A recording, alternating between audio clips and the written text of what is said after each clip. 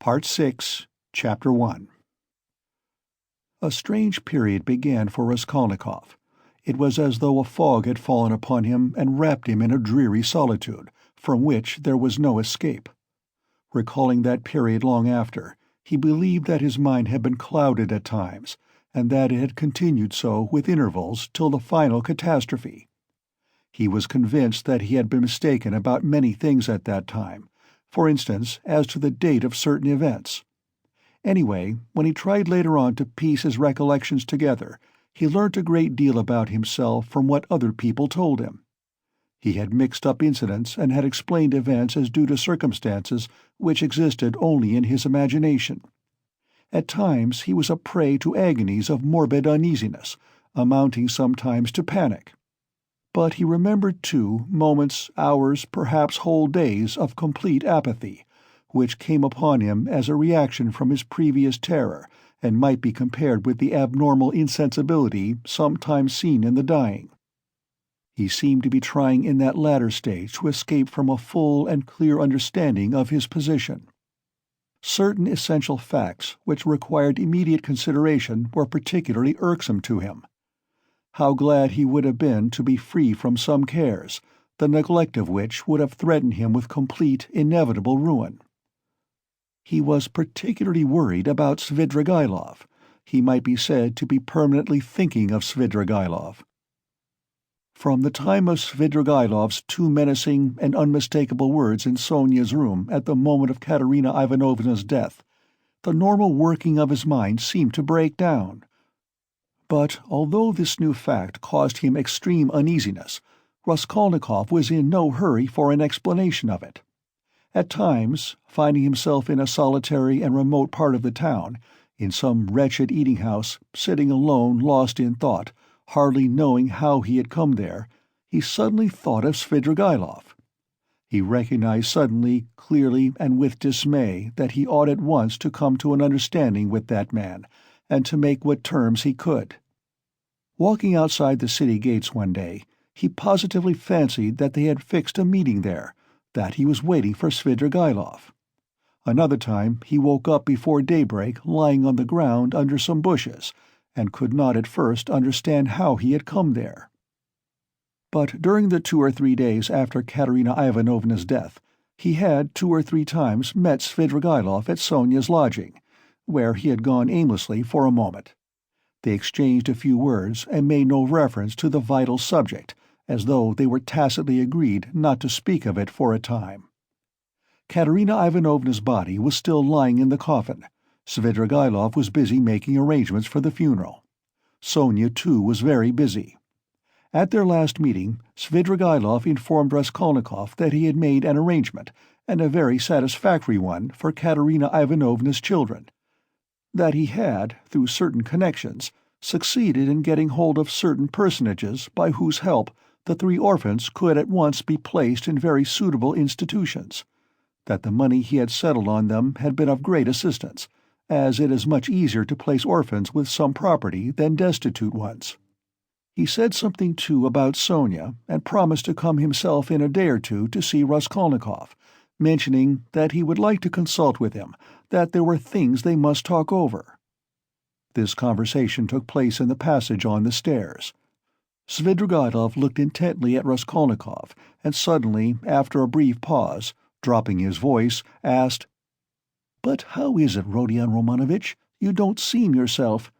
You look and you listen, but you don't seem to understand. Cheer up! We'll talk things over. I am only sorry I've so much to do of my own business and other people's.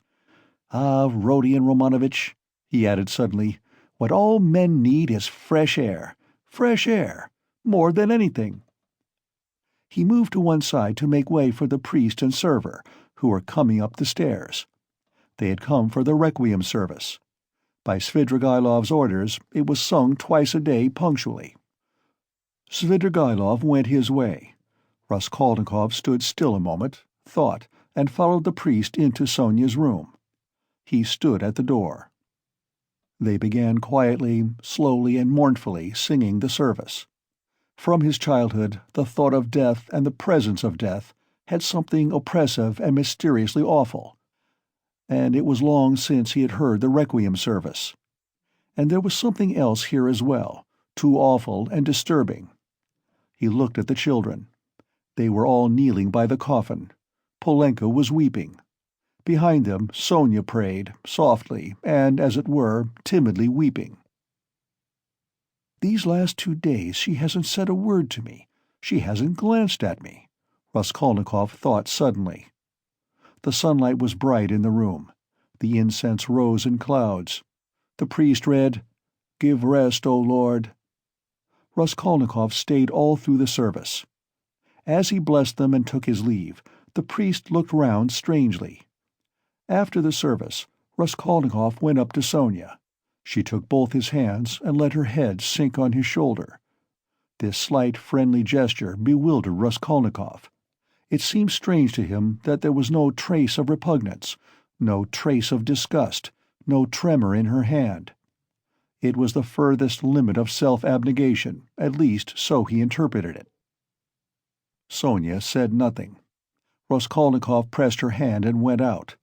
He felt very miserable.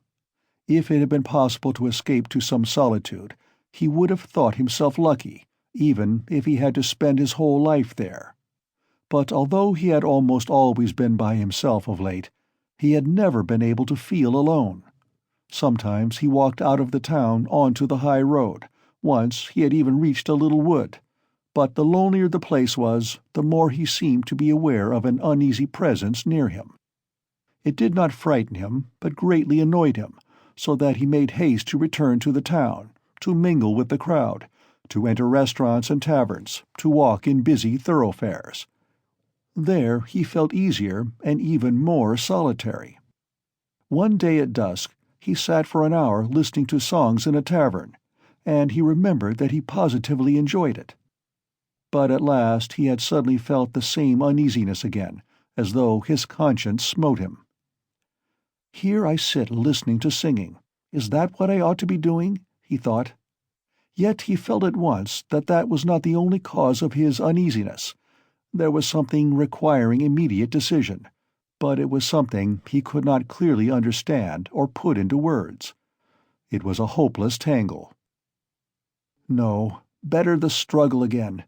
Better Porfiry again, or Svidrigailov. Better some challenge again, some attack. Yes, yes, he thought. He went out of the tavern and rushed away almost at a run. The thought of Donya and his mother suddenly reduced him almost to a panic. That night he woke up before morning among some bushes in Krostovsky Island, trembling all over with fever. He walked home, and it was early morning when he arrived. After some hours' sleep the fever left him, but he woke up late, 2 o'clock in the afternoon. He remembered that Katerina Ivanovna's funeral had been fixed for that day, and was glad he was not present at it. Nastasia brought him some food. He ate and drank with appetite, almost with greediness. His head was fresher, and he was calmer than he had been for the last 3 days. He even felt a passing wonder at his previous attacks of panic. The door opened, and Razumikhin came in. "Ah, he's eating. Then he's not ill," said Razumikhin. He took a chair and sat down at the table opposite Raskolnikov. He was troubled and did not attempt to conceal it.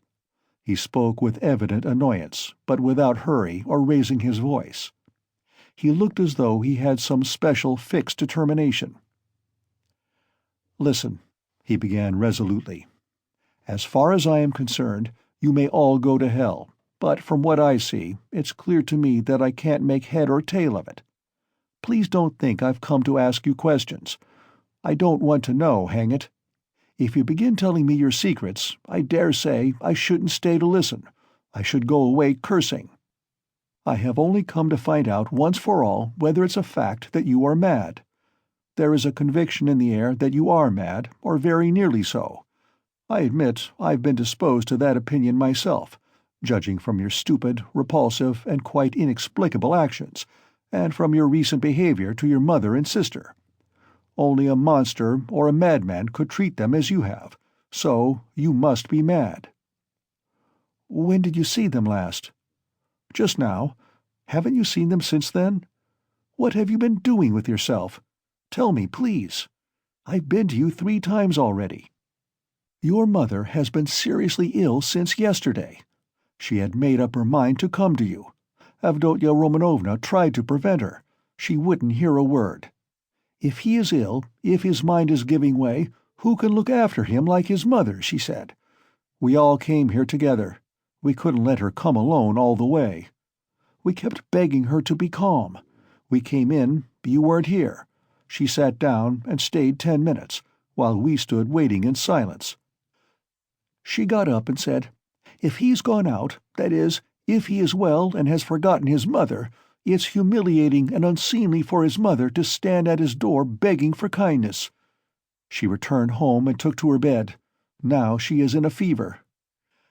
"I see," she said, "that he has time for his girl." She means by your girl Sofya Semyonovna, your betrothed or your mistress, I don't know. I went at once to Sofya Semyonovna's, for I wanted to know what was going on. I looked round, I saw the coffin, the children crying, and Sofya Semyonovna trying them on mourning dresses. No sign of you. I apologized, came away, and reported to Avdotya Romanovna. So that's all nonsense, and you haven't got a girl.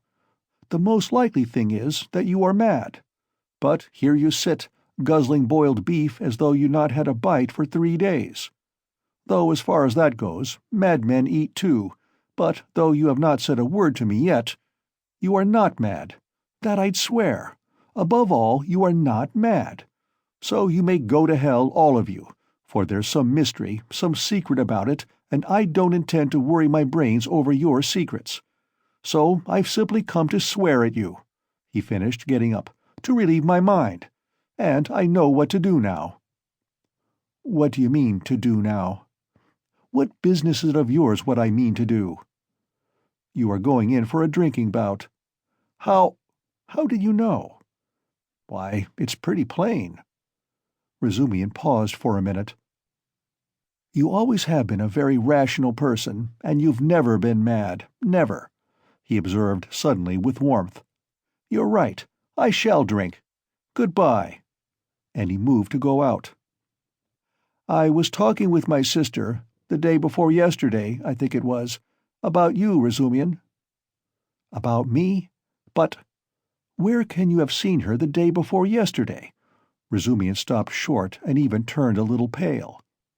One could see that his heart was throbbing slowly and violently. "She came here by herself, sat there and talked to me." "She did?" "Yes." "What did you say to her? I mean, about me?"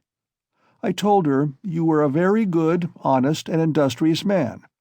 I didn't tell her you love her, because she knows that herself." "She knows that herself?" "Well, it's pretty plain. Wherever I might go, whatever happened to me, you would remain to look after them. I, so to speak, give them into your keeping, Razumikhin. I say this because I know quite well how you love her, and am convinced of the purity of your heart. I know that she too may love you, and perhaps does love you already. Now decide for yourself, as you know best, whether you need to go in for a drinking bout or not." "Rodya, you see, well, damn it. But where do you mean to go? Of course, if it's all a secret, never mind. But I shall find out the secret, and I am sure that it must be some ridiculous nonsense and that you've made it all up. Anyway, you are a capital fellow, a capital fellow." "That was just what I wanted to add, only you interrupted, that was a very good decision of yours not to find out these secrets. Leave it to time. Don't worry about it. You'll know it all in time when it must be. Yesterday a man said to me that what a man needs is fresh air, fresh air, fresh air. I mean to go to him directly to find out what he meant by that." Razumikhin stood lost in thought and excitement, making a silent conclusion. "He's a political conspirator. He must be. And he's on the eve of some desperate step, that's certain. It can only be that. And Donya knows," he thought suddenly. "So Avdotya Romanovna comes to see you," he said, weighing each syllable. And you're going to see a man who says we need more air, and so, of course, that letter— that too must have something to do with it," he concluded to himself. "What letter?" "She got a letter today. It upset her very much indeed. Too much so. I began speaking of you, she begged me not to. Then she said that perhaps we should very soon have to part. Then she began warmly thanking me for something. Then she went to her room and locked herself in." "She got a letter?" Raskolnikov asked thoughtfully. "Yes, and you didn't know?" They were both silent. "Goodbye, Rodin. There was a time, brother, when I— Never mind. Goodbye. You see, there was a time— Well, goodbye. I must be off too. I am not going to drink. There's no need now. That's all stuff." He hurried out, but when he had almost closed the door behind him, he suddenly opened it again and said, looking away, "Oh, by the way, do you remember that murder, you know, Porfiry's, that old woman? Do you know the murderer has been found? He has confessed and given the proofs. It's one of those very workmen, the painter, only fancy. Do you remember I defended them here? Would you believe it, all that scene of fighting and laughing with his companions on the stairs while the porter and the two witnesses were going up, he got up on purpose to disarm suspicion. The cunning, the presence of mind of the young dog! One can hardly credit it. But it's his own explanation. He has confessed it all. And what a fool I was about it. Well, he's simply a genius of hypocrisy and resourcefulness in disarming the suspicions of the lawyers, so there's nothing much to wonder at, I suppose. Of course, people like that are always possible. And the fact that he couldn't keep up the character, but confessed, makes him easier to believe in. But what a fool I was! I was frantic on their side." "Tell me, please, from whom did you hear that, and why does it interest you so?" Raskolnikov asked with unmistakable agitation. "What next? You ask me why it interests me? Well, I heard it from Porfiry, among others. It was from him I heard almost all about it." "From Porfiry?" "From Porfiry." What did he say?" Raskolnikov asked in dismay. "He gave me a capital explanation of it, psychologically, after his fashion." "He explained it? Explained it himself?" "Yes, yes. Goodbye. I'll tell you all about it another time, but now I'm busy. There was a time when I fancied— But no matter, another time. What need is there for me to drink now? You have made me drunk without wine. I am drunk, Rodya. Goodbye, I'm going. I'll come again very soon." He went out. "He's a political conspirator, there's not a doubt about it," Razumikhin decided as he slowly descended the stairs. "And he's drawn his sister in. That's quite in keeping with Avdotya Romanovna's character. There are interviews between them. She hinted at it too. So many of her words, and hints, bear that meaning. And how else can all this tangle be explained? And I was almost thinking— Good heavens, what I thought! Yes, I took leave of my senses, and I wronged him. It was his doing, under the lamp in the corridor that day. Phew! What a crude, nasty, vile idea on my part. Nikolai is a brick for confessing, and how clear it all is now. His illness then, all his strange actions. Before this, in the university, how morose he used to be, how gloomy. But what's the meaning now of that letter? There's something in that, too, perhaps. Whom was it from? I suspect— No, I must find out." He thought of Donya, realizing all he had heard, and his heart throbbed, and he suddenly broke into a run. As soon as Razumikhin went out, Raskolnikov got up, turned to the window, walked into one corner and then into another, as though forgetting the smallness of his room, and sat down again on the sofa. He felt, so to speak, renewed. Again the struggle, so a means of escape had come. Yes, a means of escape had come. It had been too stifling, too cramping, the burden had been too agonizing. A lethargy had come upon him at times. From the moment of the scene with Nikolai at Porfiry's, he had been suffocating, penned in without hope of escape. After Nikolai's confession, on that very day had come the scene with Sonya. His behavior and his last words had been utterly unlike anything he could have imagined beforehand. He had grown feebler, instantly and fundamentally. And he had agreed at the time with Sonya, he had agreed in his heart he could not go on living alone with such a thing on his mind. And Svidrigailov was a riddle. He worried him, that was true, but somehow not on the same point. He might still have a struggle to come with Svidrigailov.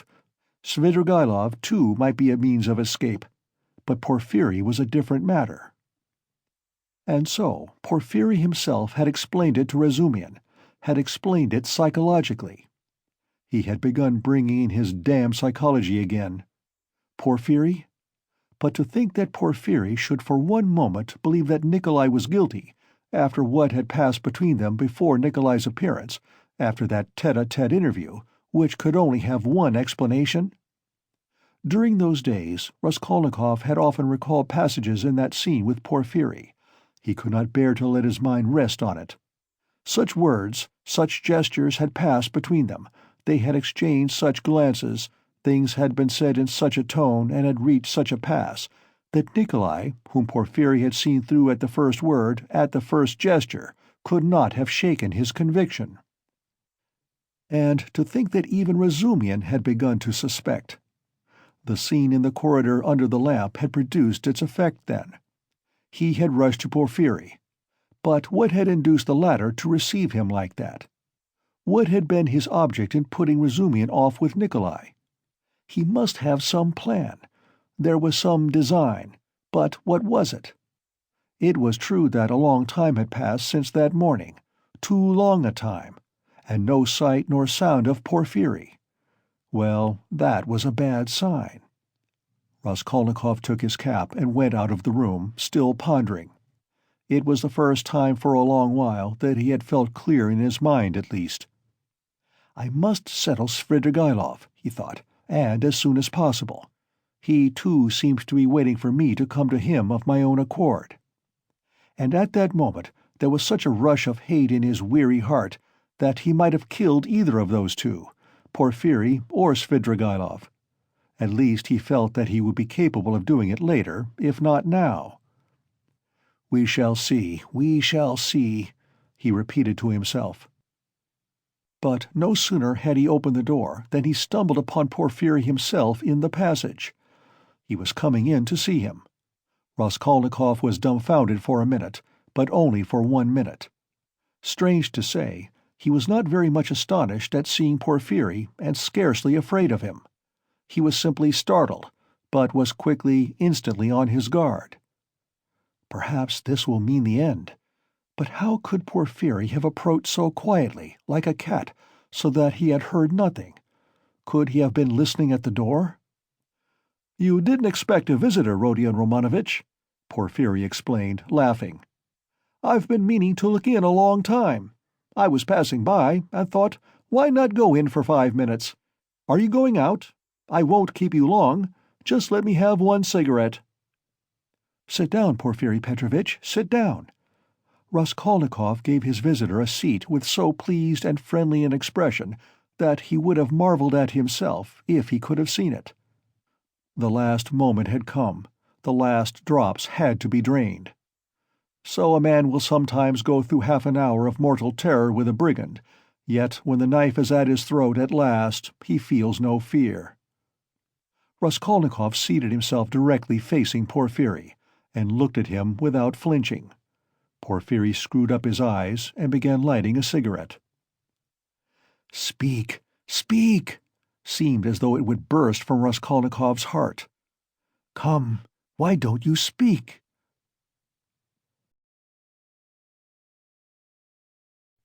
Part 6, Chapter 2. "Ah, these cigarettes!"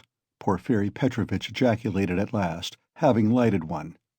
"They are pernicious, positively pernicious, and yet I can't give them up. I cough, I begin to have tickling in my throat and a difficulty in breathing. You know I am a coward. I went lately to Dr. B.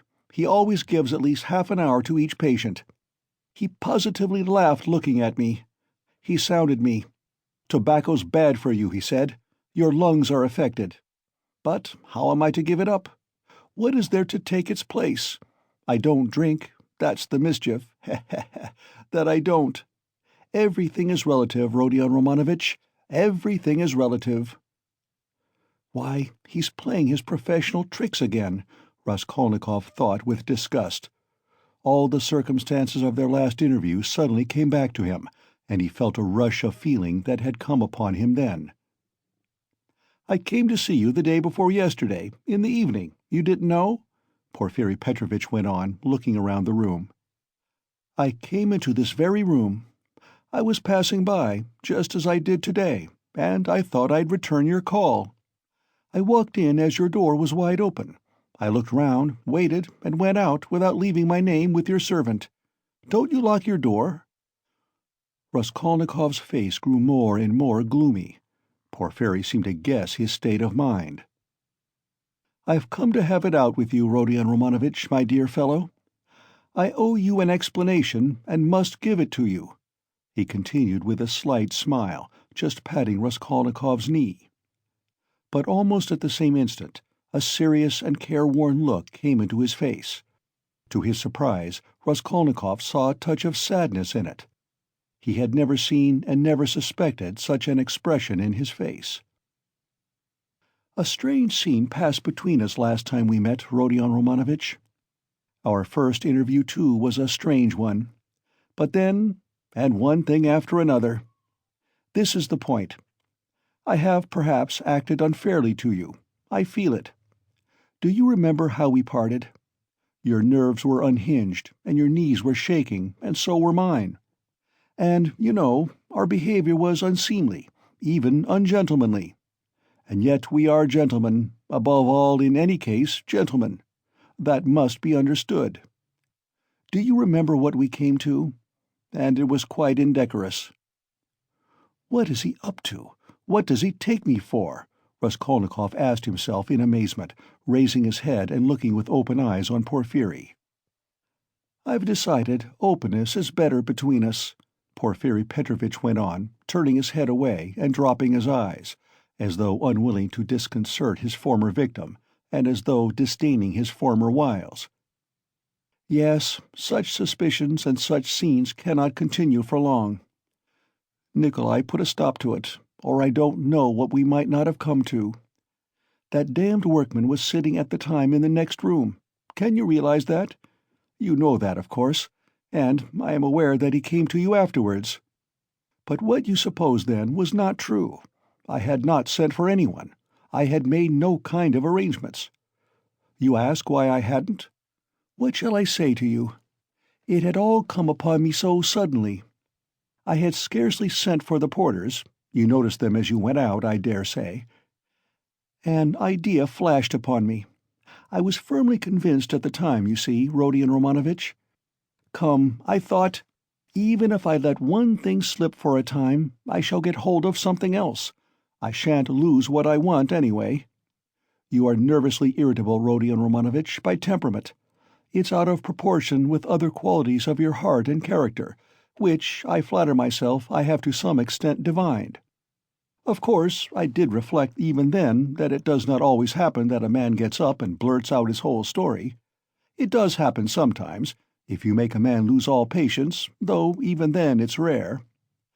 I was capable of realizing that. If only I had a fact, I thought, the least little fact to go upon, something I could lay hold of, something tangible, not merely psychological.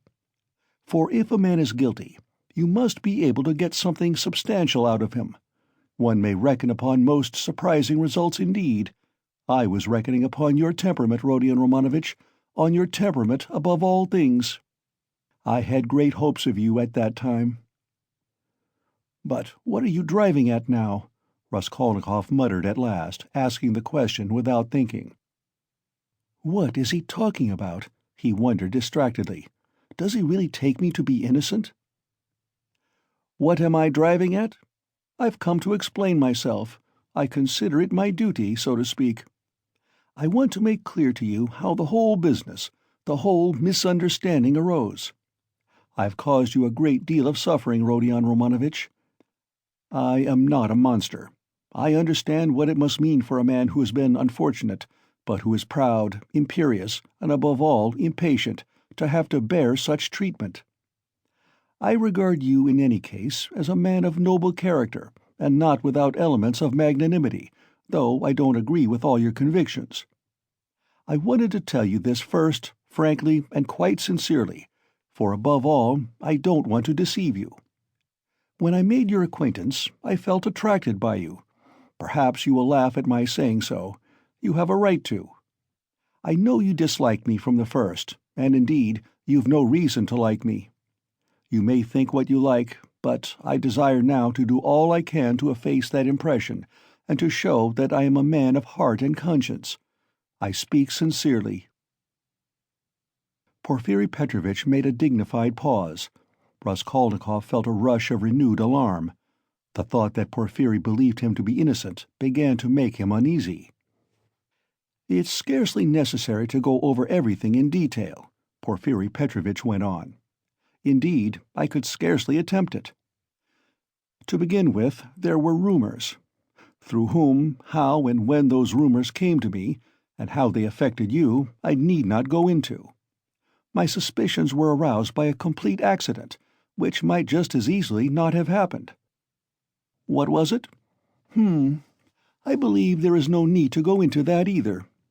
Those rumors and that accident led to one idea in my mind. I admit it openly, for one may as well make a clean breast of it. I was the first to pitch on you. The old woman's notes on the pledges and the rest of it, that all came to nothing. Yours was one of 100. I happened, too, to hear of the scene at the office, from a man who described it capitally, unconsciously reproducing the scene with great vividness. It was just one thing after another, Rodion Romanovitch, my dear fellow. How could I avoid being brought to certain ideas? From 100 rabbits you can't make a horse. 100 suspicions don't make a proof, as the English proverb says, but that's only from the rational point of view. You can't help being partial, for after all, a lawyer is only human. I thought, too, of your article in that journal. Do you remember, on your first visit we talked of it? I jeered at you at the time, but that was only to lead you on. I repeat, Rodion Romanovitch, you are ill and impatient. That you were bold, headstrong, in earnest, and had felt a great deal I recognized long before. I, too, have felt the same, so that your article seemed familiar to me. It was conceived on sleepless nights, with a throbbing heart, in ecstasy and suppressed enthusiasm. And that proud suppressed enthusiasm in young people is dangerous.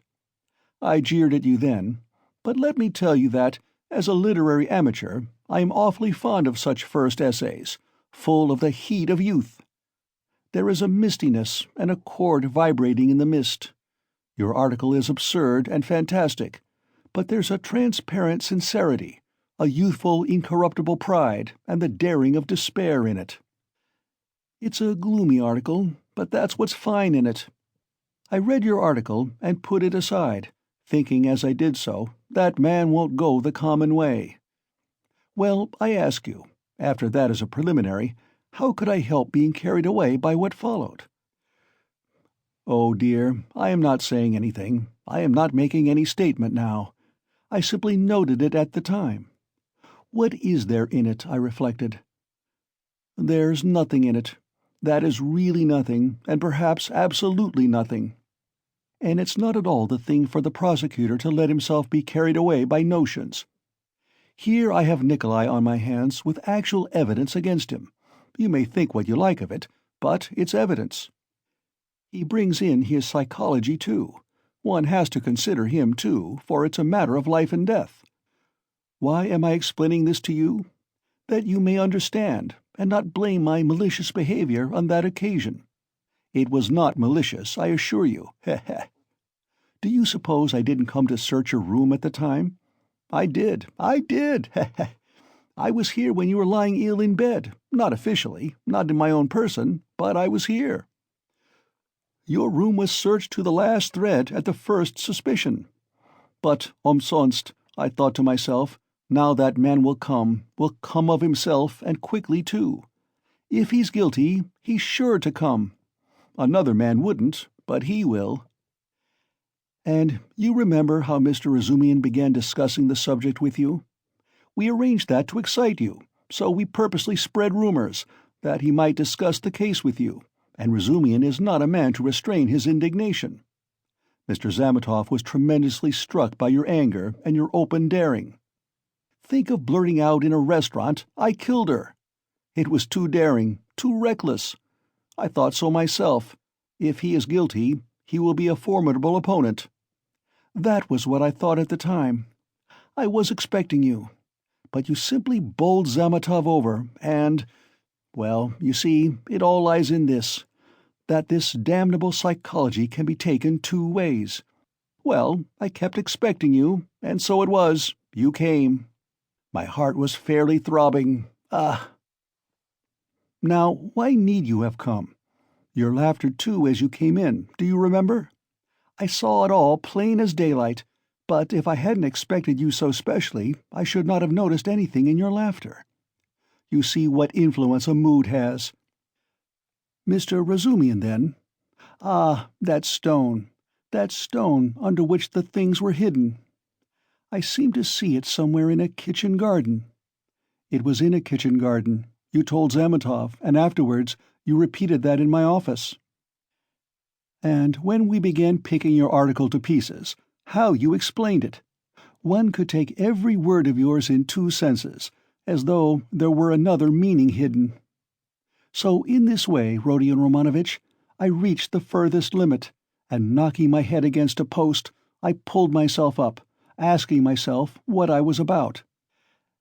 After all, I said, you can take it all in another sense if you like, and it's more natural so indeed. I couldn't help admitting it was more than natural. I was bothered. No, I'd better get hold of some little fact, I said. So when I heard of the bell ringing, I held my breath and was all in a tremor.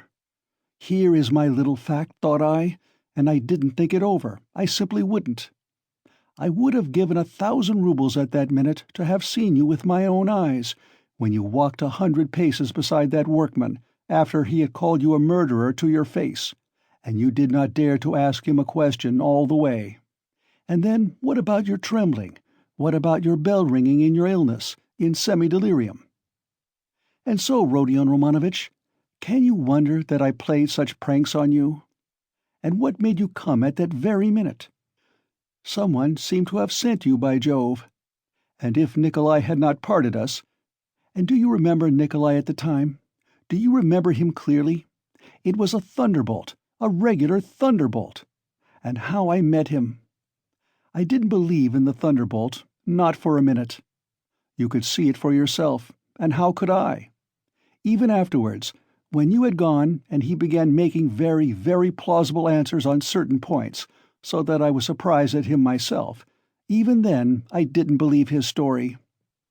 You see what it is to be as firm as a rock? No, thought I, Morgenfrau.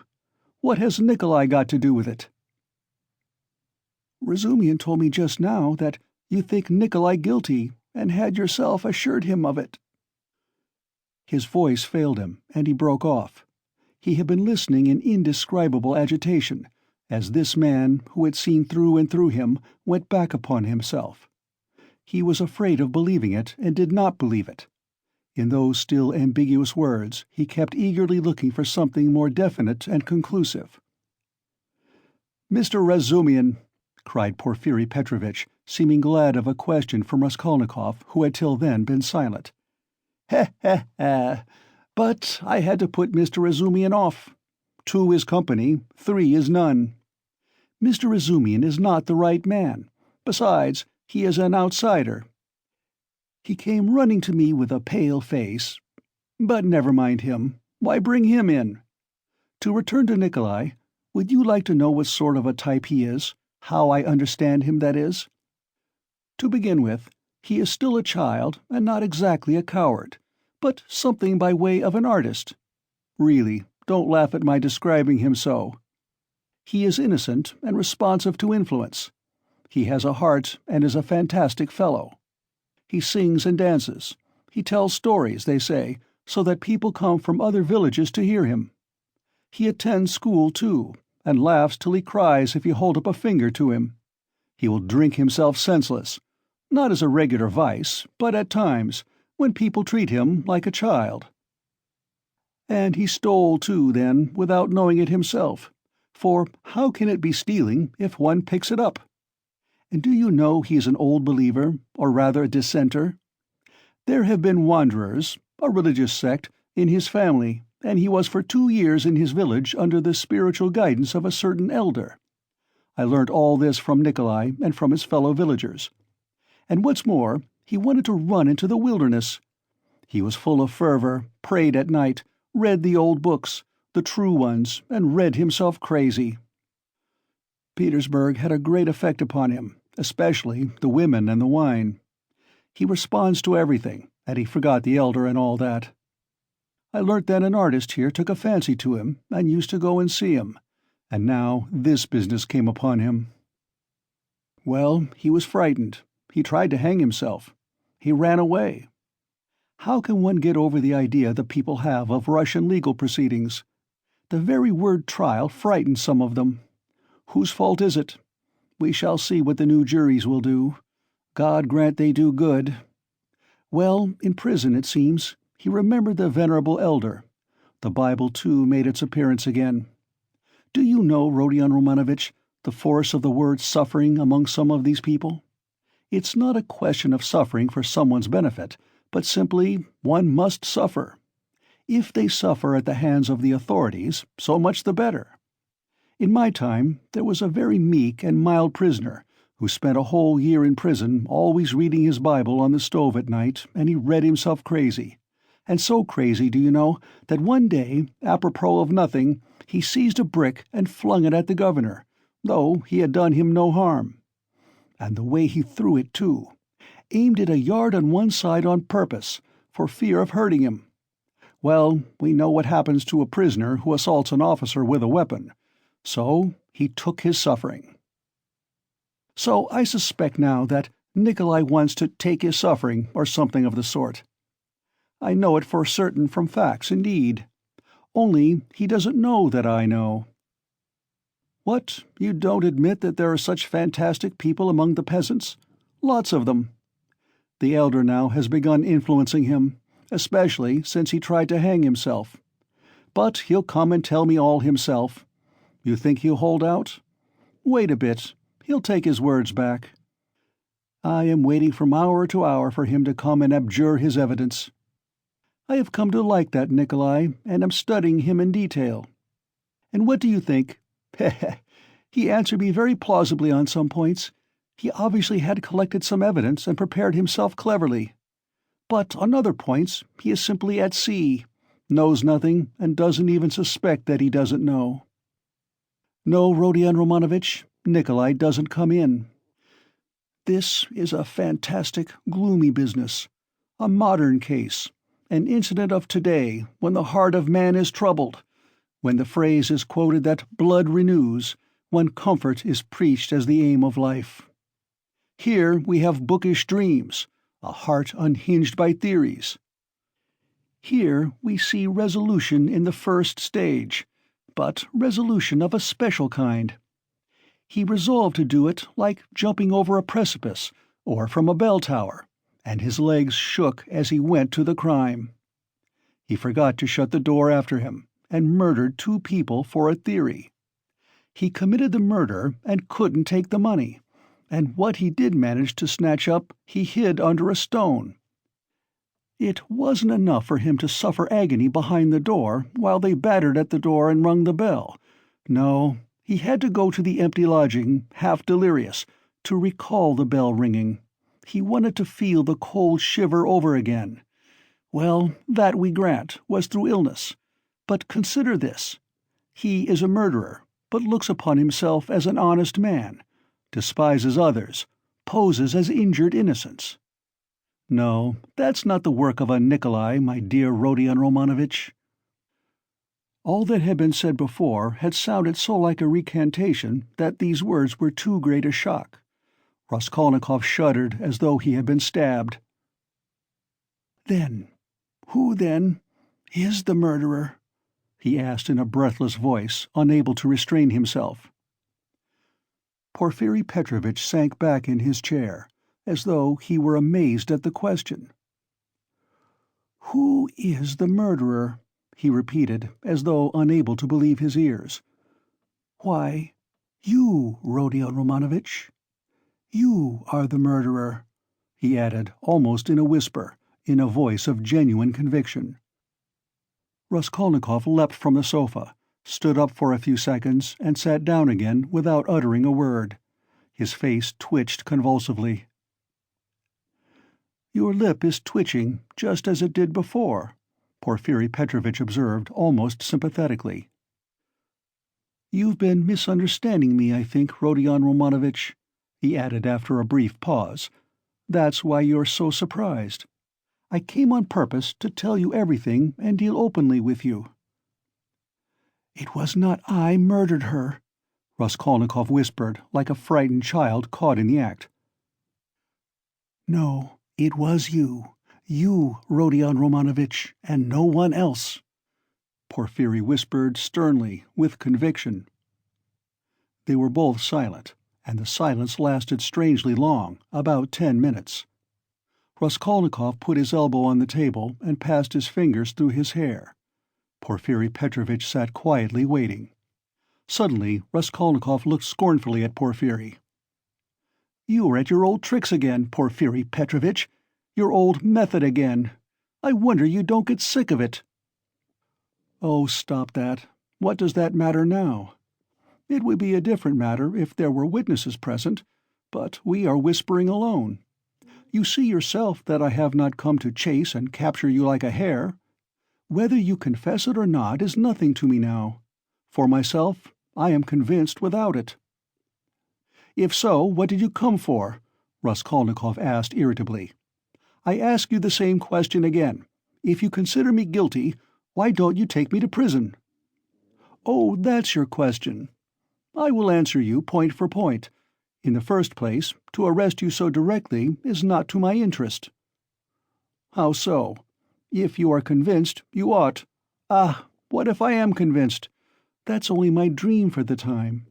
Why should I put you in safety? You know that's it, since you ask me to do it. If I confront you with that workman, for instance, and you say to him, 'Were you drunk or not? Who saw me with you?' I simply took you to be drunk, and you were drunk too. Well, what could I answer? Especially as your story is a more likely one than his, for there's nothing but psychology to support his evidence. That's almost unseemly with his ugly mug, while you hit the mark exactly, for the rascal is an inveterate drunkard and notoriously so. And I have myself admitted candidly several times already that psychology can be taken in 2 ways, and that the second way is stronger and looks far more probable, and that apart from that I have as yet nothing against you. And though I shall put you in prison, and indeed have come, quite contrary to etiquette, to inform you of it beforehand, yet I tell you frankly, also contrary to etiquette, that it won't be to my advantage. Well, secondly, I've come to you because—" "Yes, yes, secondly?" Raskolnikov was listening, breathless. "Because, as I told you just now, I consider I owe you an explanation. I don't want you to look upon me as a monster, as I have a genuine liking for you. You may believe me or not. And in the third place, I've come to you with a direct and open proposition, that you should surrender and confess. It will be infinitely more to your advantage, and to my advantage too, for my task will be done. Well, is this open on my part or not?" Raskolnikov thought a minute. "Listen, Porfiry Petrovich. You said just now you have nothing but psychology to go on, yet now you've gone on mathematics. Well, what if you are mistaken yourself now?" "No, Rodion Romanovich, I am not mistaken. I have a little fact even then, Providence sent it me." What little fact?" "I won't tell you what, Rodion Romanovich. And in any case, I haven't the right to put it off any longer. I must arrest you. So think it over. It makes no difference to me now, and so I speak only for your sake. Believe me, it will be better, Rodion Romanovich." Raskolnikov smiled malignantly. "That's not simply ridiculous, it's positively shameless. Why, even if I were guilty, which I don't admit, what reason should I have to confess, when you tell me yourself that I shall be in greater safety in prison?" Rodion Romanovich, don't put too much faith in words. Perhaps prison will not be altogether a restful place. That's only theory, and my theory, and what authority am I for you? Perhaps, too, even now I am hiding something from you. I can't lay bare everything, heh. And how can you ask what advantage? Don't you know how it would lessen your sentence? You would be confessing at a moment when another man has taken the crime on himself, and so has muddled the whole case. Consider that. I swear before God that I will so arrange that your confession shall come as a complete surprise.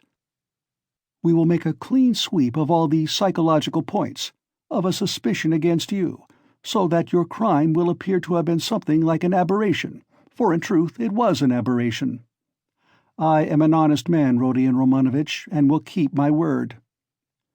Raskolnikov maintained a mournful silence and let his head sink dejectedly. He pondered a long while, and at last smiled again, but his smile was sad and gentle. "No," he said, apparently abandoning all attempt to keep up appearances with Porfiry. "It's not worth it. I don't care about lessening the sentence." "That's just what I was afraid of," Porfiry cried warmly, and, as it seemed, involuntarily. "That's just what I feared, that you wouldn't care about the mitigation of sentence." Raskolnikov looked sadly and expressively at him. Don't disdain life," Porfiry went on. "You have a great deal of it still before you. How can you say you don't want a mitigation of sentence? You are an impatient fellow." "A great deal of what lies before me?" "Of life. What sort of prophet are you? Do you know much about it? Seek and ye shall find. This may be God's means for bringing you to him. And it's not forever, the bondage." "The time will be shortened," laughed Raskolnikov. "Why, is it the bourgeois disgrace you are afraid of? It may be that you are afraid of it without knowing it, because you are young. But anyway, you shouldn't be afraid of giving yourself up and confessing." Hang it," Raskolnikov whispered with loathing and contempt, as though he did not want to speak aloud. He got up again, as though he meant to go away, but sat down again in evident despair. "Hang it if you like. You've lost faith, and you think that I am grossly flattering you. But how long has your life been? How much do you understand? You made up a theory, and then were ashamed that it broke down and turned out to be not at all original. It turned out something base, that's true, but you are not hopelessly base. By no means base. At least you didn't deceive yourself for long, you went straight to the furthest point at one bound. How do I regard you? I regard you as one of those men who would stand and smile at their torturer while he cuts their entrails out, if only they have found faith or God. Find it, and you will live. You have long needed a change of air. Suffering, too, is a good thing. Suffer. Maybe Nikolai is right in wanting to suffer. I know you don't believe in it, but don't be overwise. Fling yourself straight into life, without deliberation. Don't be afraid. The flood will bear you to the bank and set you safe on your feet again. What bank? How can I tell? I only believe that you have long life before you. I know that you take all my words now for a set speech prepared beforehand, but maybe you will remember them after. They may be of use sometime. That's why I speak. It's as well that you only killed the old woman. If you'd invented another theory, you might perhaps have done something 1,000 times more hideous. You ought to thank God, perhaps. How do you know? Perhaps God is saving you for something. But keep a good heart and have less fear. Are you afraid of the great expiation before you? No, it would be shameful to be afraid of it. Since you have taken such a step, you must harden your heart. There is justice in it. You must fulfill the demands of justice. I know that you don't believe it, but indeed, life will bring you through. You will live it down in time. What you need now is fresh air, fresh air, fresh air." Raskolnikov positively started. "But who are you? What prophet are you? From the height of what majestic calm do you proclaim these words of wisdom?" "Who am I? I am a man with nothing to hope for, that's all. A man perhaps of feeling and sympathy, maybe of some knowledge too, but my day is over. But you are a different matter. There is life waiting for you. Though, who knows, maybe your life too will pass off in smoke and come to nothing. Come, what does it matter, that you will pass into another class of men? It's not comfort you regret, with your heart. What of it that perhaps no one will see you for so long? It's not time, but yourself that will decide that. Be the sun, and all will see you. The sun has before all to be the sun. Why are you smiling again? At my being such a shiller? I bet you're imagining that I'm trying to get round you by flattery. Well, perhaps I am. Perhaps you'd better not believe my word. Perhaps you'd better never believe it altogether. I'm made that way, I confess it. But let me add, you can judge for yourself, I think, how far I am a base sort of man, and how far I am honest." "When do you mean to arrest me?" "Well, I can let you walk about another day or two. Think it over, my dear fellow, and pray to God. It's more in your interest, believe me." "And what if I run away?" asked Raskolnikov with a strange smile. "No, you won't run away. A peasant would run away, a fashionable dissenter would run away, the flunkey of another man's thought, for you've only to show him the end of your little finger and he'll be ready to believe in anything for the rest of his life. But you've ceased to believe in your theory already. What will you run away with? And what will you do in hiding? It will be hateful and difficult for you, and what you need more than anything in life is a definite position, an atmosphere to suit you. And what sort of atmosphere would you have? If you ran away, you'd come back yourself. You can't get on without us.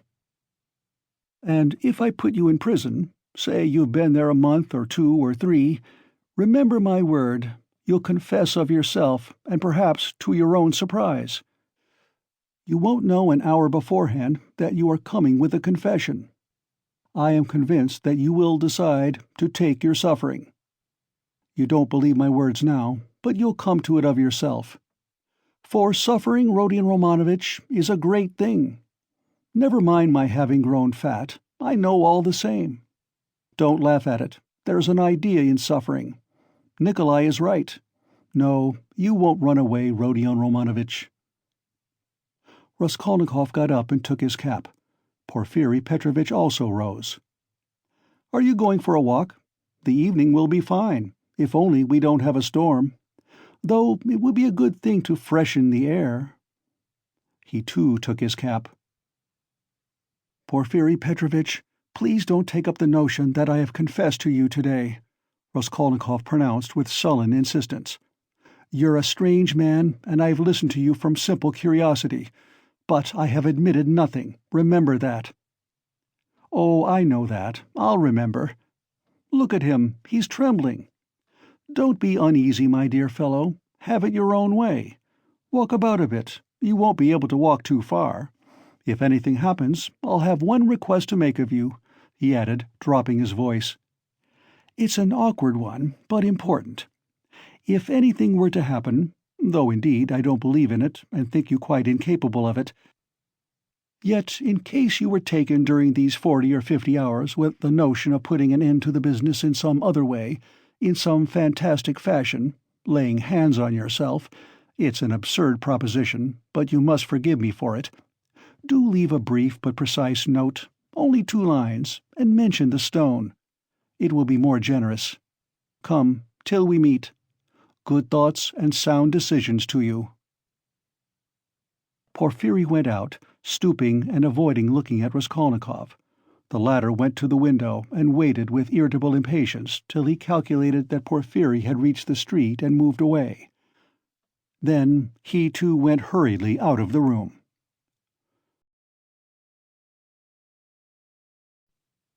Part 6, Chapter 3. He hurried to Svidrigaïlov's.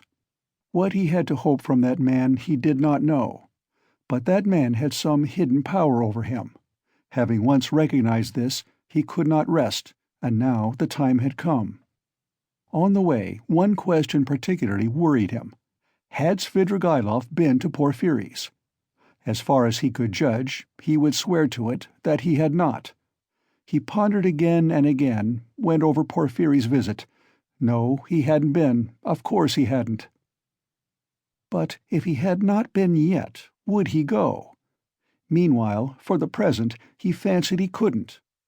Why? He could not have explained, but if he could, he would not have wasted much thought over it at the moment. It all worried him, and at the same time he could not attend to it. Strange to say, none would have believed it, perhaps, but he only felt a faint, vague anxiety about his immediate future. Another, much more important anxiety tormented him. It concerned himself, but in a different, more vital way. Moreover, he was conscious of immense moral fatigue, though his mind was working better that morning than it had done of late. And was it worth while, after all that had happened, to contend with these new, trivial difficulties? Was it worth while, for instance, to maneuver that Svidrigaïlov should not go to Porfiry's? Was it worth while to investigate, to ascertain the facts, to waste time over anyone like Svidrigaïlov? Oh, how sick he was of it all! And yet he was hastening to Svidrigaïlov. Could he be expecting something new from him, information or means of escape? Men will catch at straws. Was it destiny or some instinct bringing them together? Perhaps it was only fatigue, despair. Perhaps it was not Svidrigaïlov, but some other whom he needed, and Svidrigaïlov had simply presented himself by chance. Sonya? But what should he go to Sonya for now? To beg her tears again? He was afraid of Sonya, too. Sonya stood before him as an irrevocable sentence. He must go his own way or hers. At that moment especially, he did not feel equal to seeing her. No, would it not be better to try Svidrigaïlov? And he could not help inwardly owning that he had long felt that he must see him for some reason. But what could they have in common?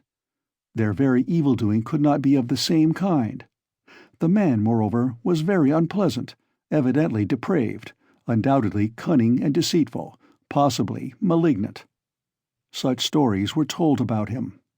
It is true he was befriending Katerina Ivanovna's children, but who could tell with what motive and what it meant? The man always had some design, some project. There was another thought which had been continually hovering of late about Raskolnikov's mind, and causing him great uneasiness. It was so painful that he made distinct efforts to get rid of it. He sometimes thought that Svidrigaïlov was dogging his footsteps. Svidrigaïlov had found out his secret, and had designs on Donya. What if he had them still? Wasn't it practically certain that he had?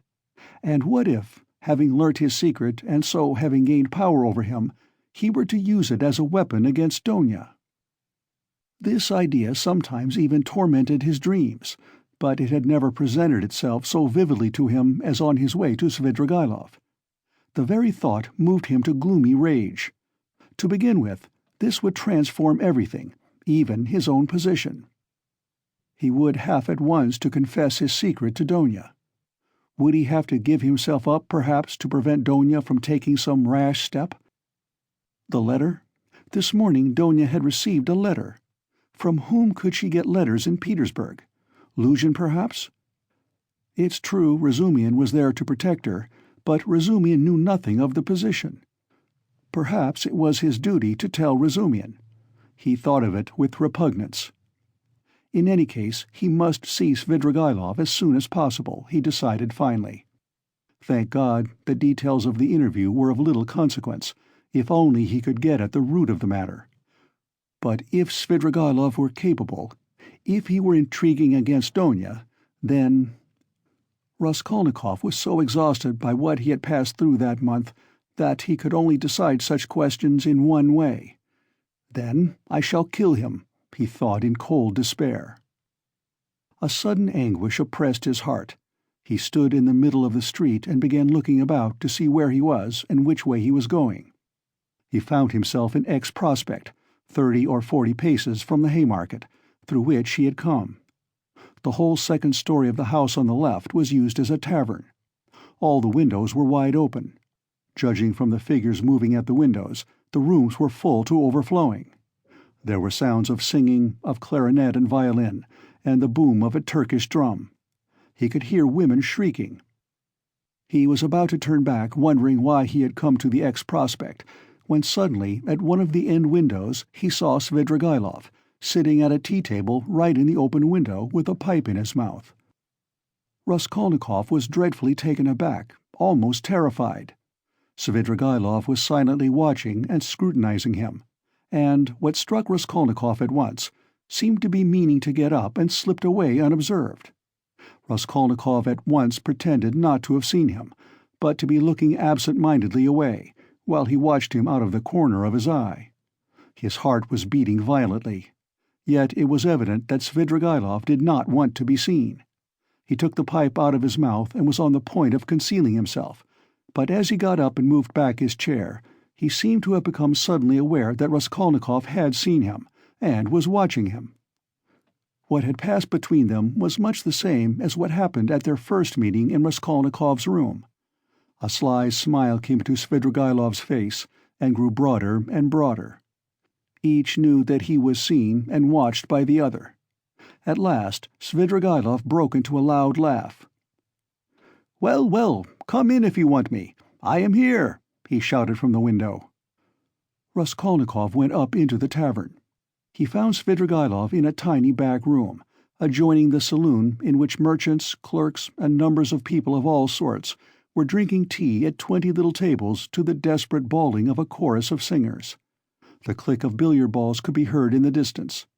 On the table before Svidrigaïlov stood an open bottle and a glass half full of champagne.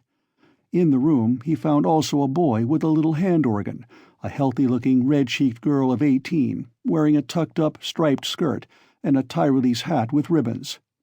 In spite of the chorus in the other room, she was singing some servants' hall song in a rather husky contralto, to the accompaniment of the organ. "Come, that's enough." Svidrigaïlov stopped her at Raskolnikov's entrance. The girl at once broke off and stood waiting respectfully. She had sung her guttural rhymes, too, with a serious and respectful expression in her face. "Hey, Philippe, a glass!" shouted Svidrigaïlov. "I won't drink anything," said Raskolnikov. "As you like. I didn't mean it for you. Drink, Katya." "I don't want anything more today. You can go." He poured her out a full glass and laid down a yellow note. Katya drank off her glass of wine, as women do, without putting it down, in 20 gulps, took the note and kissed Svidrigaïlov's hand, which he allowed quite seriously. She went out of the room, and the boy trailed after her with the organ. Both had been brought in from the street. Svidrigaïlov had not been a week in Petersburg, but everything about him was already, so to speak, on a patriarchal footing. The waiter, Philippe, was by now an old friend and very obsequious. The door leading to the saloon had a lock on it. Svidrigaïlov was at home in this room, and perhaps spent whole days in it. The tavern was dirty and wretched, not even second-rate. "I was going to see you and looking for you," Raskolnikov began, "but I don't know what made me turn from the Haymarket into the X Prospect just now. I never take this turning. I turned to the right from the Haymarket. And this isn't the way to you. I simply turned, and here you are. It is strange." "Why don't you say at once, 'It's a miracle'?" "Because it may be only chance." "Oh, that's the way with all you folk," laughed Svidrigaïlov. "You won't admit it, even if you do inwardly believe it a miracle. Here you say that it may be only a chance. And what cowards they all are here, about having an opinion of their own you can't fancy, Rodion Romanovitch. I don't mean you. You have an opinion of your own, and are not afraid to have it. That's how it was you attracted my curiosity." "Nothing else?" "Well, that's enough, you know." Svidrigaïlov was obviously exhilarated, but only slightly so. He had not had more than a half-glass of wine. "I fancy you came to see me before you knew that I was capable of having what you call an opinion of my own," observed Raskolnikov. "Oh, well, it was a different matter. Everyone has his own plans. And, apropos of the miracle, let me tell you that I think you have been asleep for the last 2 or 3 days. I told you of this tavern myself. There is no miracle in your coming straight here. I explained the way myself, told you where it was, and the hours you could find me here. Do you remember?" "I don't remember," answered Raskolnikov with surprise. "I believe you. I told you twice. The address has been stamped mechanically on your memory. You turned this way mechanically, and yet precisely according to the direction, though you were not aware of it. When I told you then, I hardly hoped you understood me. You give yourself away too much, Rodion Romanovitch. And another thing, I'm convinced there are lots of people in Petersburg who talk to themselves as they walk. This is a town of crazy people. If only we had scientific men, doctors, lawyers, and philosophers, might make most valuable investigations in Petersburg, each in his own line. There are few places where there are so many gloomy, strong, and queer influences on the soul of man as in Petersburg. The mere influences of climate mean so much. And it's the administrative center of all Russia, and its character must be reflected on the whole country. But that's neither here nor there now. The point is that I have several times watched you. You walk out of your house, holding your head high. 20 paces from home, you let it sink, and fold your hands behind your back. You look, and evidently see nothing before nor beside you. At last you begin moving your lips and talking to yourself, and sometimes you wave one hand and declaim, and at last stand still in the middle of the road. That's not at all the thing. Someone may be watching you besides me, and it won't do you any good. It's nothing really to do with me, and I can't cure you of it, but, of course, you understand me." "Do you know that I am being followed?" asked Raskolnikov, looking inquisitively at him. "No, I know nothing about it," said Svidrigaïlov, seeming surprised. "Well then, let us leave me alone," Raskolnikov muttered, frowning. "Very good, let us leave you alone." "You had better tell me, if you come here to drink, and directed me twice to come here to you, why did you hide, and try to get away just now when I looked at the window from the street? I saw it." "Ha ha! And why was it you lay on your sofa with closed eyes and pretended to be asleep, though you were wide awake while I stood in your doorway? I saw it." "I may have had reasons. You know that yourself. And I may have had my reasons, though you don't know them." Raskolnikov dropped his right elbow on the table, leaned his chin in the fingers of his right hand, and stared intently at Svidrigaïlov. For a full minute he scrutinized his face, which had impressed him before. It was a strange face, like a mask, white and red, with bright red lips, with a flaxen beard and still thick flaxen hair. His eyes were somehow too blue, and their expression somehow too heavy and fixed. There was something awfully unpleasant in that handsome face, which looked so wonderfully young for his age. Svidrigaïlov was smartly dressed in light summer clothes, and was particularly dainty in his linen. He wore a huge ring with a precious stone in it. "Have I got to bother myself about you two now?" said Raskolnikov suddenly, coming with nervous impatience straight to the point. "Even though perhaps you are the most dangerous man if you care to injure me, I don't want to put myself out any more. I will show you at once that I don't prize myself as you probably think I do. I've come to tell you at once that if you keep to your former intentions with regard to my sister, and if you think to derive any benefit in that direction from what has been discovered of late, I will kill you before you get me locked up. You can reckon on my word. You know that I can keep it. And in the second place, if you want to tell me anything, for I keep fancying all this time that you have something to tell me, make haste and tell it, for time is precious, and very likely it will soon be too late." "Why in such haste?" asked Svidrigaïlov, looking at him curiously. "Everyone has his plans," Raskolnikov answered gloomily and impatiently. "You urged me yourself to frankness just now, and at the first question you refused to answer," Svidrigaïlov observed with a smile. "You keep fancying that I have aims of my own, and so you look at me with suspicion. Of course, it's perfectly natural in your position. But though I should like to be friends with you, I shan't trouble myself to convince you of the contrary. The game isn't worth the candle, and I wasn't intending to talk to you about anything special." "What do you want me for, then? It was you who came hanging about me." "Why, simply as an interesting subject for observation. I liked the fantastic nature of your position. That's what it was. Besides, you are the brother of a person who greatly interested me, and from that person I had in the past heard a very great deal about you, from which I gathered that you had a great influence over her. Isn't that enough? Ha ha ha!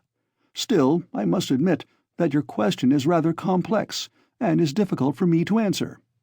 Here you, for instance, have come to me not only for a definite object, but for the sake of hearing something new.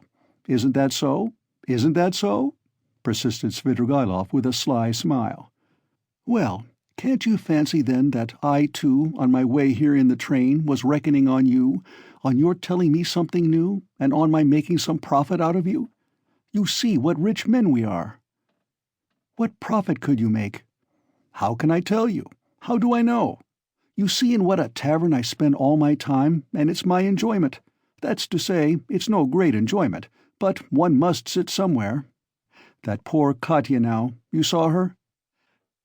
If only I had been a glutton now, a club gourmand, but, you see, I can eat this."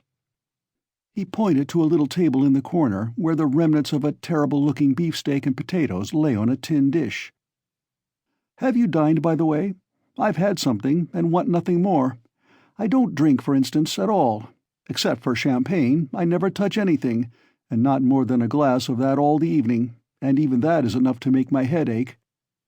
I ordered it just now to wind myself up, for I am just going off somewhere, and you see me in a peculiar state of mind.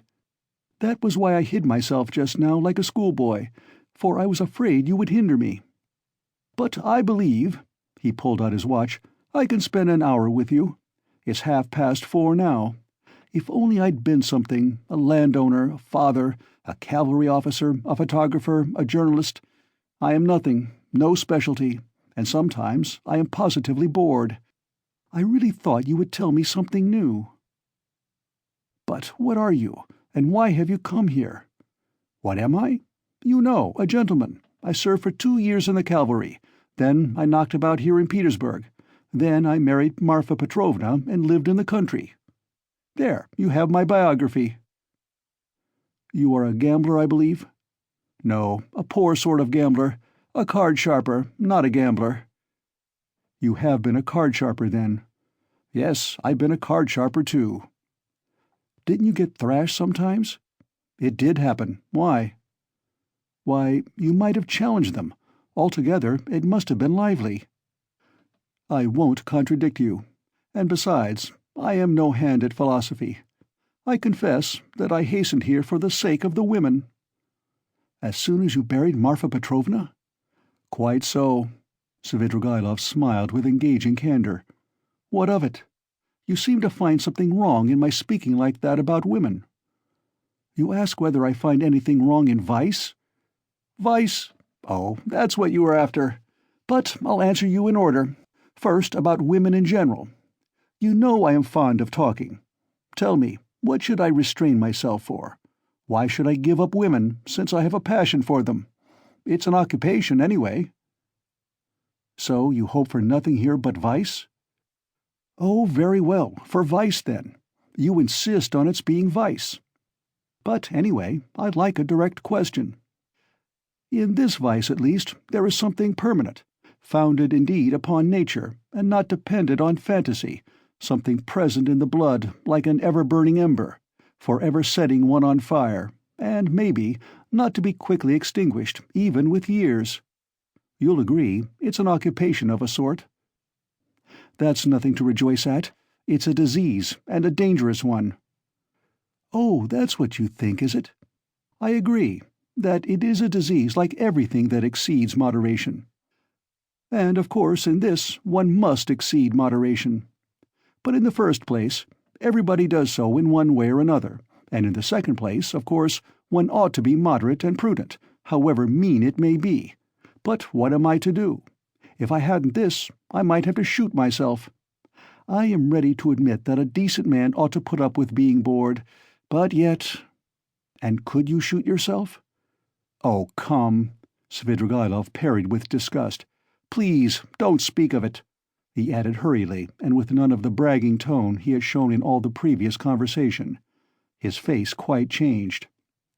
"I admit it's an unpardonable weakness, but I can't help it. I am afraid of death, and I dislike its being talked of. Do you know that I am to a certain extent a mystic?" "Ah, the apparitions of Marfa Petrovna. Do they still go on visiting you?" "Oh, don't talk of them. There have been no more in Petersburg, confound them," he cried with an air of irritation. "Let's rather talk of that. Though, I have not much time, and can't stay long with you. It's a pity. I should have found plenty to tell you." "What's your engagement? A woman?" "Yes, a woman. A casual incident. No, that's not what I want to talk of." "And the hideousness, the filthiness of all your surroundings, doesn't that affect you? Have you lost the strength to stop yourself?" "And do you pretend to strength too? You surprised me just now, Rodion Romanovitch, though I knew beforehand it would be so. You preached to me about vice and aesthetics. You, a Schiller. You, an idealist. Of course, that's all as it should be, and it would be surprising if it were not so. Yet it is strange in reality. Ah, what a pity I have no time, for you're a most interesting type. And, by the way, are you fond of Schiller? I am awfully fond of him." "But what a braggart you are," Raskolnikov said with some disgust. "Upon my word, I am not," answered Svidrigaïlov, laughing. "However, I won't dispute it. Let me be a braggart. Why not brag, if it hurts no one? I spent 7 years in the country with Marfa Petrovna, so now when I come across an intelligent person like you, intelligent and highly interesting, I am simply glad to talk, and besides, I've drunk that half-glass of champagne, and it's gone to my head a little. And besides, there's a certain fact that has wound me up tremendously, but about that will keep quiet." "Where are you off to?" he asked in alarm. Raskolnikov had begun getting up. He felt oppressed and stifled, and, as it were, ill at ease at having come here. He felt convinced that Svidrigaïlov was the most worthless scoundrel on the face of the earth. "Ah, sit down, stay a little," Svidrigaïlov begged. "Let them bring you some tea, anyway. Stay a little. I won't talk nonsense, about myself, I mean. I'll tell you something. If you like, I'll tell you how a woman tried to save me, as you would call it. It will be an answer to your first question indeed, for the woman was your sister. May I tell you? It will help to spend the time." "Tell me, but I trust that you—" "Oh, don't be uneasy. Besides, even in a worthless low fellow like me, Avdotya Romanovna can only excite the deepest respect." End of Part 6, Chapter 3.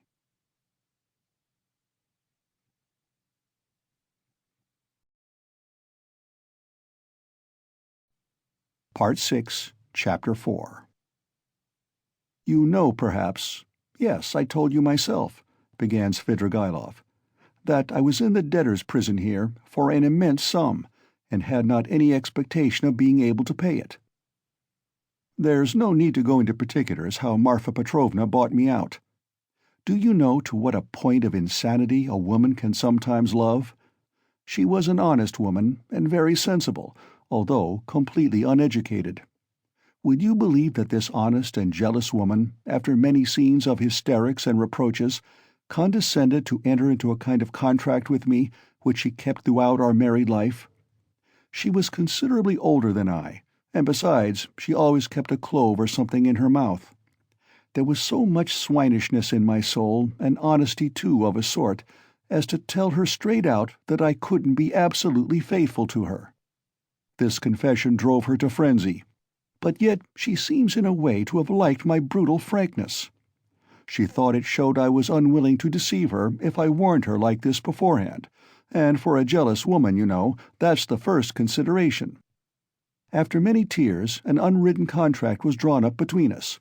First, that I would never leave Marfa Petrovna and would always be her husband. Secondly, that I would never absent myself without her permission. Thirdly, that I would never set up a permanent mistress. Fourthly, in return for this, Marfa Petrovna gave me a free hand with the maidservants, but only with her secret knowledge. Fifthly, God forbid my falling in love with a woman of our class. Sixthly, in case I, which God forbid, should be visited by a great serious passion, I was bound to reveal it to Marfa Petrovna. On this last score, however, Marfa Petrovna was fairly at ease. She was a sensible woman, and so she could not help looking upon me as a dissolute profligate, incapable of real love. But a sensible woman and a jealous woman are two very different things, and that's where the trouble came in. But to judge some people impartially, we must renounce certain preconceived opinions, and our habitual attitude to the ordinary people about us. I have reason to have faith in your judgment rather than anyone's. Perhaps you have already heard a great deal that was ridiculous and absurd about Marfa Petrovna. She certainly had some very ridiculous ways, but I tell you frankly that I feel really sorry for the innumerable woes of which I was the cause. Well, and that's enough, I think, by way of a decorous oraison funèbre for the most tender wife of a most tender husband. When we quarrelled, I usually held my tongue and did not irritate her, and that gentlemanly conduct rarely failed to attain its object. It influenced her. It pleased her indeed. These were times when she was positively proud of me. But your sister she couldn't put up with anyway. And however she came to risk taking such a beautiful creature into her house as a governess. My explanation is that Marfa Petrovna was an ardent and impressionable woman, and simply fell in love herself, literally fell in love with your sister. Well, little wonder. Look at Avdotya Romanovna. I saw the danger at the first glance, and what do you think? I resolved not to look at her even. But Avdotya Romanovna herself made the first step, would you believe it? Would you believe it, too, that Marfa Petrovna was positively angry with me at first for my persistent silence about your sister, for my careless reception of her continual adoring praises of Avdotya Romanovna?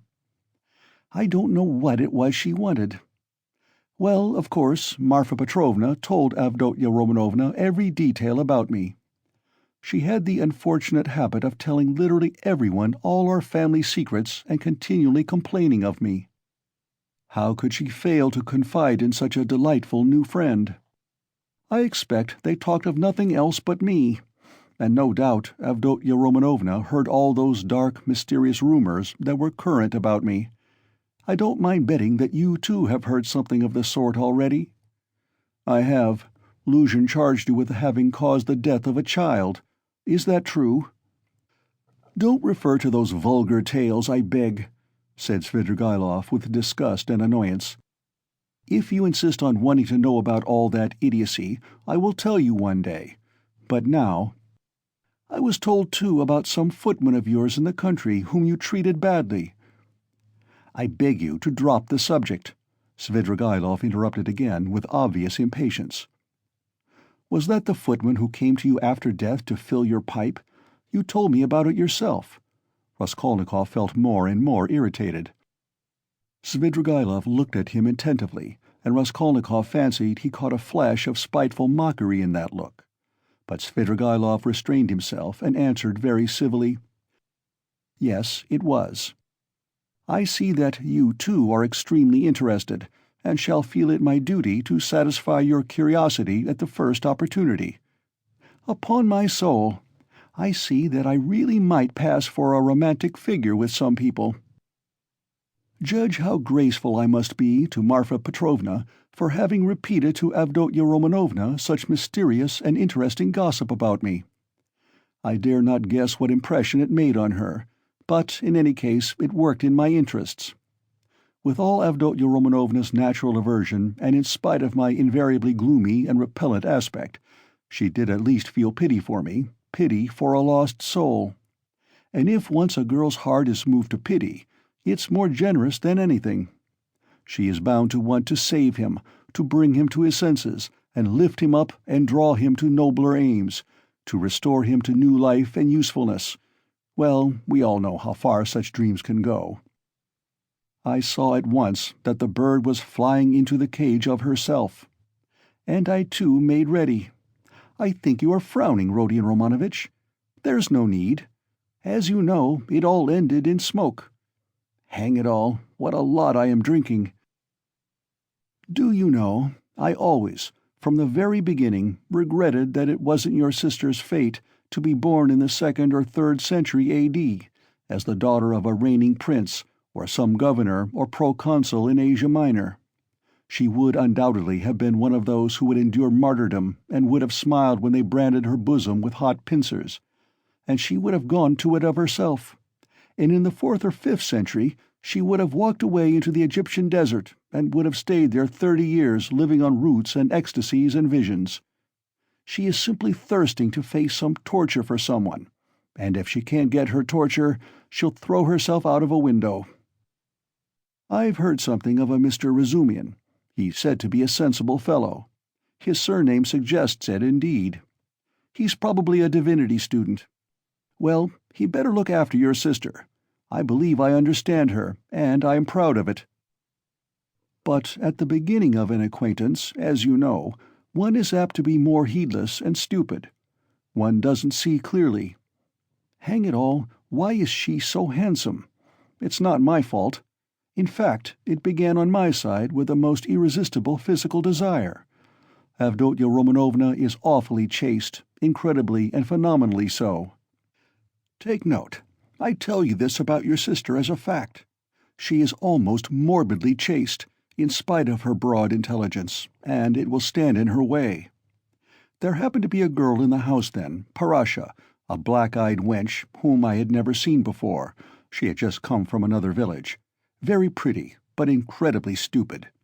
She burst into tears, wailed so that she could be heard all over the place and caused scandal. One day after dinner, Avdotya Romanovna followed me into an avenue in the garden, and with flashing eyes insisted on my leaving poor Parasha alone. It was almost our first conversation by ourselves.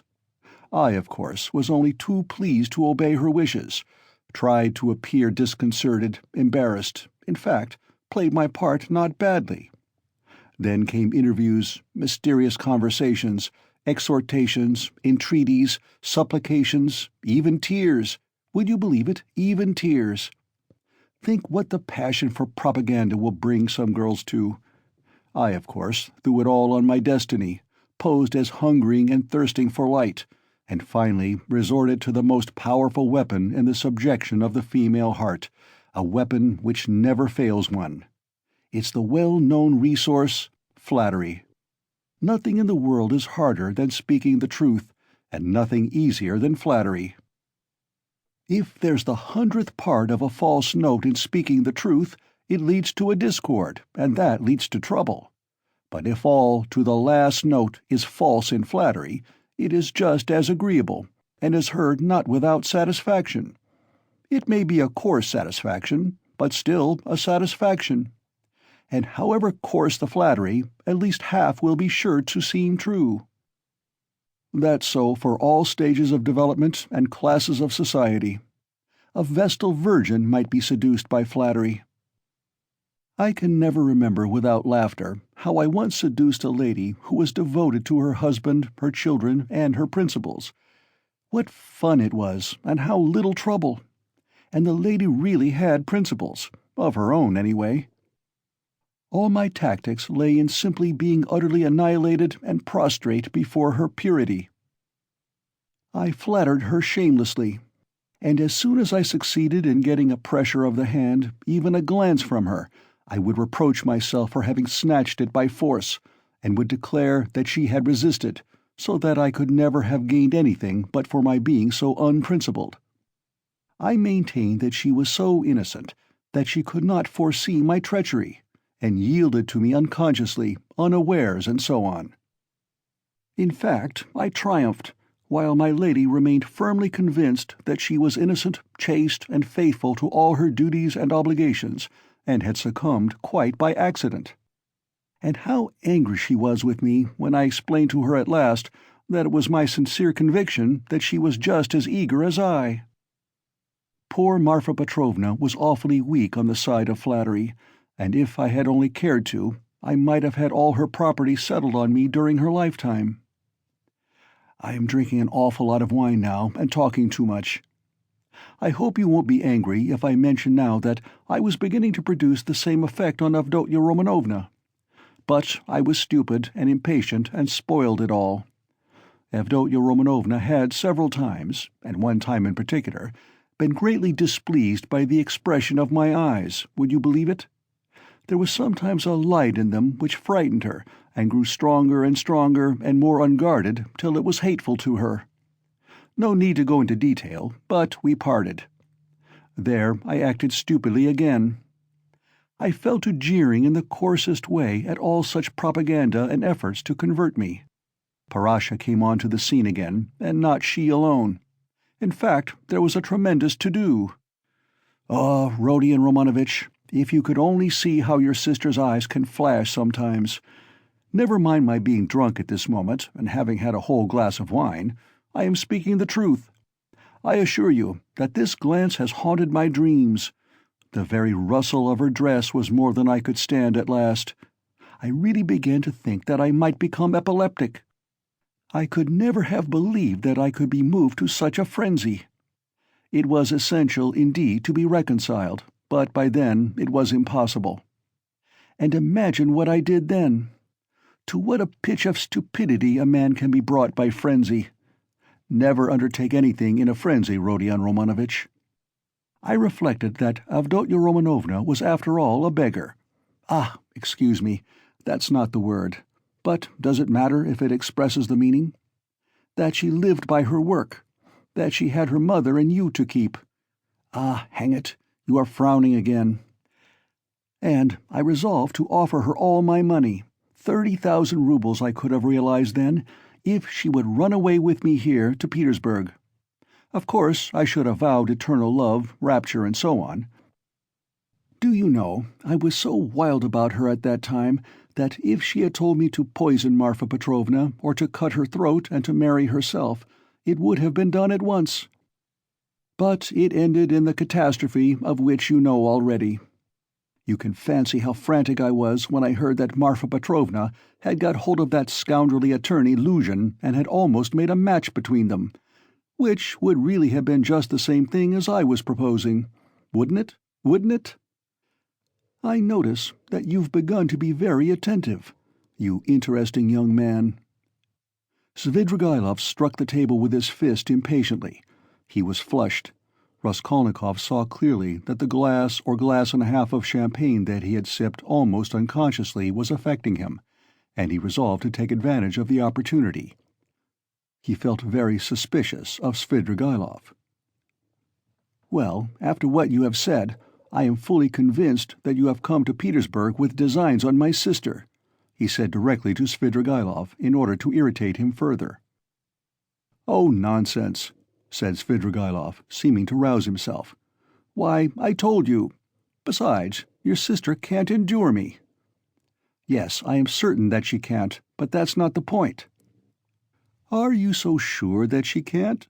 Svidrigaïlov screwed up his eyes and smiled mockingly. "You are right. She doesn't love me. But you can never be sure of what has passed between husband and wife or lover and mistress. There's always a little corner which remains a secret to the world and is only known to those two. Will you answer for it that Avdotya Romanovna regarded me with aversion? From some words you've dropped, I noticed that you still have designs, and of course evil ones, on Donya, and mean to carry them out promptly." "What? Have I dropped words like that?" Svidrigailov asked in naive dismay, taking not the slightest notice of the epithet bestowed on his designs. "Why, you are dropping them even now. Why are you so frightened? What are you so afraid of now?" "Me? Afraid? Afraid of you? You have rather to be afraid of me, cher ami. But what nonsense! I've drunk too much, though, I see that. I was almost saying too much again. Damn the wine. Hi there, water!" He snatched up the champagne bottle and flung it without ceremony out of the window. Philippe brought the water. "That's all nonsense," said Svidrigailov, wetting a towel and putting it to his head. "But I can answer you in one word and annihilate all your suspicions.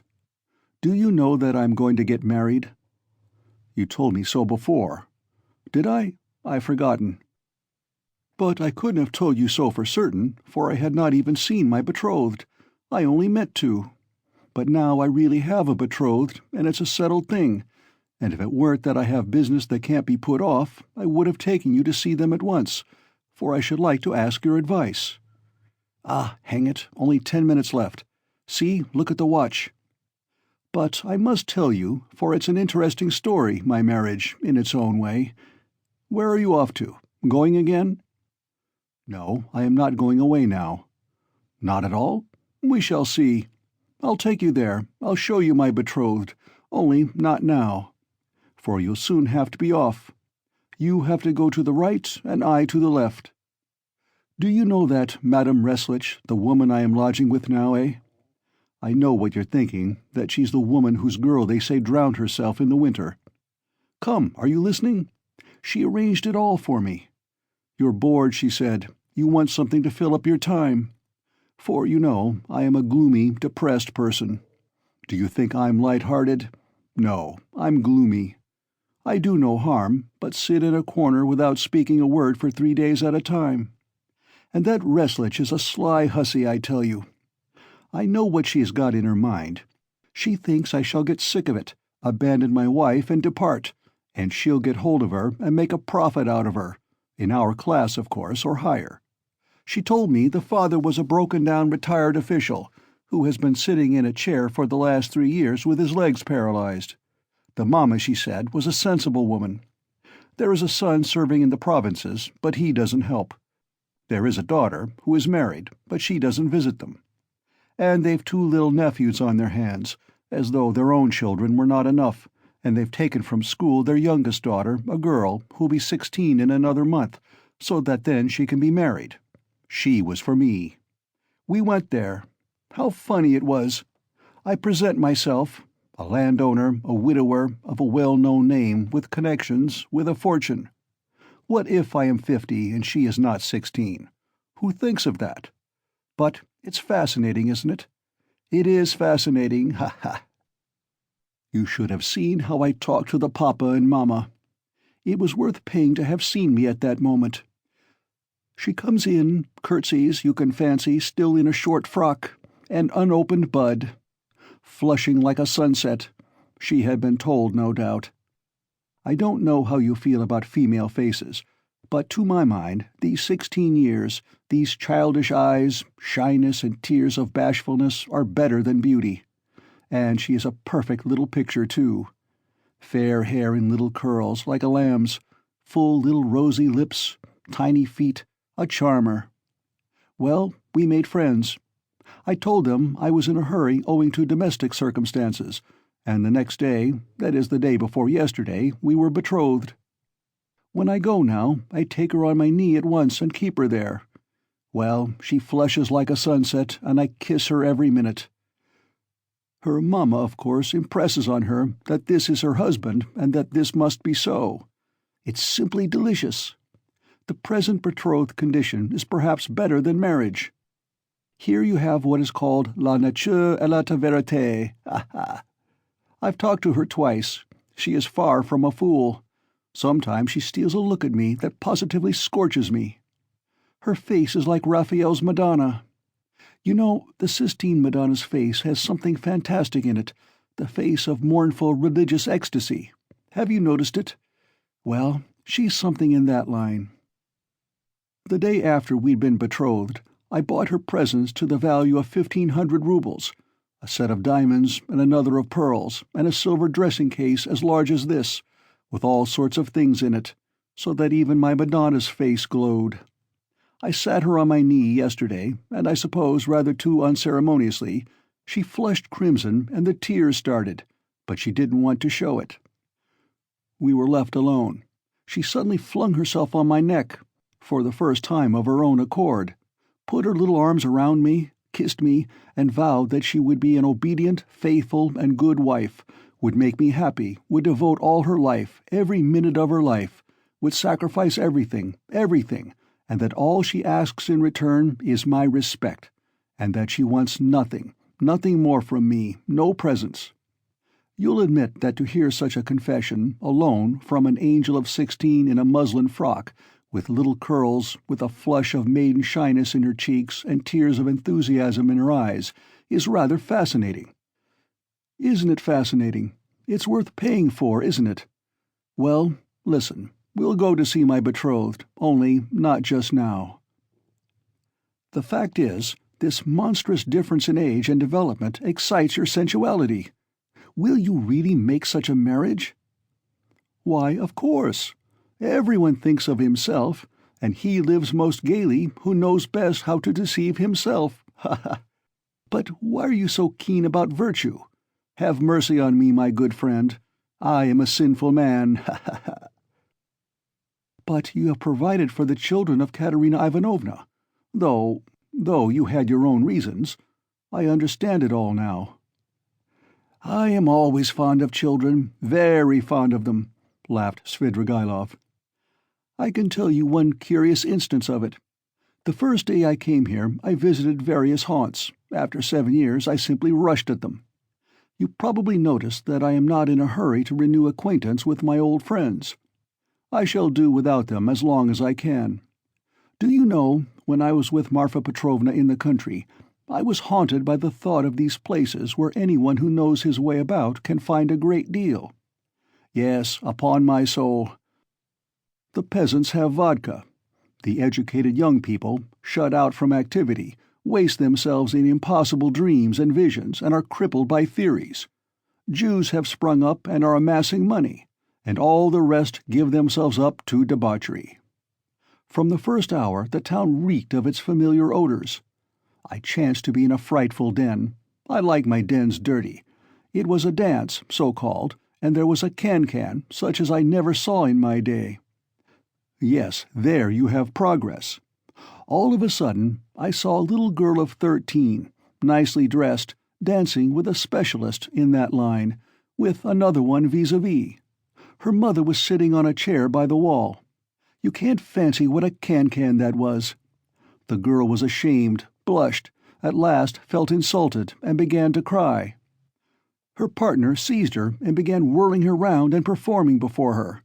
Everyone laughed, and I like your public, even the can-can public. They laughed and shouted, "Serves her right! Serves her right! Shouldn't bring children!" Well, it's not my business whether that consoling reflection was logical or not. I at once fixed on my plan, sat down by the mother, and began by saying that I too was a stranger, and that people here were ill-bred, and that they couldn't distinguish decent folks and treat them with respect. Gave her to understand that I had plenty of money, offered to take them home in my carriage. I took them home and got to know them. They were lodging in a miserable little hole and had only just arrived from the country. She told me that she and her daughter could only regard my acquaintance as an honor. I found out that they had nothing of their own and had come to town upon some legal business. I proffered my services and money. I learnt that they had gone to the dancing saloon by mistake, believing that it was a genuine dancing class. I offered to assist in the young girl's education in French and dancing. My offer was accepted with enthusiasm as an honor, and we are still friendly. If you like, we'll go and see them, only not just now. Stop! Enough of your vile, nasty anecdotes, depraved, vile, sensual man. Schiller! You are a regular Schiller. Oh, la vertu va te sanish. But you know I shall tell you these things on purpose, for the purpose of hearing your outcries." "I dare say.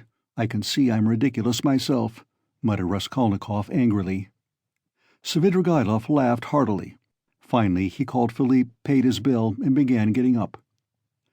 "I say, but I am drunk as a cause," he said. "It's been a pleasure." "I should rather think it must be a pleasure," cried Raskolnikov, getting up. "No doubt it is a pleasure for a worn-out profligate to describe such adventures with a monstrous project of the same sort in his mind, especially under such circumstances and to such a man as me. It's stimulating." "Well, if you come to that," Svidrigaïlov answered, scrutinizing Raskolnikov with some surprise. "If you come to that, you are a thorough cynic yourself. You've plenty to make you so, anyway. You can understand a great deal, and you can do a great deal too. But enough. I sincerely regret not having had more talk with you, but I shan't lose sight of you. Only wait a bit." Svidrigaïlov walked out of the restaurant. Raskolnikov walked out after him. Svidrigaïlov was not, however, very drunk. The wine had affected him for a moment, but it was passing off every minute. He was preoccupied with something of importance and was frowning. He was apparently excited and uneasy in anticipation of something. His manner to Raskolnikov had changed during the last few minutes, and he was ruder and more sneering every moment. Raskolnikov noticed all this, and he too was uneasy. He became very suspicious of Svidrigaïlov and resolved to follow him. They came out onto the pavement. "You go to the right and I to the left, or if you like, the other way. Only adieu, mon plaisir, may we meet again." And he walked to the right towards the Haymarket.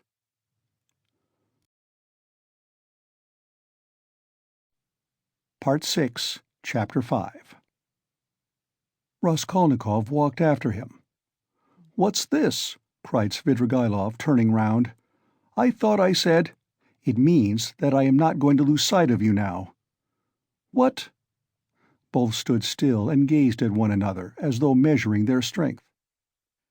"From all your half-tipsy stories," Raskolnikov observed harshly, "I am positive that you have not given up your designs on my sister, but are pursuing them more actively than ever. I have learnt that my sister received a letter this morning. You have hardly been able to sit still all this time. You may have unearthed a wife on the way, but that means nothing. I should like to make certain myself."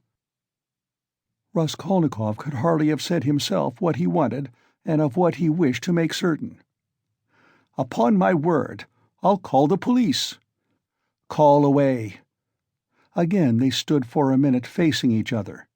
At last Svidrigaïlov's face changed. Having satisfied himself that Raskolnikov was not frightened at his threat, he assumed a mirthful and friendly air. "What a fellow! I purposely refrain from referring to your affair, though I am devoured by curiosity. It's a fantastic affair. I've put it off till another time, but you're enough to rouse the dead. Well, let us go. Only, I warn you beforehand, I am only going home for a moment, to get some money. Then I shall lock up the flat, take a cab, and go to spend the evening at the islands. Now, are you going to follow me? I'm coming to your lodgings, not to see you, but Sofya Semyonovna, to say I'm sorry not to have been at the funeral." "That's as you like, but Sofya Semyonovna is not at home. She has taken the 3 children to an old lady of high rank, the patroness of some orphan asylums, whom I used to know years ago. I charmed the old lady by depositing a sum of money with her to provide for the 3 children of Katerina Ivanovna, and subscribing to the institution as well. I told her, too, the story of Sofya Semyonovna in full detail, suppressing nothing. It produced an indescribable effect on her. That's why Sofya Semyonovna has been invited to call today at the X Hotel, where the lady is staying for the time. No matter, I'll come all the same." "As you like, it's nothing to me, but I won't come with you. Here we are at home. By the way, I am convinced that you regard me with suspicion just because I have shown such delicacy, and have not so far troubled you with questions. You understand? It struck you as extraordinary. I don't mind betting it's that. Well, it teaches one to show delicacy. And to listen at doors. Ah, that's it, is it? Laughed Svidrigaïlov. Yes, I should have been surprised if you had let that pass after all that has happened. Ha ha! Though I did understand something of the pranks you had been up to and were telling Sofya Semyonovna about. What was the meaning of it? Perhaps I am quite behind the times and can't understand. For goodness sake, explain it, my dear boy. Expound the latest theories. You couldn't have heard anything. You're making it all up. But I'm not talking about that, though I did hear something. No, I'm talking of the way you keep sighing and groaning now. The Schiller in you is in revolt every moment, and now you tell me not to listen at doors. If that's how you feel, go and inform the police that you had this mischance. You made a little mistake in your theory. But if you are convinced that one mustn't listen at doors, but one may murder old women at one's pleasure, you'd better be off to America and make haste. Run, young man. There may still be time. I'm speaking sincerely. Haven't you the money? I'll give you the fare. I'm not thinking of that at all, Raskolnikov interrupted with disgust. I understand, but don't put yourself out. Don't discuss it if you don't want to. I understand the questions you are worrying over. Moral ones, aren't they? Duties of citizen and man. Lay them all aside. They are nothing to you now, ha-ha. You'll say you are still a man and a citizen. If so, you ought not to have got into this coil. It's no use taking up a job you are not fit for. Well, you'd better shoot yourself, or don't you want to? You seem trying to enrage me, to make me leave you. What a queer fellow. But here we are. Welcome to the staircase. You see, that's the way to Sofya Semyonovna. Look, there is no one at home. Don't you believe me? Ask Kapernaumov. She leaves the key with him. Here is Madame de Kapernaumov herself. Hey, what? She is rather deaf. Has she gone out? Where? Did you hear? She is not in and won't be till late in the evening, probably. Well, come to my room. You wanted to come and see me, didn't you? Here we are. Madame Reslich is not at home. She is a woman who is always busy, an excellent woman, I assure you. She might have been of use to you if you had been a little more sensible. Now see, I take this 5% bond out of the bureau. See what a lot I've got of them still. This one will be turned into cash today. I mustn't waste any more time. The bureau is locked, the flat is locked, and here we are again on the stairs. Shall we take a cab? I'm going to the islands. Would you like a lift? I'll take this carriage. Ah, you refuse? You are tired of it. Come for a drive. I believe it will come on to rain. Never mind, we'll put down the hood. Svidrigaïlov was already in the carriage. Raskolnikov decided that his suspicions were at least for that moment unjust. Without answering a word, he turned and walked back towards the Haymarket.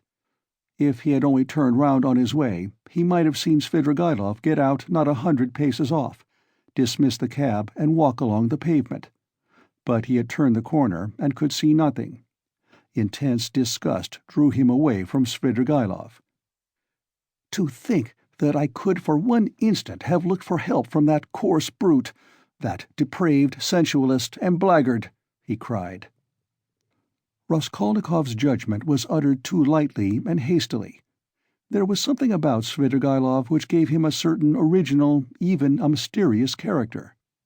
As concerned his sister, Raskolnikov was convinced that Svidrigaïlov would not leave her in peace. But it was too tiresome and unbearable to go on thinking and thinking about this. When he was alone, he had not gone 20 paces before he sank, as usual, into deep thought. On the bridge he stood by the railing and began gazing at the water, and his sister was standing close by him. He met her at the entrance to the bridge, but passed by without seeing her. Donya had never met him like this in the street before, and was struck with dismay.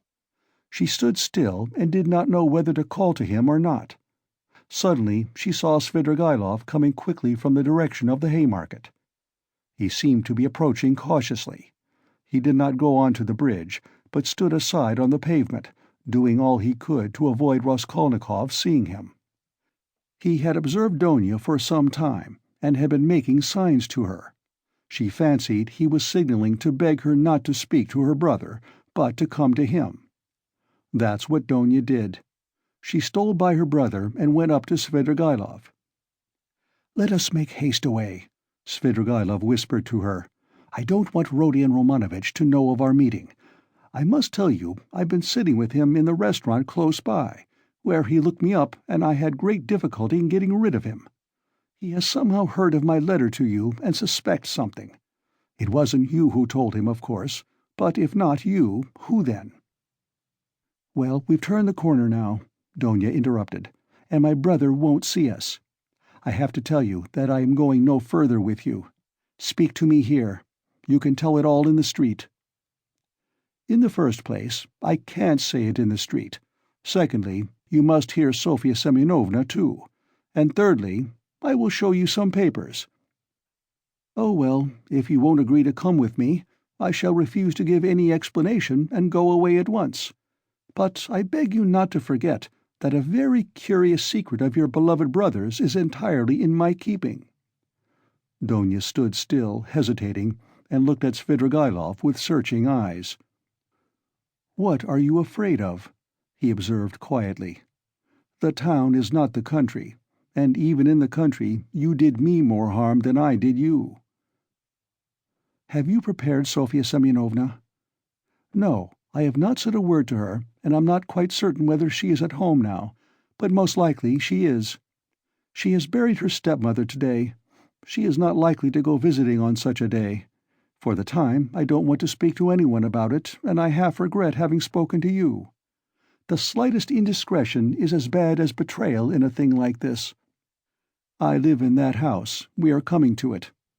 That's the porter of our house. He knows me very well. You see, he's bowing. He sees I'm coming with a lady, and no doubt he has noticed your face already, and you will be glad of that if you are afraid of me and suspicious. Excuse my putting things so coarsely. I haven't a flat to myself. Sofya Semyonovna's room is next to mine. She lodges in the next flat. The whole floor is let out in lodgings. Why are you frightened like a child? Am I really so terrible?" Svidrigaïlov's lips were twisted in a condescending smile, but he was in no smiling mood. His heart was throbbing, and he could scarcely breathe. He spoke rather loud to cover his growing excitement. But Donya did not notice this peculiar excitement. She was so irritated by his remark that she was frightened of him like a child, and that he was so terrible to her. "Though I know you are not a man of honor, I am not in the least afraid of you. Lead the way," she said with apparent composure, but her face was very pale. Svidrigaïlov stopped at Sonya's room. "Allow me to inquire whether she is at home. She is not. How unfortunate. But I know she may come quite soon. If she's gone out, it can only be to see a lady about the orphans. Their mother is dead. I've been meddling and making arrangements for them. If Sofya Semyonovna does not come back in 10 minutes, I will send her to you, today if you like. This is my flat. These are my 2 rooms. Madame Reslich, my landlady, has the next room. Now look this way. I will show you my chief piece of evidence. This door from my bedroom leads into 2 perfectly empty rooms, which are to let. Here they are. You must look into them with some attention." Svidrigaïlov occupied 2 fairly large furnished rooms. Donya was looking about her mistrustfully, but saw nothing special in the furniture or position of the rooms. Yet there was something to observe. For instance, that Svidrigaïlov's flat was exactly between 2 sets of almost uninhabited apartments. His rooms are not entered directly from the passage, but through the landlady's 2 almost empty rooms. Unlocking a door leading out of his bedroom, Svidrigaïlov showed Donya the 2 empty rooms that were to let. Donya stopped in the doorway, not knowing what she was called to look upon, but Svidrigaïlov hastened to explain. "Look here, at this second large room. Notice that door, it's locked. By the door stands a chair, the only one in the 2 rooms. I brought it from my room so as to listen more conveniently. Just the other side of the door is Sofya Semyonovna's table. She sat there talking to Rodion Romanovitch. And I sat here listening on 2 successive evenings, for 2 hours each time, and of course I was able to learn something. What do you think?" "You listened?" "Yes, I did. Now come back to my room. We can't sit down here." He brought Avdotya Romanovna back into his sitting room and offered her a chair. He sat down at the opposite side of the table, at least 7 feet from her, but probably there was the same glow in his eyes which had once frightened Donya so much. She shuddered and once more looked about her distrustfully. It was an involuntary gesture. She evidently did not wish to betray her uneasiness. But the secluded position of Svidrigaïlov's lodging had suddenly struck her. She wanted to ask whether his landlady at least were at home, but pride kept her from asking. Moreover, she had another trouble in her heart incomparably greater than fear for herself. She was in great distress. "Here is your letter," she said, laying it on the table. "Can it be true what you write? You hint at a crime committed, you say, by my brother. You hint at it too clearly. You daren't deny it now. I must tell you that I'd heard of this stupid story before you wrote, and don't believe a word of it. It's a disgusting and ridiculous suspicion. I know the story, and why and how it was invented. You can have no proofs. You promised to prove it.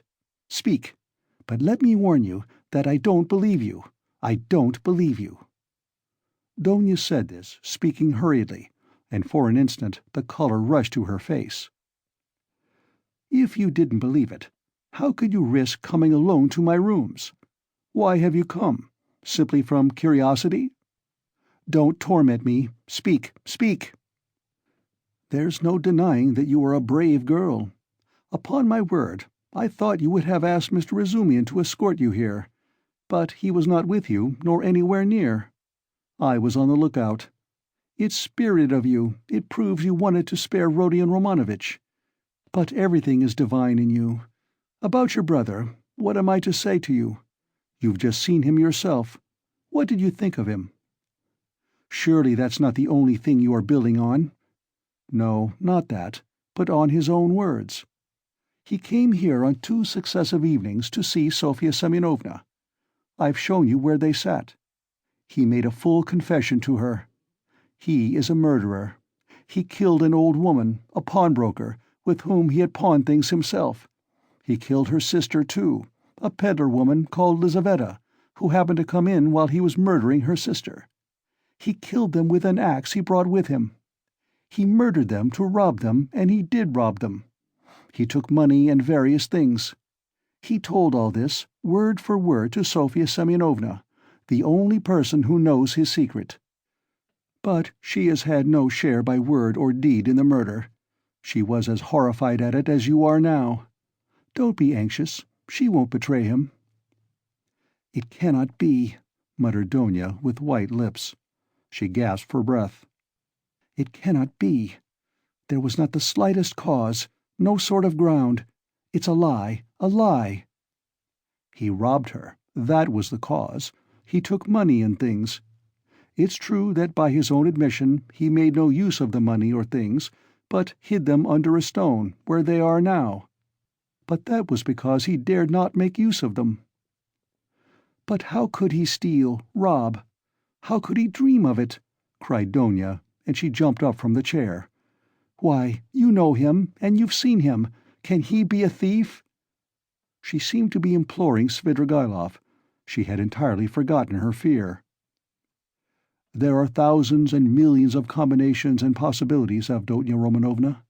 A thief steals and knows he's a scoundrel, but I've heard of a gentleman who broke open the mail. Who knows? Very likely he thought he was doing a gentlemanly thing. Of course, I should not have believed it myself, if I'd been told of it as you have, but I believed my own ears. He explained all the causes of it to Sofya Semyonovna, too, but she did not believe her ears at first, yet she believed her own eyes at last." "What were the causes?" "It's a long story, Avdotya Romanovna. How shall I tell you? A theory of sort, the same one by which I, for instance, consider that a single misdeed is permissible if the principal aim is right, a solitary wrongdoing and hundreds of good deeds. It's galling, too, of course, for a young man of gifts and overweening pride to know that if he had, for instance, a paltry 3,000, his whole career, his whole future would be differently shaped, and yet not to have that 3,000. Add to that nervous irritability from hunger, from lodging in a hole, from rags, from a vivid sense of the charm of his social position and his sister's and mother's position too. Above all, vanity, pride and vanity, though goodness knows he may have good qualities too. I am not blaming him, please don't think it. Besides, it's not my business. A special little theory came in too, a theory of a sort, dividing mankind, you see, into material and superior persons, that is, persons to whom the law does not apply owing to their superiority, who make laws for the rest of mankind, the material, that is. It's all right as a theory, une théorie comme une autre. Napoleon attracted him tremendously, that is, what affected him was that a great many men of genius have not hesitated at wrong-doing, but have overstepped the law without thinking about it. He seems to have fancied that he was a genius too. That is, he was convinced of it for a time. He has suffered a great deal, and is still suffering from the idea that he could make a theory, but was incapable of boldly overstepping the law, and so he is not a man of genius. And that's humiliating for a young man of any pride, in our day especially. But remorse? You deny him any moral feeling, then? Is he like that? Ah, Avdotya Romanovna, everything is in a muddle now. Not that it was ever in very good order. Russians in general are broad in their ideas, Avdotya Romanovna, broad like their land, and exceedingly disposed to the fantastic, the chaotic. But it's a misfortune to be broad without a special genius. Do you remember what a lot of talk we had together on this subject, sitting in the evenings on the terrace after supper? Why, you used to reproach me with breadth. Who knows? Perhaps we were talking at the very time when he was lying here thinking over his plan. There are no sacred traditions amongst us, especially in the educated class, Avdotya Romanovna. At the best, someone will make them up somehow for himself, out of books, or from some old chronicle.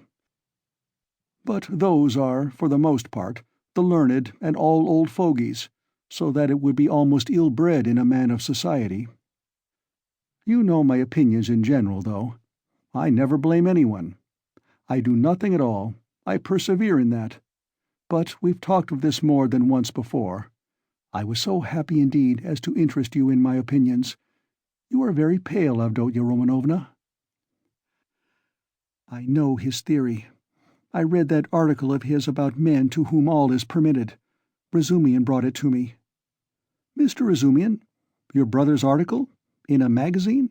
Is there such an article? I didn't know. It must be interesting. But where are you going, Avdotya Romanovna? I want to see Sofya Semyonovna, Donya articulated faintly. How do I get to her? She has come in, perhaps. I must see her at once. Perhaps she— Avdotya Romanovna could not finish. Her breath literally failed her. Sofya Semyonovna will not be back till night, at least I believe not. She was to have been back at once, but if not, then she will not be in till quite late. Ah, then you are lying. I see. You were lying all the time. I don't believe you. I don't believe you, cried Donya, completely losing her head. Almost fainting, she sank onto a chair which Svidrigaïlov made haste to give her. Avdotya Romanovna, what is it? Control yourself. Here is some water. Drink a little. He sprinkled some water over her. Donya shuddered and came to herself. It has acted violently, Svidrigaïlov muttered to himself, frowning. Avdotya Romanovna, calm yourself. Believe me, he has friends. We will save him. Would you like me to take him abroad? I have money. I can get a ticket in 3 days. And as for the murder, he will do all sorts of good deeds yet to atone for it. Calm yourself. He may become a great man yet. Well, how are you? How do you feel? Cruel man, to be able to jeer at it, Let me go." "Where are you going?" "To him. Where is he? Do you know? Why is this door locked? We came in at that door, and now it is locked. When did you manage to lock it?" We couldn't be shouting all over the flat on such a subject. I am far from jeering. It's simply that I am sick of talking like this. But how can you go in such a state? Do you want to betray him? You will drive him to fury, and he will give himself up. Let me tell you, he is already being watched. They are already on his track. You will simply be giving him away. Wait a little. I saw him and was talking to him just now. He can still be saved. Wait a bit. Sit down. Let us think it over together. I asked you to come in order to discuss it alone with you and to consider it thoroughly. But do sit down. How can you save him? Can he really be saved?" Donya sat down. Svidrigailov sat down beside her. "It all depends on you. On you alone," he began with glowing eyes, almost in a whisper, and hardly able to utter the words for emotion. Donya drew back from him in alarm. He, too, was trembling all over. "You, one word from you, and he is saved. I'll save him. I have money and friends. I'll send him away at once. I'll get a passport, 2 passports, one for him and one for me. I have friends, capable people. If you like, I'll take a passport for you, for your mother. What do you want with Razumikhin? I love you too. I love you beyond everything. Let me kiss the hem of your dress. Let me. The very rustle of it is too much for me. Tell me, do that, and I'll do it. I'll do everything. I will do the impossible. What you believe, I will believe. I'll do anything. Don't look at me like that. Do you know that you are killing me?" He was almost beginning to rave. Something seemed suddenly to go in his head. Donya jumped up and rushed to the door. "Open it! Open it!" she called, shaking at the door. "Open it! Is there no one there?" Svidrigailov got up and came to himself. His still trembling lips slowly broke into an angry, mocking smile. "There is no one at home," he said quietly and emphatically. "The landlady has gone out, and it's a waste of time to shout like that. You are only exciting yourself uselessly. Where is the key? Open the door at once, base man!" "I have lost the key and cannot find it." "This is an outrage!" cried Donya, turning pale as death. She rushed to the furthest corner, where she made haste to barricade herself with a little table. She did not scream, but she fixed her eyes on her tormentor and watched every movement he made. Svidrigailov remained standing at the other end of the room, facing her. He was positively composed, at least in appearance, but his face was pale as before. The mocking smile did not leave his face. "You spoke of outrage just now, Avdotya Romanovna. In that case, you may be sure I've taken measures. Sofya Semyonovna is not at home. The Kapernamovs are far away. There are 5 locked rooms between. I am at least twice as strong as you are, and I have nothing to fear, besides.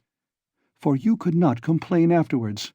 You surely would not be willing actually to betray your brother. Besides, no one would believe you.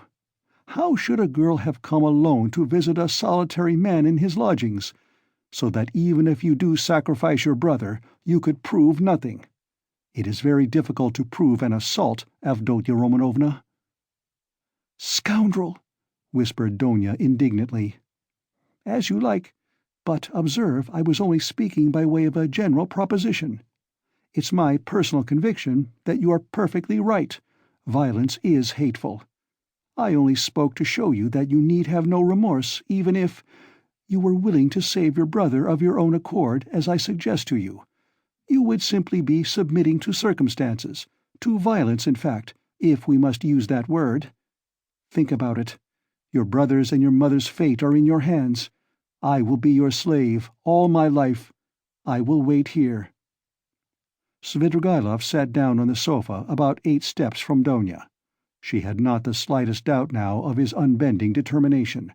Besides, she knew him.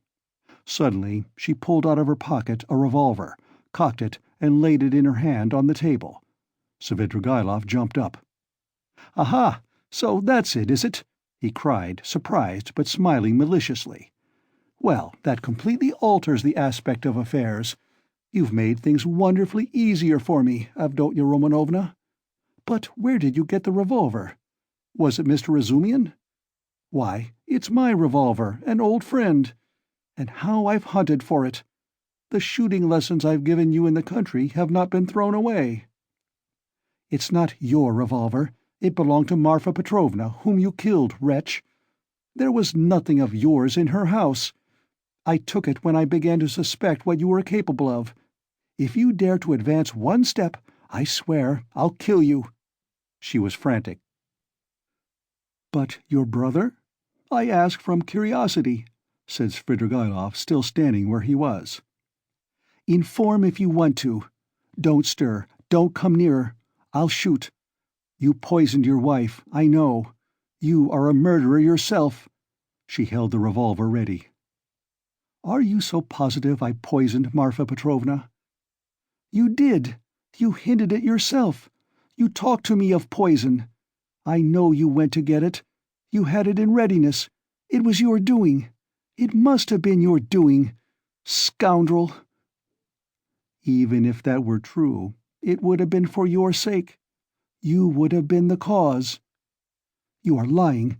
I hated you always, always." "Oh ho, Avdotya Romanovna! You seem to have forgotten how you softened to me in the heat of propaganda. I saw it in your eyes. Do you remember that moonlight night, when the nightingale was singing?" "That's a lie." There was a flash of fury in Donya's eyes. "That's a lie and a libel." "A lie? Well, if you like, it's a lie. I made it up. Women ought not to be reminded of such things." He smiled. "I know you will shoot, you pretty wild creature. Well, shoot away." Donya raised the revolver, and deadly pale, gazed at him, measuring the distance and awaiting the first movement on his part. Her lower lip was white and quivering, and her big black eyes flashed like fire. He had never seen her so handsome. The fire glowing in her eyes at the moment she raised the revolver seemed to kindle him, and there was a pang of anguish in his heart. He took a step forward, and a shot rang out.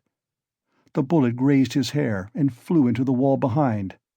He stood still and laughed softly. "The wasp has stung me. She aimed straight at my head. What's this? Blood?" He pulled out his handkerchief to wipe the blood, which flowed in a thin stream down his right temple. The bullet seemed to have just grazed the skin. Donya lowered the revolver and looked at Svidrigaïlov, not so much in terror as in a sort of wild amazement. She seemed not to understand what she was doing and what was going on. "Well, you missed. Fire again. I'll wait," said Svidrigaïlov softly, still smiling, but gloomily. "If you go on like that, I shall have time to seize you before you cock again." Donya started, quickly cocked the pistol, and again raised it. "Let me be!" she cried in despair. "I swear I'll shoot again. I'll kill you." "Well, at 3 paces you can hardly help it. But if you don't, then—" His eyes flashed, and he took 2 steps forward. Donya shot again. It missed fire. "You haven't loaded it properly. Never mind, you have another charge there. Get it ready. I'll wait." He stood facing her 2 paces away, waiting and gazing at her with wild determination, with feverishly passionate, stubborn, set eyes.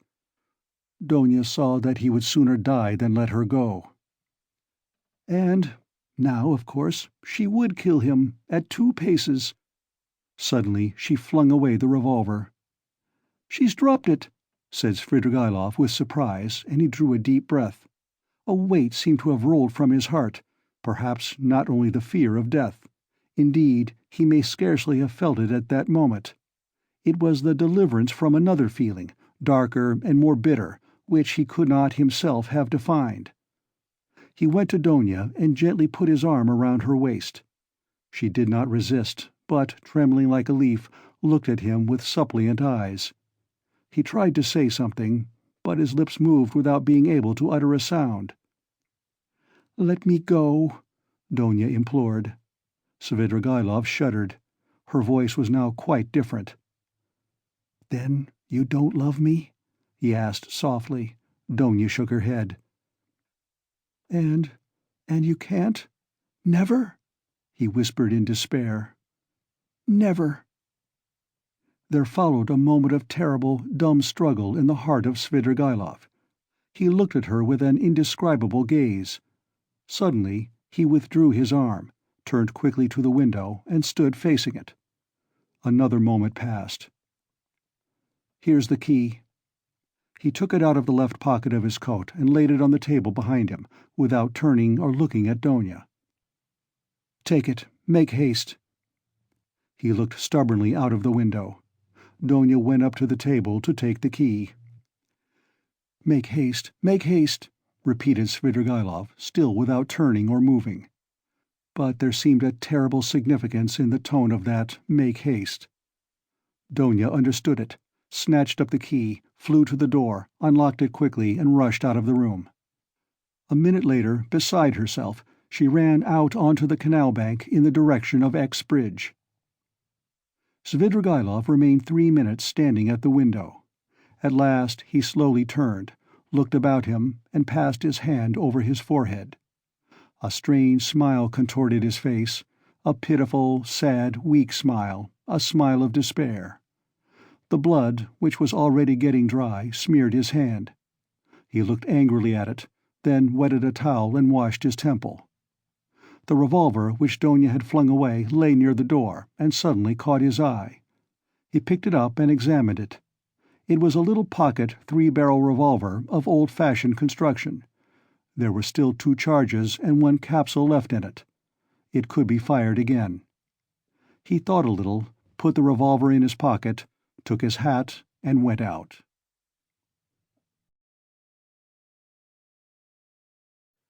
Part 6, Chapter 6. He spent that evening till 10 o'clock, going from one low haunt to another. Katya too turned up and sang another gutter song, how a certain villain and tyrant began kissing Katya. Svidrigaïlov treated Katya and the organ grinder and some singers and the waiters and 2 little clerks. He was particularly drawn to these clerks by the fact that they both had crooked noses, one bent to the left and the other to the right. They took him finally to a pleasure garden, where he paid for their entrance. There was one lanky 3-year-old pine tree and 3 bushes in the garden, besides a Vauxhall, which was in reality a drinking bar where tea too was served, and there were a few green tables and chairs standing round it. A chorus of wretched singers and a drunken but exceedingly depressed German clown from Munich with a red nose entertained the public. The clerks quarreled with some other clerks, and a fight seemed imminent. Svidrigaïlov was chosen to decide the dispute. He listened to them for a quarter of an hour, but they shouted so loud that there was no possibility of understanding them. The only fact that seemed certain was that one of them had stolen something, and had even succeeded in selling it on the spot to a Jew, but would not share the spoil with his companion. Finally, it appeared that the stolen object was a teaspoon belonging to the Vauxhall. It was missed, and the affair began to seem troublesome. Svidrigaïlov paid for the spoon, got up, and walked out of the garden. It was about 6 o'clock. He had not drunk a drop of wine all this time, and had ordered tea more for the sake of appearances than anything. It was a dark and stifling evening. Threatening storm clouds came over the sky about 10 o'clock. There was a clap of thunder, and the rain came down like a waterfall. The water fell not in drops, but beat on the earth in streams. There were flashes of lightning every minute, and each flash lasted while one could count 5. Drenched to the skin, he went home, locked himself in, opened the bureau, took out all his money, and tore up 2 or 3 papers. Then, putting the money in his pocket, he was about to change clothes, but looking out of the window and listening to the thunder and the rain, he gave up the idea, took up his hat, and went out of the room without locking the door. He went straight to Sonya. She was at home. She was not alone. The 4 Kapernaumov children were with her. She was giving them tea. She received Svidrigailov in respectful silence, looking wonderingly at his soaking clothes. The children all ran away at once in indescribable terror. Svidrigailov sat down at the table and asked Sonya to sit beside him. She timidly prepared to listen. "I may be going to America, Sofya Semyonovna," said Svidrigailov, "and as I am probably seeing you for the last time, I have come to make some arrangements. Well, did you see the lady today? I know what she said to you. You need not tell me." Sonya made a movement and blushed. "Those people have their own way of doing things. As to your sisters and your brother, they are really provided for, and the money assigned to them I put into safekeeping, and have received acknowledgments. You had better take charge of the receipts, in case anything happens. Here, take them. Well now, that's settled. Here are 3 5% bonds to the value of 3,000 rubles. Take those for yourself, entirely for yourself, and let that be strictly between ourselves, so that no one knows of it, whatever you hear. You will need the money, for to go on living in the old way, Sofya Semyonovna, is bad, and besides, there is no need for it now." "I am so much indebted to you, and so are the children and my stepmother," said Sonya hurriedly. "And if I'd said so little, please don't consider—" "That's enough, that's enough." "But as for the money, Arkady Ivanovitch, I am very grateful to you, but I don't need it now. I can always earn my own living. Don't think me ungrateful. If you are so charitable, that money—" "It's for you, Sofya Semyonovna, and please don't waste words over it. I haven't time for it. You will want it. Rodion Romanovich has 2 alternatives, a bullet in the brain or Siberia." Sonya looked wildly at him and started.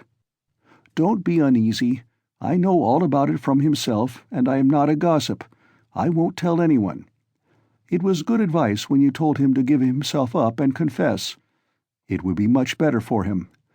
Well, if it turns out to be Siberia, he will go, and you will follow him. That's so, isn't it? And if so, you'll need money. You'll need it for him, do you understand? Giving it to you is the same as my giving it to him.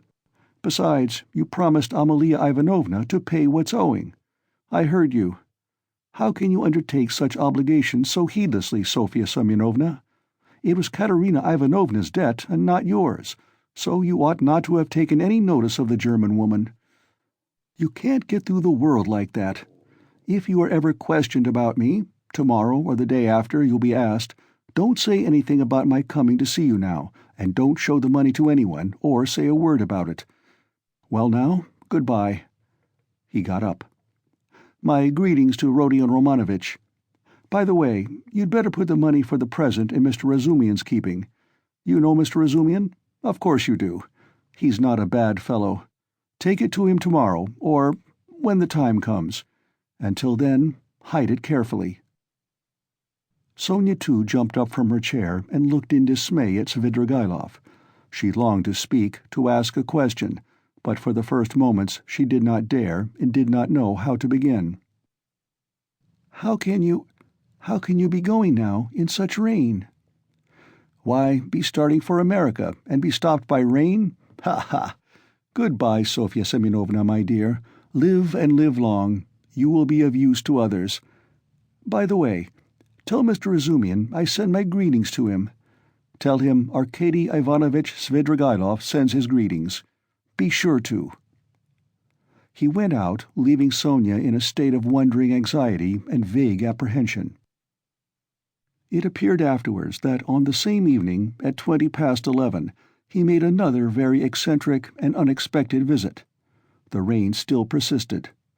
Drenched to the skin, he walked into the little flat where the parents of his betrothed lived, in 3rd Street in Vasilyevsky Island. He knocked some time before he was admitted, and his visit at first caused great perturbation. But Svidrigailov could be very fascinating when he liked, so that the first, and indeed very intelligent surmise of the sensible parents, that Svidrigailov had probably had so much to drink that he did not know what he was doing, vanished immediately. The decrepit father was wheeled in to see Svidrigaïlov by the tender and sensible mother, who as usual began the conversation with various irrelevant questions. She never asked a direct question, but began by smiling and rubbing her hands, and then, if she were obliged to ascertain something, for instance, when Svidrigaïlov would like to have the wedding, she would begin by interested and almost eager questions about Paris and the court life there, and only by degrees brought the conversation round to Third Street. On other occasions this had of course been very impressive, but this time Arkady Ivanovitch seemed particularly impatient, and insisted on seeing his betrothed at once, though he had been informed, to begin with, that she had already gone to bed. The girl, of course, appeared. Svidrigaïlov informed her at once that he was obliged by very important affairs to leave Petersburg for a time, and therefore brought her 15,000 roubles and begged her accept them as a present from him, as he had long been intending to make her this trifling present before their wedding.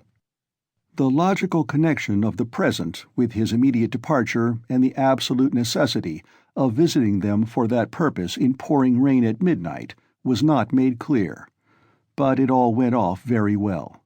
Even the inevitable ejaculations of wonder and regret, the inevitable questions, were extraordinarily few and restrained. On the other hand, the gratitude expressed was most glowing and was reinforced by tears from the most sensible of mothers. Svidrigaïlov got up, laughed, kissed his betrothed, patted her cheek, declared he would soon come back, and, noticing in her eyes, together with childish curiosity, a sort of earnest dumb inquiry, reflected and kissed her again, though he felt sincere anger inwardly at the thought that his present would be immediately locked up in the keeping of the most sensible of mothers. He went away, leaving them all in a state of extraordinary excitement, but the tender mamma, speaking quietly in a half-whisper, settled some of the most important of their doubts, concluding that Svidrigaïlov was a great man, a man of great affairs and connections and of great wealth. There was no knowing what he had in his mind. He would start off on a journey and give away money just as the fancy took him, so that there was nothing surprising about it. Of course, it was strange that he was wet through, but Englishmen, for instance, are even more eccentric, and all these people of high society didn't think of what was said of them and didn't stand on ceremony. Possibly, indeed, he came like that on purpose to show that he was not afraid of anyone. Above all, not a word should be said about it, for God knows what might come of it, and the money must be locked up, and it was most fortunate that Fedosia, the cook, had not left the kitchen. And above all, not a word must be said to that old cat, Madame Reslich, and so on and so on. They sat up whispering till 2 o'clock, but the girl went to bed much earlier, amazed and rather sorrowful. Svidrigaïlov, meanwhile, exactly at midnight, crossed the bridge on the way back to the mainland. The rain had ceased, and there was a roaring wind. He began shivering, and for one moment he gazed at the black waters of the Little Neva with a look of special interest, even inquiry.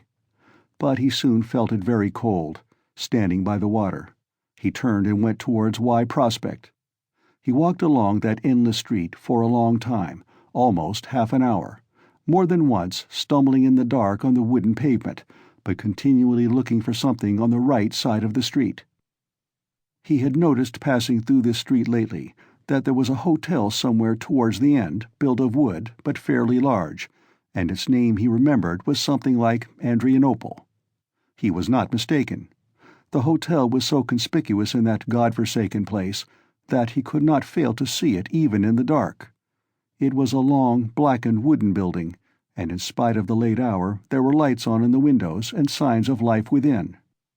He went in and asked a ragged fellow who met him in the corridor for a room. The latter, scanning Svidrigaïlov, pulled himself together and led him at once to a close and tiny room in the distance, at the end of the corridor, under the stairs. There was no other, all were occupied. The ragged fellow looked inquiringly. "Is there tea?" asked Svidrigaïlov. "Yes, sir." "What else is there?" "Veal, vodka, savories." "Bring me tea and veal." "And you want nothing else?" he asked with apparent surprise. "Nothing, nothing. The ragged man went away, completely disillusioned. "It must be a nice place," thought Svidrigaïlov. "How was it I didn't know it? I expect I look as if I came from a café chantant and have had some adventure on the way. It would be interesting to know who stayed here." He lighted the candle and looked at the room more carefully. It was a room so low-pitched that Svidrigaïlov could only just stand up in it. It had one window. The bed, which was very dirty, and the plain stained chair and table almost filled it up. The walls looked as though they were made of planks, covered with shabby paper, so torn and dusty that the pattern was indistinguishable, though the general color, yellow, could still be made out. One of the walls was cut short by the sloping ceiling, though the room was not an attic but just under the stairs. Svidrigaïlov set down the candle, sat down on the bed, and sank into thought. But a strange, persistent murmur, which sometimes rose to a shout in the next room, attracted his attention. The murmur had not ceased from the moment he entered the room. He listened. Someone was upbraiding and almost tearfully scolding, but he heard only one voice. Svidrigaïlov got up, shaded the light with his hand, and at once he saw light through a crack in the wall. He went up and peeped through. The room, which was somewhat larger than his, had two occupants. One of them, a very curly-headed man with a red, inflamed face, was standing in the pose of an orator, without his coat, with his legs wide apart to preserve his balance, and smiting himself on the breast. He reproached the other with being a beggar, with having no standing whatever. He declared that he had taken the other out of the gutter, and he could turn him out when he liked, and that only the finger of Providence sees it all. The object of his reproaches was sitting in a chair, and had the air of a man who wants dreadfully to sneeze but can't. He sometimes turned sheepish and befogged eyes on the speaker, but obviously had not the slightest idea what he was talking about, and scarcely heard it.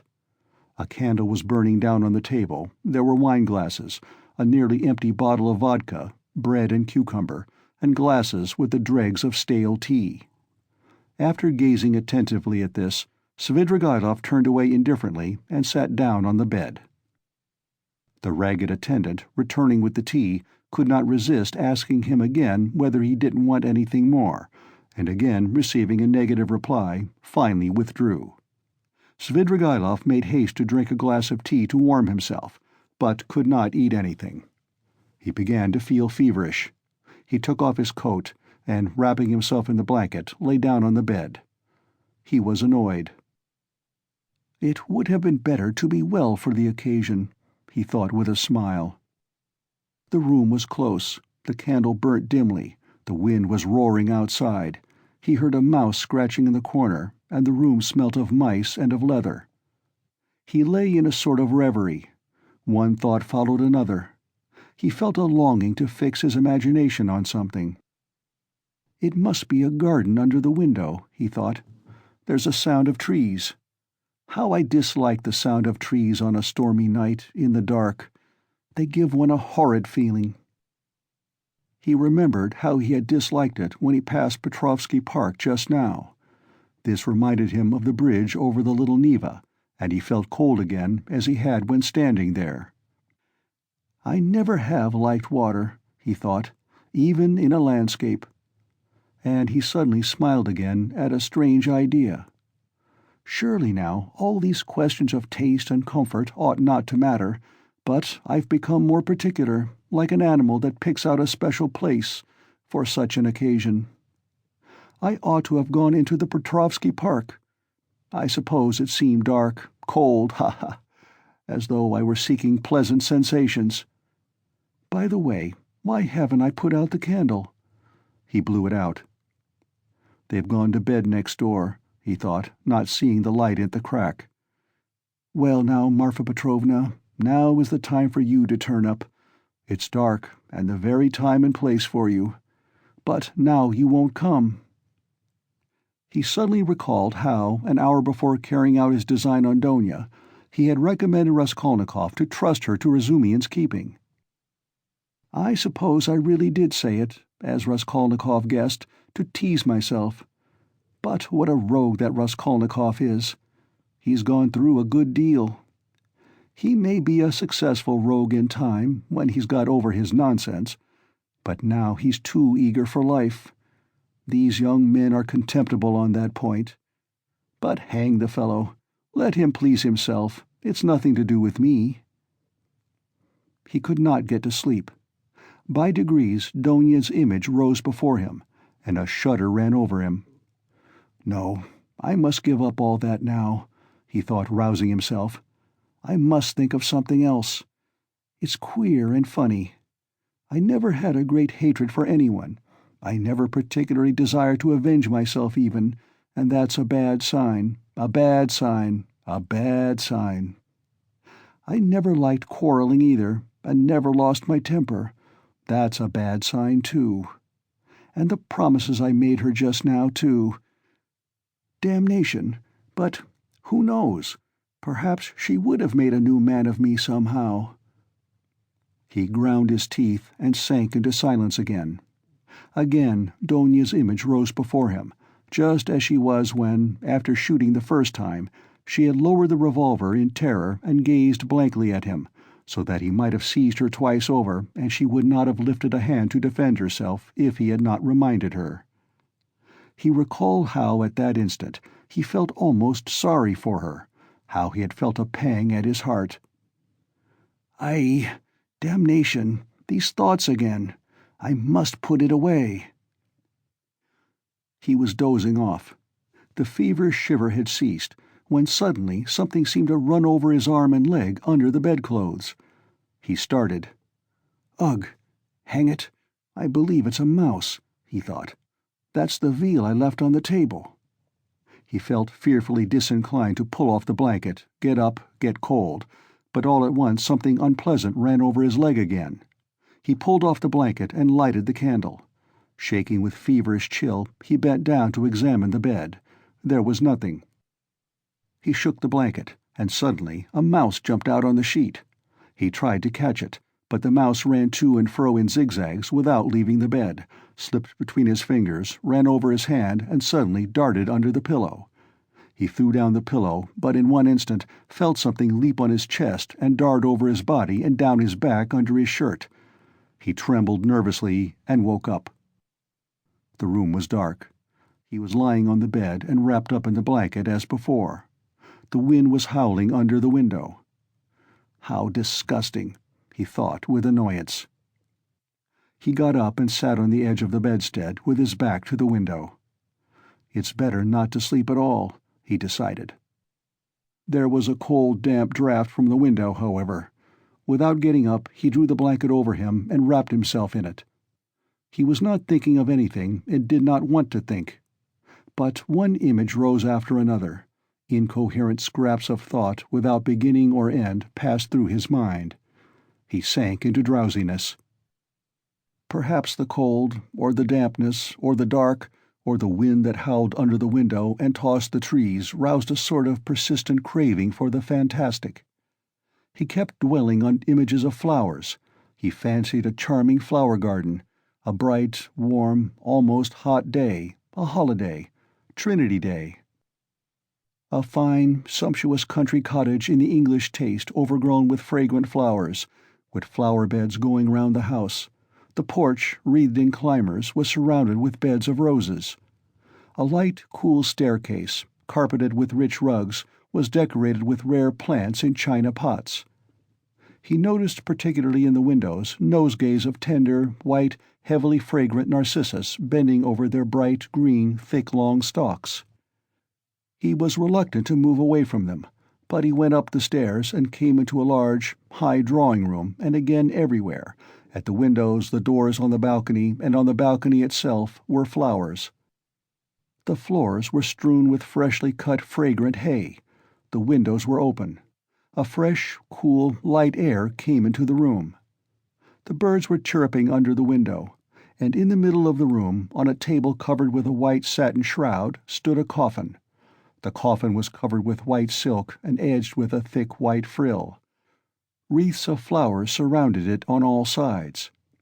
Among the flowers lay a girl in a white muslin dress, with her arms crossed and pressed on her bosom, as though carved out of marble. But her loose fair hair was wet. There was a wreath of roses on her head. The stern and already rigid profile of her face looked as though chiseled of marble too, and the smile on her pale lips was full of an immense unchildish misery and sorrowful appeal. Svidrigaïlov knew that girl. There was no holy image, no burning candle beside the coffin, no sound of prayers. The girl had drowned herself. She was only 14, but her heart was broken. And she had destroyed herself, crushed by an insult that had appalled and amazed that childish soul, had smirched that angel purity with unmerited disgrace, and torn from her a last scream of despair, unheeded and brutally disregarded, on a dark night in the cold and wet while the wind howled. Svidrigaïlov came to himself, got up from the bed and went to the window. He felt for the latch and opened it. The wind lashed furiously into the little room and stung his face and chest, only covered with his shirt, as though with frost. Under the window there must have been something like a garden, and apparently a pleasure garden. There, too, probably, there were tea-tables and singing in the daytime. Now drops of rain flew in at the window from the trees and bushes. It was dark as in a cellar, so that he could only just make out the dark blurs of objects.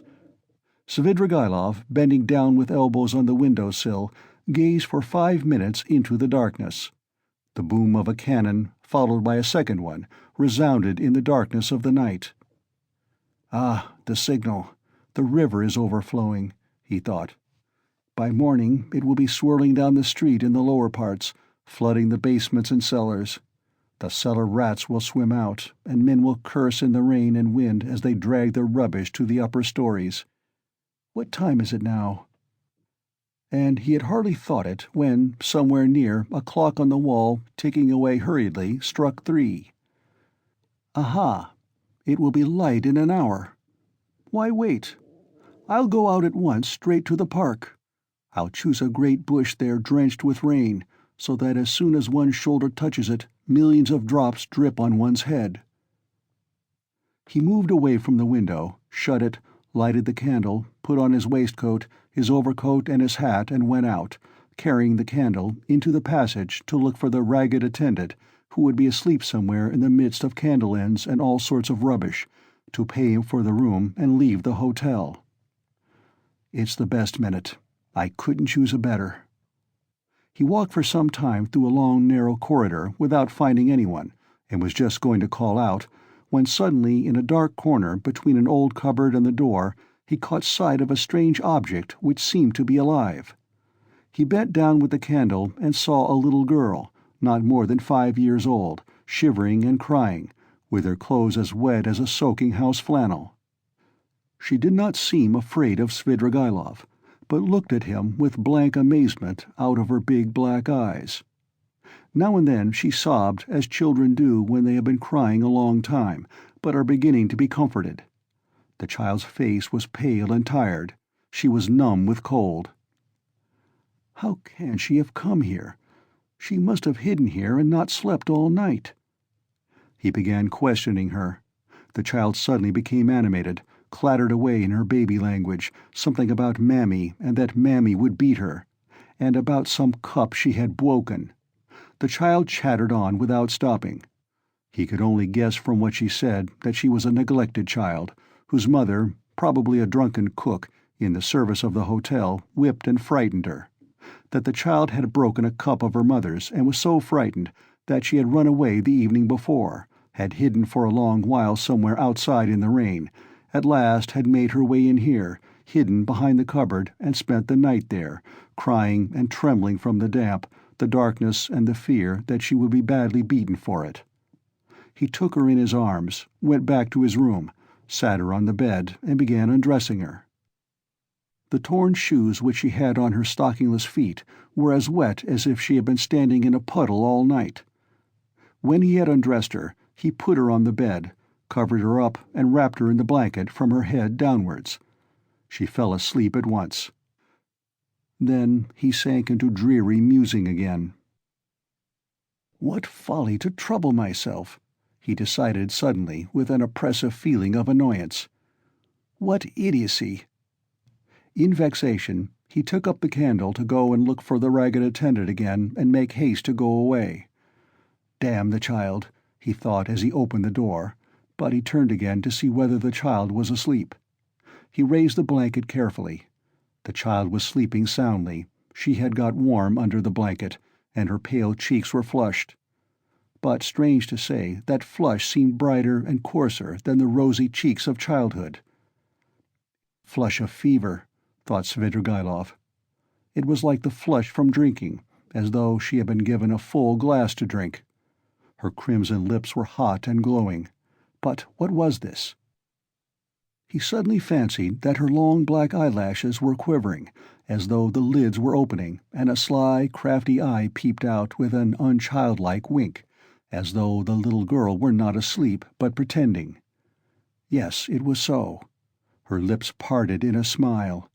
The corners of her mouth quivered, as though she were trying to control them. But now she quite gave up all effort. Now it was a grin, a broad grin.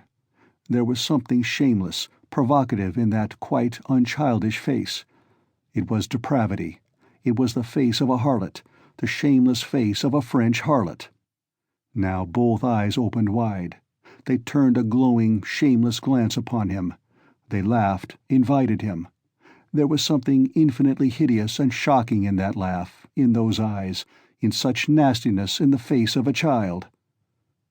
"What? At 5 years old?" Svidrigaïlov muttered in genuine horror. "What does it mean?" And now she turned to him, her little face all aglow, holding out her arms. "Accursed child!" Svidrigaïlov cried, raising his hand to strike her. But at that moment he woke up. He was in the same bed, still wrapped in the blanket. The candle had not been lighted, and daylight was streaming in at the windows. "I've had nightmare all night." He got up angrily, feeling utterly shattered. His bones ached. There was a thick mist outside, and he could see nothing. It was nearly 5. He had overslept himself. He got up, put on his still damp jacket and overcoat. Feeling the revolver in his pocket, he took it out, and then he sat down, took a notebook out of his pocket, and in the most conspicuous place on the title page wrote a few lines in large letters. Reading them over, he sank into thought with his elbows on the table. The revolver and the notebook lay beside him. Some flies woke up and settled on the untouched veal, which was still on the table. He stared at them, and at last with his free right hand began trying to catch one. He tried till he was tired, but could not catch it. At last, realizing that he was engaged in this interesting pursuit, he started, got up, and walked resolutely out of the room. A minute later he was in the street. A thick, milky mist hung over the town. Svidrigaïlov walked along the slippery, dirty wooden pavement towards the Little Neva. He was picturing the waters of the Little Neva swollen in the night, Petrovsky Island, the wet paths, the wet grass, the wet trees and bushes, and at last the bush. He began ill-humoredly staring at the houses, trying to think of something else. There was not a cabman or a passer-by in the street. The bright yellow, wooden little houses looked dirty and dejected with their closed shutters. The cold and damp penetrated his whole body, and he began to shiver. From time to time he came across shop signs and read each carefully. At last he reached the end of the wooden pavement and came to a big stone house. A dirty, shivering dog crossed his path with its tail between its legs. A man in a greatcoat lay face downwards, dead drunk across the pavement. He looked at him and went on. A high tower stood up on the left. "Bah!" he shouted. "Here is a place. Why should it be Petrovsky? It will be in the presence of an official witness anyway." He almost smiled at this new thought, and turned into the street where there was the big house with the tower. At the great closed gates of the house a little man stood with his shoulder leaning against them, wrapped in a grey soldier's coat, with a copper Achilles helmet on his head. He cast a drowsy and indifferent glance at Svidrigaïlov. His face wore that perpetual look of peevish dejection, which is so sourly printed on all the faces of Jewish race without exception. They both, Svidrigaïlov and Achilles, stared at each other for a few minutes without speaking. At last it struck Achilles as irregular for a man not drunk to be standing 3 steps from him, staring and not saying a word. "What do you want here?" he said, without moving or changing his position. "Nothing, brother. Good morning," answered Svidrigaïlov. "This isn't the place." "I am going to foreign parts, brother." "To foreign parts?" "To America." "America." Svidrigaïlov took out the revolver and cocked it. Achilles raised his eyebrows. "I say, this is not the place for such jokes." "Why shouldn't it be the place?" "Because it isn't." "Well, brother, I don't mind that. It's a good place. When you are asked, you just say he was going, he said, to America." He put the revolver to his right temple. "You can't do it here. It's not the place," cried Achilles, rousing himself, his eyes growing bigger and bigger. Svidrigaïlov pulled the trigger. Part 6, Chapter 7. The same day, about 7 o'clock in the evening, Raskolnikov was on his way to his mother's and sister's lodging, the lodging at Bakaleyev's house which Razumikhin had found for them. The stairs went up from the street. Raskolnikov walked with lagging steps, as though still hesitating whether to go or not. But nothing would have turned him back. His decision was taken. Besides, it doesn't matter. They still know nothing, he thought, and they are used to thinking of me as eccentric. He was appallingly dressed, his clothes torn and dirty, soaked with the night's rain. His face was almost distorted from fatigue, exposure, the inward conflict that had lasted for 24 hours. He had spent all the previous night alone, God knows where. But anyway, he had reached a decision. He knocked at the door, which was opened by his mother. Donya was not at home. Even the servant happened to be out. At first Pulcheria Alexandrovna was speechless with joy and surprise. Then she took him by the hand and drew him into the room. "Here you are," she began, faltering with joy. "Don't be angry with me, Rodya, for welcoming you so foolishly with tears. I am laughing, not crying. Did you think I was crying? No, I am delighted, but I've got into such a stupid habit of shedding tears. I've been like that ever since your father's death. I cry for anything. Sit down, dear boy, you must be tired. I see you are. Oh, how muddy you are." "I was in the rain yesterday, Mother," Raskolnikov began. "No, no," Pulcheria Alexandrovna hurriedly interrupted. "You thought I was going to cross-question you in the womanish way I used to. Don't be anxious. I understand. I understand it all. Now I've learned the ways here, and truly I see for myself that they are better. I've made up my mind once for all. How could I understand your plans and expect you to give an account of them?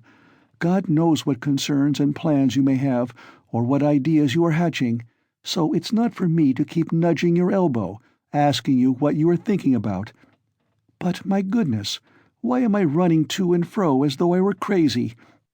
I'm reading your article in the magazine for the 3rd time, Rodya. Dmitri Prokofitch brought it to me. Directly I saw it, I cried out to myself, 'There, foolish one,' I thought, 'that's what he is busy about. That's the solution of the mystery. Learned people are always like that. He may have some new ideas in his head just now. He is thinking them over, and I worry him and upset him. I read it, my dear, and of course there was a great deal I did not understand, but that's only natural. How should I?" "Show me, Mother." Raskolnikov took the magazine and glanced at his article. Incongruous as it was with his mood and his circumstances, he felt that strange and bitter-sweet sensation that every author experiences the first time he sees himself in print. Besides, he was only 23. It lasted only a moment. After reading a few lines, he frowned and his heart throbbed with anguish. He recalled all the inward conflict of the preceding months. He flung the article on the table with disgust and anger. "But however foolish I may be, Rodya, I can see for myself that you will very soon be one of the leading, if not the leading man in the world of Russian thought. And they dared to think you were mad. You don't know, but they really thought that. Ah, the despicable creatures, how could they understand genius? And Donia was all but believing it. What do you say to that? Your father sent twice to magazines, the first time poems. I've got the manuscript and will show you, and the second time a whole novel. I begged him to let me copy it out, and how we prayed that they should be taken. They weren't. I was breaking my heart, Rodya, 6 or 7 days ago, over your food and your clothes and the way you were living. But now I see again how foolish I was, for you can attain any position you like by your intellect and talent. No doubt you don't care about that for the present, and you are occupied with much more important matters." "Donia's not at home, Mother?" "No, Rodya. I often don't see her. She leaves me alone. Dmitri Prokofitch comes to see me. It's so good of him, and he always talks about you. He loves you and respects you, my dear. I don't say that Donia is very wanting in consideration. I am not complaining. She has her ways, and I have mine. She seems to have got some secrets of late, and I never have any secrets from you two. Of course, I am sure that Donia has far too much sense, and besides, she loves you and me. But I don't know what it will all lead to. You've made me so happy by coming now, Rodya, but she has missed you by going out. When she comes in, I'll tell her. Your brother came in while you were out. Where have you been all this time? You mustn't spoil me, Rodya, you know. Come when you can, but if you can't, it doesn't matter. I can wait. I shall know, anyway, that you are fond of me. That will be enough for me. I shall read what you write. I shall hear about you from everyone, and sometimes you'll come yourself to see me. What could be better? Here you've come now to comfort your mother, I see that." Here Pulcheria Alexandrovna began to cry. "Here I am again. Don't mind my foolishness. My goodness, why am I sitting here?" she cried, jumping up. "There is coffee, and I don't offer you any. Ah, that's the selfishness of old age. I'll get it at once." "Mother, don't trouble. I am going at once. I haven't come for that. Please listen to me." Pulcheria Alexandrovna went up to him timidly. "Mother, whatever happens, whatever you hear about me, whatever you are told about me, you will always love me as you do now?" he asked suddenly from the fullness of his heart, as though not thinking of his words and not weighing them. "Rodya, what is the matter? How can you ask me such a question? Why, who will tell me anything about you? Besides, I shouldn't believe anyone. I should refuse to listen." "I've come to assure you that I've always loved you, and am glad that we are alone, even glad Donia is out," he went on with the same impulse. "I have come to tell you that, though you will be unhappy, you must believe that your son loves you now more than himself, and that all you thought about me, that I was cruel and didn't care about you, was all a mistake. I shall never cease to love you. Well, that's enough. I thought I must do this, and begin with this." Pulcheria Alexandrovna embraced him in silence, pressing him to her bosom and weeping gently. "I don't know what is wrong with you, Rodya," she said at last. "I've been thinking all this time that we were simply boring you, and now I see that there is a great sorrow in store for you, and that's why you are miserable. I've foreseen it a long time, Rodya. Forgive me for speaking about it. I keep thinking about it and lie awake at nights. Your sister lay talking in her sleep all last night, talking of nothing but you. I caught something, but I couldn't make it out.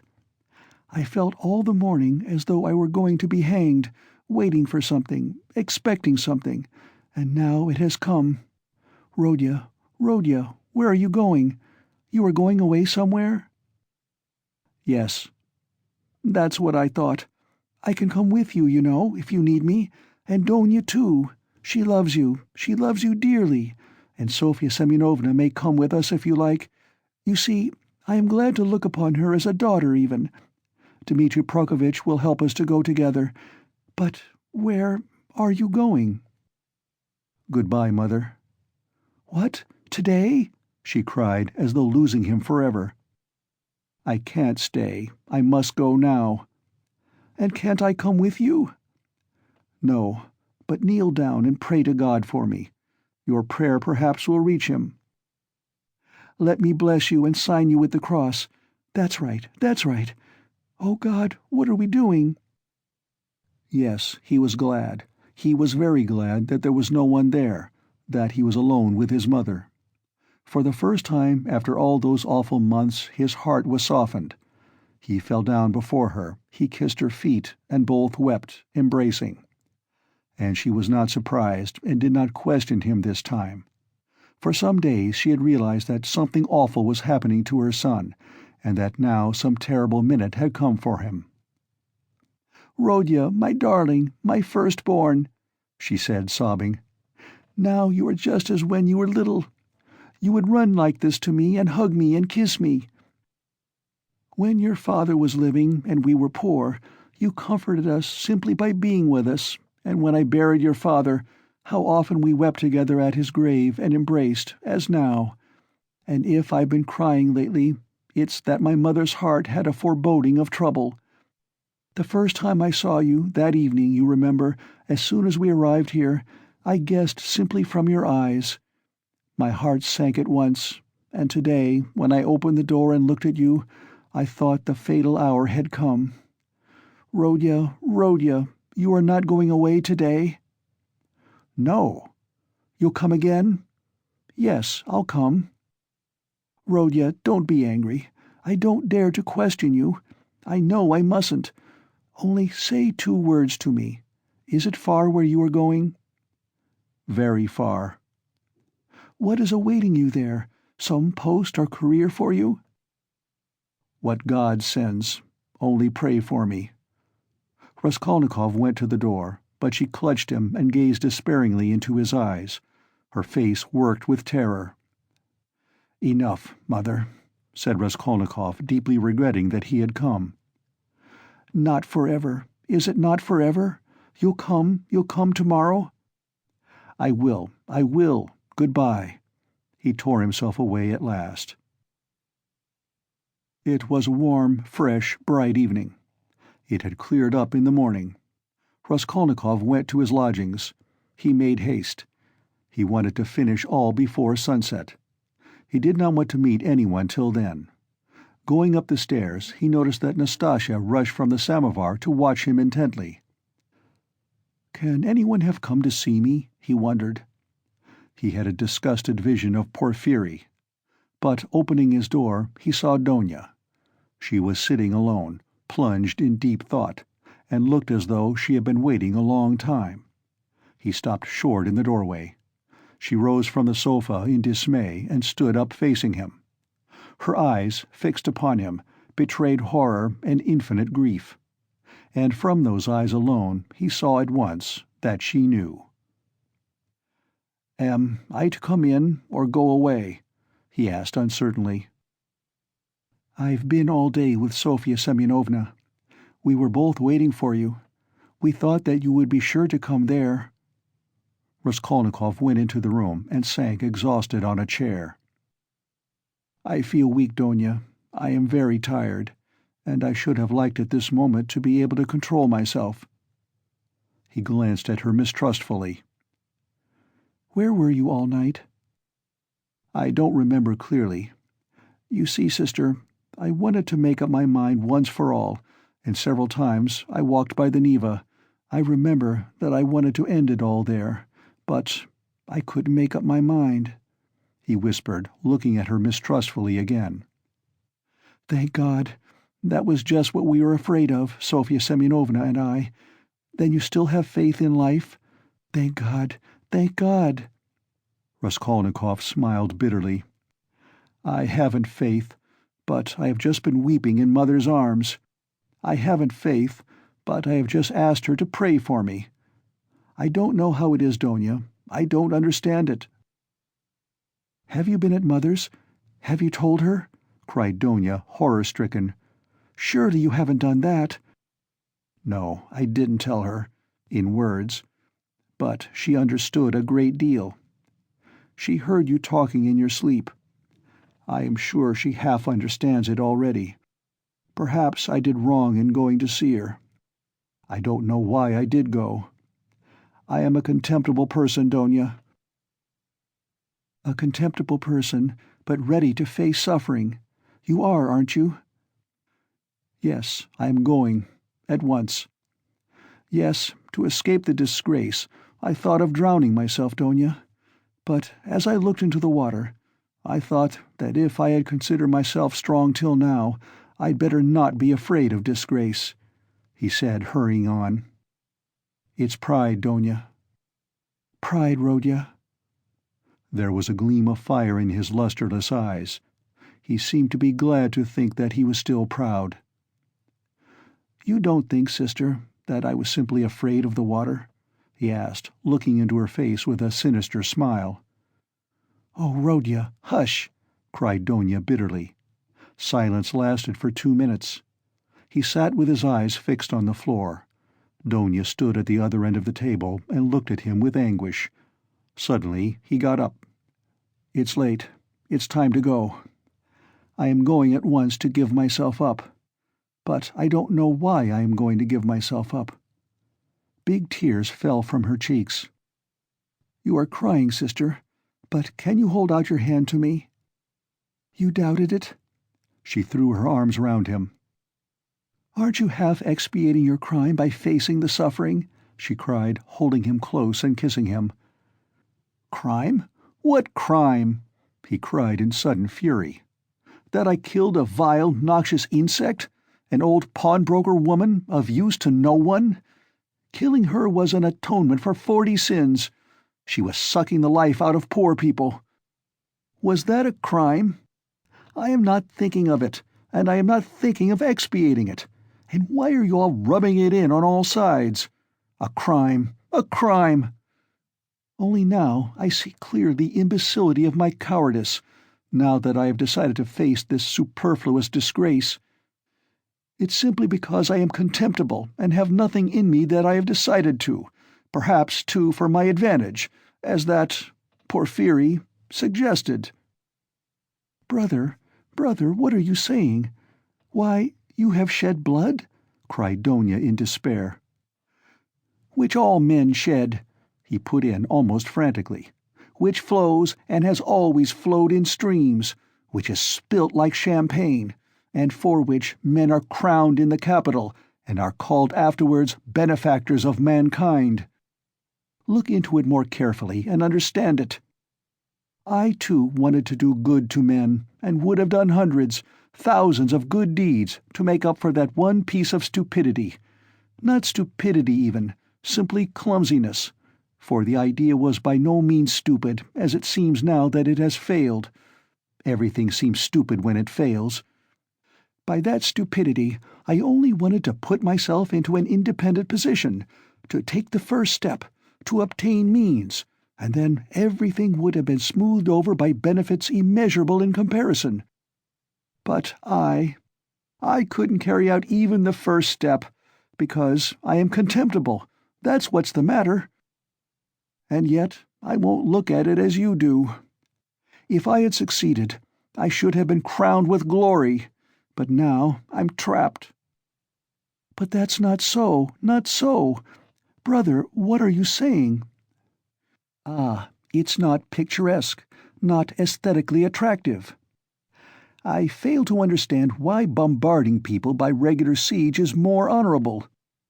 The fear of appearances is the first symptom of impotence. I've never recognized this more clearly than now, and I am further than ever from seeing that what I did was a crime. I've never been stronger and more convinced than now." The color had rushed into his pale, exhausted face, but as he uttered this last explanation, he happened to meet Donya's eyes, and he saw such anguish in them that he could not help being checked.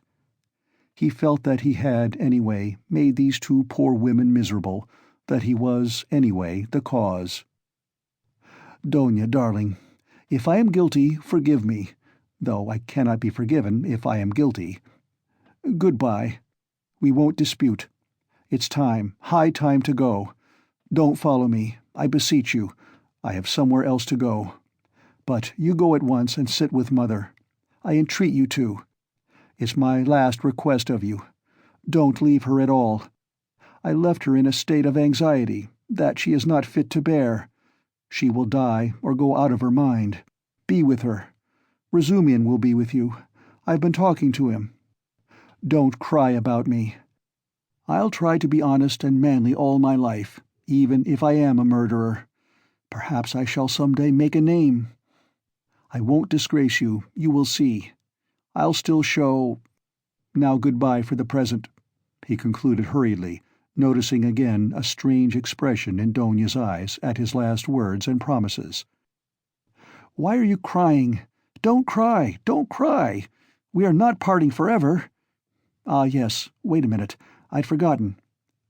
He went to the table, took up a thick dusty book, opened it, and took from between the pages a little watercolor portrait on ivory. It was the portrait of his landlady's daughter who had died of fever, that strange girl who had wanted to be a nun. For a minute he gazed at the delicate, expressive face of his betrothed, kissed the portrait, and gave it to Donya. "I used to talk a great deal about it to her, only to her," he said thoughtfully. "To her heart I confided much of what has since been so hideously realized. Don't be uneasy," he returned to Donya. "She was as much opposed to it as you, and I am glad that she is gone. The great point is that everything now is going to be different, is going to be broken in two," he cried, suddenly returning to his dejection. "Everything, everything. And am I prepared for it? Do I want it myself? They say it is necessary for me to suffer. What's the object of these senseless sufferings? Shall I know any better what they are for, when I am crushed by hardships and idiocy, and weak as an old man after 20 years' penal servitude? And what shall I have to live for then? Why am I consenting to that life now? Oh, I knew I was contemptible when I stood looking at the Neva at daybreak today." At last they both went out. It was hard for Donya, but she loved him.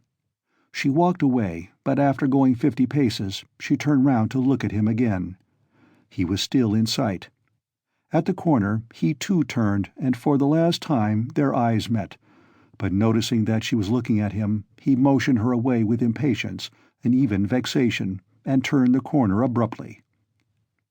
"I am wicked, I see that," he thought to himself, feeling ashamed a moment later of his angry gesture to Donya. "But why are they so fond of me if I don't deserve it? Oh, if only I were alone, and no one loved me, and I too had never loved anyone. Nothing of all this would have happened. But I wonder shall I in those 15 or 20 years grow so meek that I shall humble myself before people and whimper at every word that I am a criminal? Yes, that's it, that's it. That's what they are sending me there for. That's what they want. Look at them running to and fro about the streets, every one of them a scoundrel and a criminal at heart, and worse still, an idiot. But try to get me off, and they be wild with righteous indignation. Oh, how I hate them all!" He fell to musing by what process it would come to pass, that he could be humbled before all of them, indiscriminately, humbled by conviction. And yet, why not? It must be so. Would not 20 years of continual bondage crush him utterly? Water wears out a stone. And why should he live after that? Why should he go now when he knew that it would be so? It was the 100th time perhaps that he had asked himself that question since the previous evening. But still he went.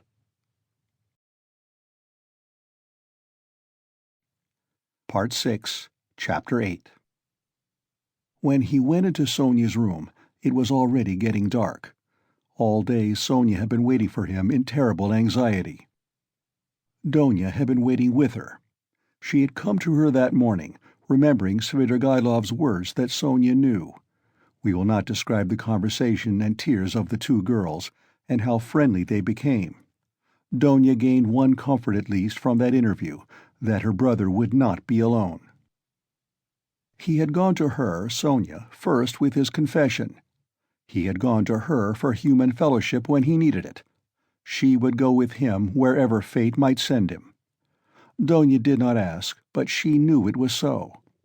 She looked at Sonya almost with reverence, and at first almost embarrassed her by it. Sonya was almost on the point of tears. She felt herself, on the contrary, hardly worthy to look at Donya. Donya's gracious image when she had bowed to her so attentively and respectfully at their first meeting in Raskolnikov's room had remained in her mind as one of the fairest visions of her life. Donya at last became impatient, and, leaving Sonya, went to her brother's room to await him there. She kept thinking that he would come there first.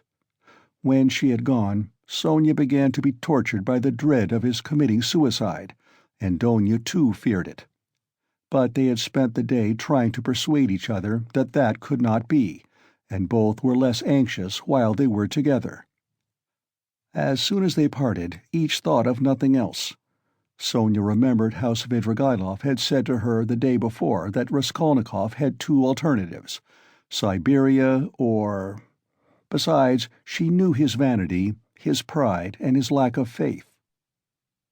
Is it possible that he has nothing but cowardice and fear of death to make him live? She thought at last in despair. Meanwhile the sun was setting. Sonya was standing in dejection, looking intently out of the window, but from it she could see nothing but the unwhitewashed blank wall of the next house. At last, when she began to feel sure of his death, he walked into the room. She gave a cry of joy, but looking carefully into his face, she turned pale. "Yes," said Raskolnikov, smiling.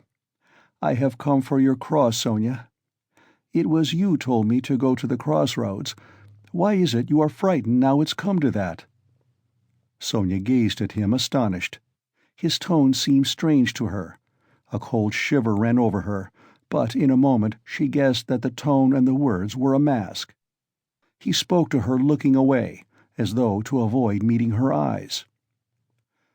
"You see, Sonya, I've decided that it would be better so. There is one fact, but it's a long story, and there's no need to discuss it. But do you know what angers me? It annoys me that all these stupid, brutish faces will be gaping at me directly, pestering me with their stupid questions, which I shall have to answer. They'll point their fingers at me. Phoo! You know, I am not going to Porfiry. I am sick of him. I'd rather go to my friend, the explosive lieutenant. How I shall surprise him! What a sensation I shall make! But I must be cooler. I've become too irritable of late. You know, I was nearly shaking my fist at my sister just now, because she turned to take a last look at me. It's a brutal state to be in. Ah, what am I coming to? Well, where are the crosses?" He seemed hardly to know what he was doing. He could not stay still or concentrate his attention on anything. His ideas seemed to gallop after one another. He talked incoherently, his hands trembled slightly. Without a word, Sonya took out of the drawer two crosses, one of cypress wood and one of copper. She made the sign of the cross over herself and over him, and put the wooden cross on his neck. "It's the symbol of my taking up the cross," he laughed. "As though I had not suffered much till now. The wooden cross, that is the peasant one. The copper one, that is Lizaveta's. You will wear yourself. Show me." So she had it on, at that moment? I remember two things like these too, a silver one and a little icon. I threw them back on the old woman's neck. Those would be appropriate now, really. Those are what I ought to put on now. But I am talking nonsense, and forgetting what matters. I am somehow forgetful. You see, I have come to warn you, Sonya, so that you might know. That's all I came for. But I thought I had more to say. You wanted me to go yourself. Well, now I am going to prison, and you'll have your wish. Well, what are you crying for?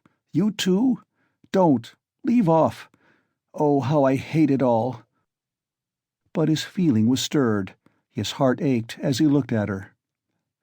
"Why is she grieving too?" he thought to himself. "What am I to her? Why does she weep?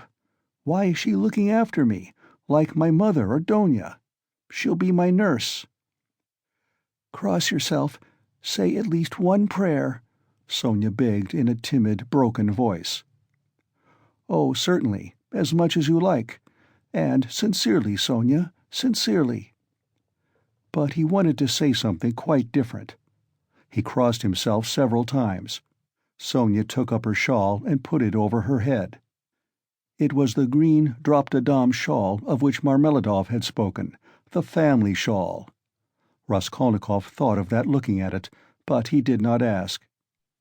He began to feel himself that he was certainly forgetting things, and was disgustingly agitated. He was frightened at this. He was suddenly struck, too, by the thought that Sonya meant to go with him. "What are you doing? Where are you going? Stay here, stay! I'll go alone!"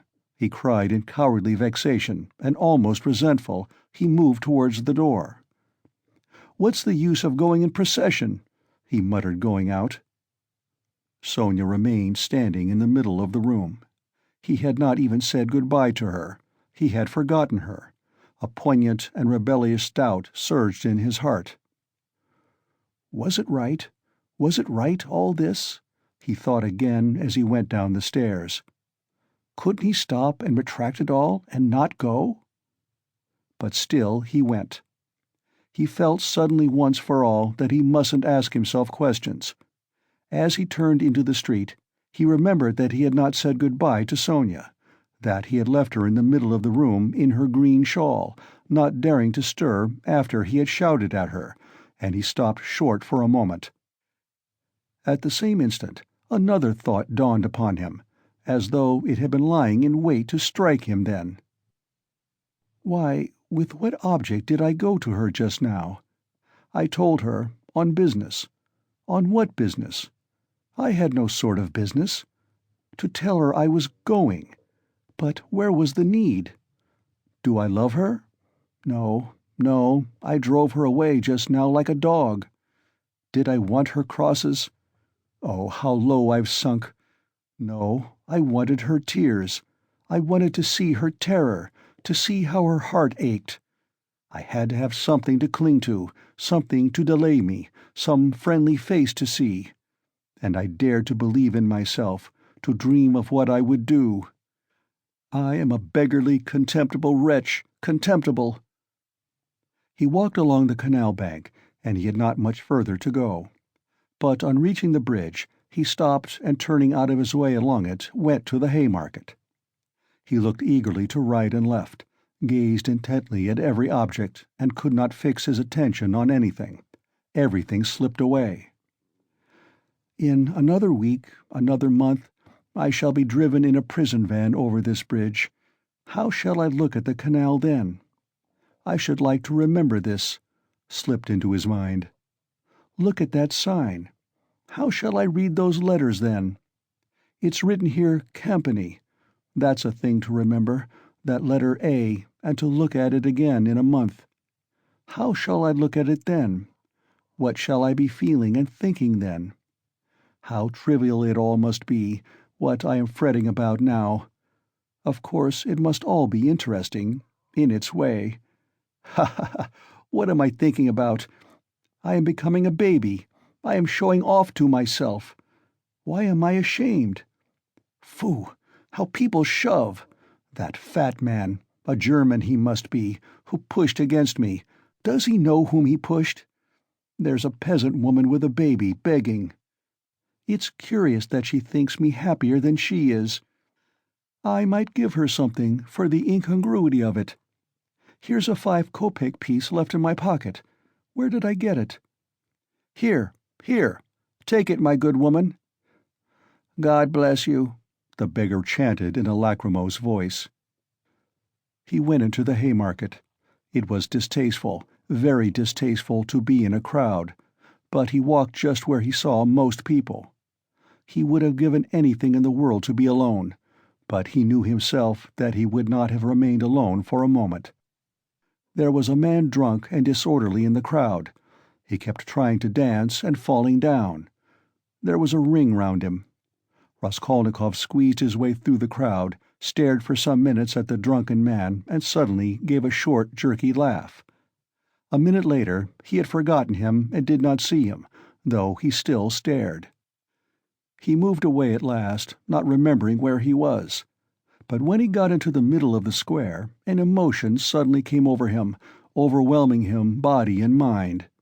He suddenly recalled Sonya's words. "Go to the crossroads, bow down to the people, kiss the earth, for you have sinned against it too, and say aloud to the whole world, 'I am a murderer.'" He trembled, remembering that. And the hopeless misery and anxiety of all that time, especially of the last hours, had weighed so heavily upon him that he positively clutched at the chance of this new unmixed, complete sensation. It came over him like a fit. It was like a single spark kindled in his soul and spreading fire through him. Everything in him softened at once, and the tears started into his eyes. He fell to the earth on the spot. He knelt down in the middle of the square, bowed down to the earth, and kissed that filthy earth with bliss and rapture. He got up, bowed down a second time. "He's boozed," a youth near him observed. There was a roar of laughter. "He's going to Jerusalem, brothers, and saying goodbye to his children and his country. He's bowing down to all the world and kissing the great city of St. Petersburg and its pavement," added a workman who was a little drunk. "Quite a young man, too," observed a third. "And a gentleman," someone observed soberly. "There's no knowing who's a gentleman and who isn't nowadays." These exclamations and remarks checked Raskolnikov, and the words, "I am a murderer," which were perhaps on the point of dropping from his lips, died away. He bore these remarks quietly, however, and without looking round he turned down a street leading to the police office. He had a glimpse of something on the way which did not surprise him. He had felt that it must be so. The second time he bowed down in the Haymarket, he saw, standing 50 paces from him on the left, Sonya. She was hiding from him behind one of the wooden shanties in the market-place. She had followed him, then, on his painful way. Raskolnikov at that moment felt and knew once for all that Sonya was with him forever, and would follow him to the ends of the earth, wherever fate might take him. It wrung his heart, but he was just reaching the fatal place. He went into the yard fairly resolutely. He had to mount to the 3rd story. "I shall be some time going up," he thought.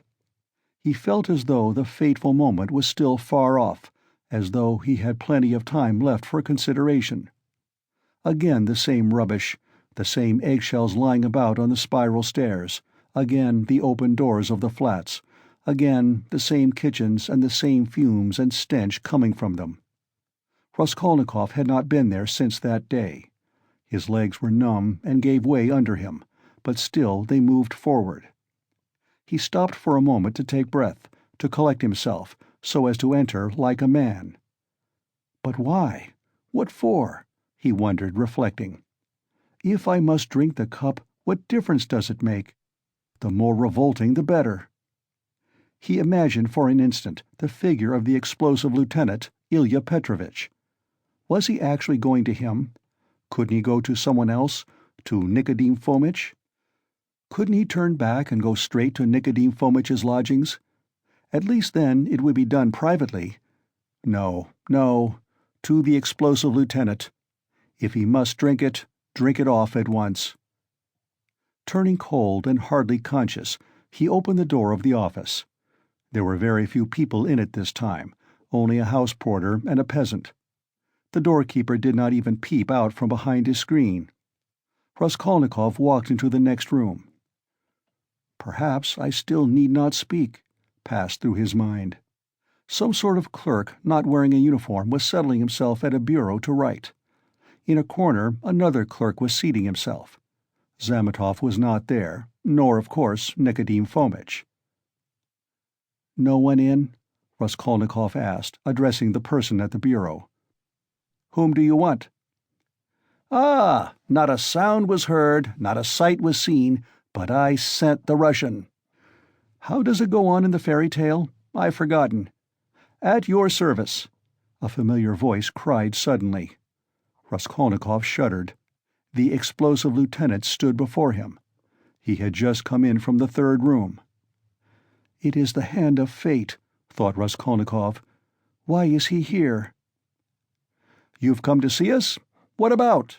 Cried Ilya Petrovich. He was obviously in an exceedingly good humor, and perhaps a trifle exhilarated. If it's on business, you are rather early. It's only chance that I am here.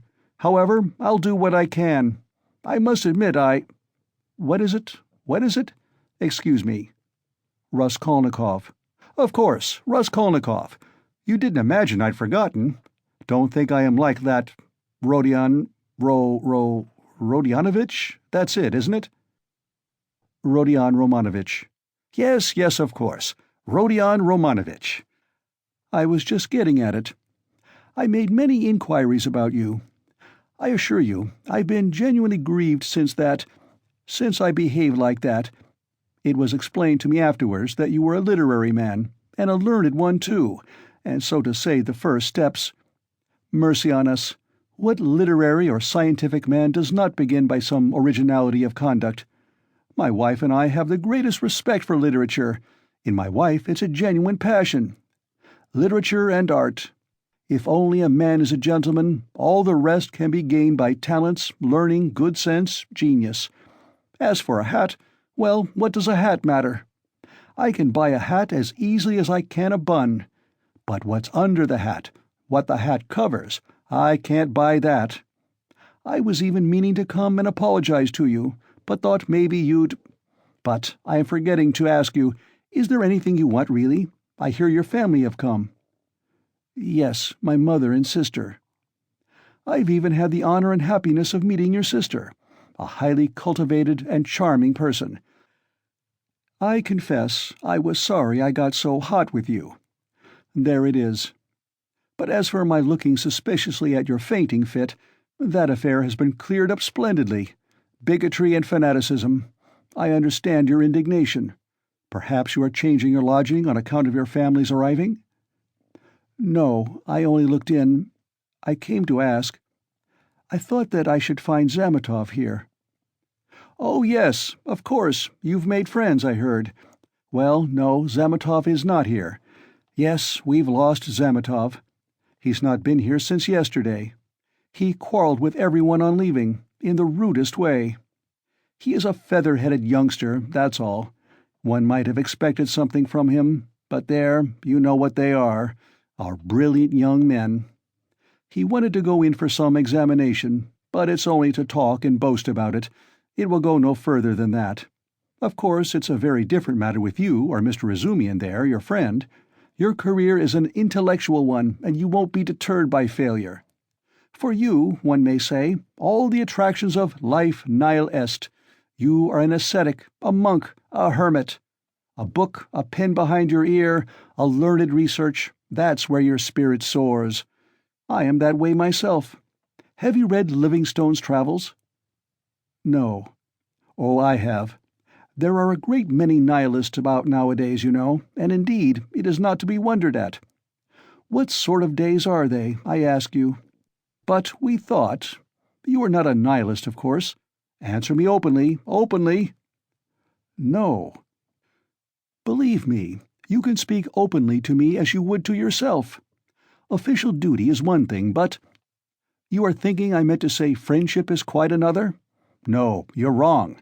It's not friendship, but the feeling of a man and a citizen, the feeling of humanity and of love for the Almighty. I may be an official, but I am always bound to feel myself a man and a citizen. You are asking about Zametov. Zametov will make a scandal in the French style in a house of bad reputation, over a glass of champagne. That's all your Zametov is good for. Well, I'm perhaps, so to speak, burning with devotion and lofty feelings, and besides, I have rank, consequence, a post. I am married and have children. I fulfill the duties of a man and a citizen. But who is he, may I ask? I appeal to you as a man ennobled by education. Then these midwives, too, have become extraordinarily numerous." Raskolnikov raised his eyebrows inquiringly. The words of Ilya Petrovich, who had obviously been dining, were for the most part a stream of empty sounds for him, but some of them he understood. He looked at him inquiringly, not knowing how it would end. "I mean those crop-headed wenches," the talkative Ilya Petrovich continued. "Midwives is my name for them. I think it a very satisfactory one, ha. They go to the academy, study anatomy. If I fall ill, am I to send for a young lady to treat me? What do you say, ha?" Ilya Petrovich laughed, quite pleased with his own wit. "It's an immoderate zeal for education, but once you're educated, that's enough. Why abuse it? Why insult honorable people, as that scoundrel Zametov does? Why did he insult me, I ask you? Look at these suicides, too, how common they are, you can't fancy. People spend their last halfpenny and kill themselves, boys and girls and old people. Only this morning we heard about a gentleman who had just come to town. Nil Pavlich, I say, what was the name of that gentleman who shot himself?" "Svidrigailov," someone answered from the other room with a drowsy listlessness. Raskolnikov started. "Svidrigailov? Svidrigailov has shot himself?" he cried. "What, do you know Svidrigailov?" "Yes, I knew him. He hadn't been here long." "Yes, that's so. He had lost his wife, was a man of reckless habits, and all of a sudden shot himself, and in such a shocking way. He left in his notebook a few words, that he dies in full possession of his faculties, and that no one is to blame for his death. He had money, they say. How did you come to know him?" "I was acquainted. My sister was governess in his family." "Bah, bah, bah. Then no doubt you can tell us something about him. You had no suspicion?" "I saw him yesterday. He was drinking wine. I knew nothing." Raskolnikov felt as though something had fallen on him and was stifling him. "You've turned pale again. It's so stuffy here." "Yes, I must go," muttered Raskolnikov. "Excuse my troubling you." "Oh, not at all, as often as you like. It's a pleasure to see you, and I am glad to say so." Ilya Petrovich held out his hand. "I came to see Zametov." I understand, and it's a pleasure to see you." "I am very glad. Goodbye." Raskolnikov smiled. He went out. He reeled. He was overtaken with giddiness and did not know what he was doing. He began going down the stairs, supporting himself with his right hand against the wall.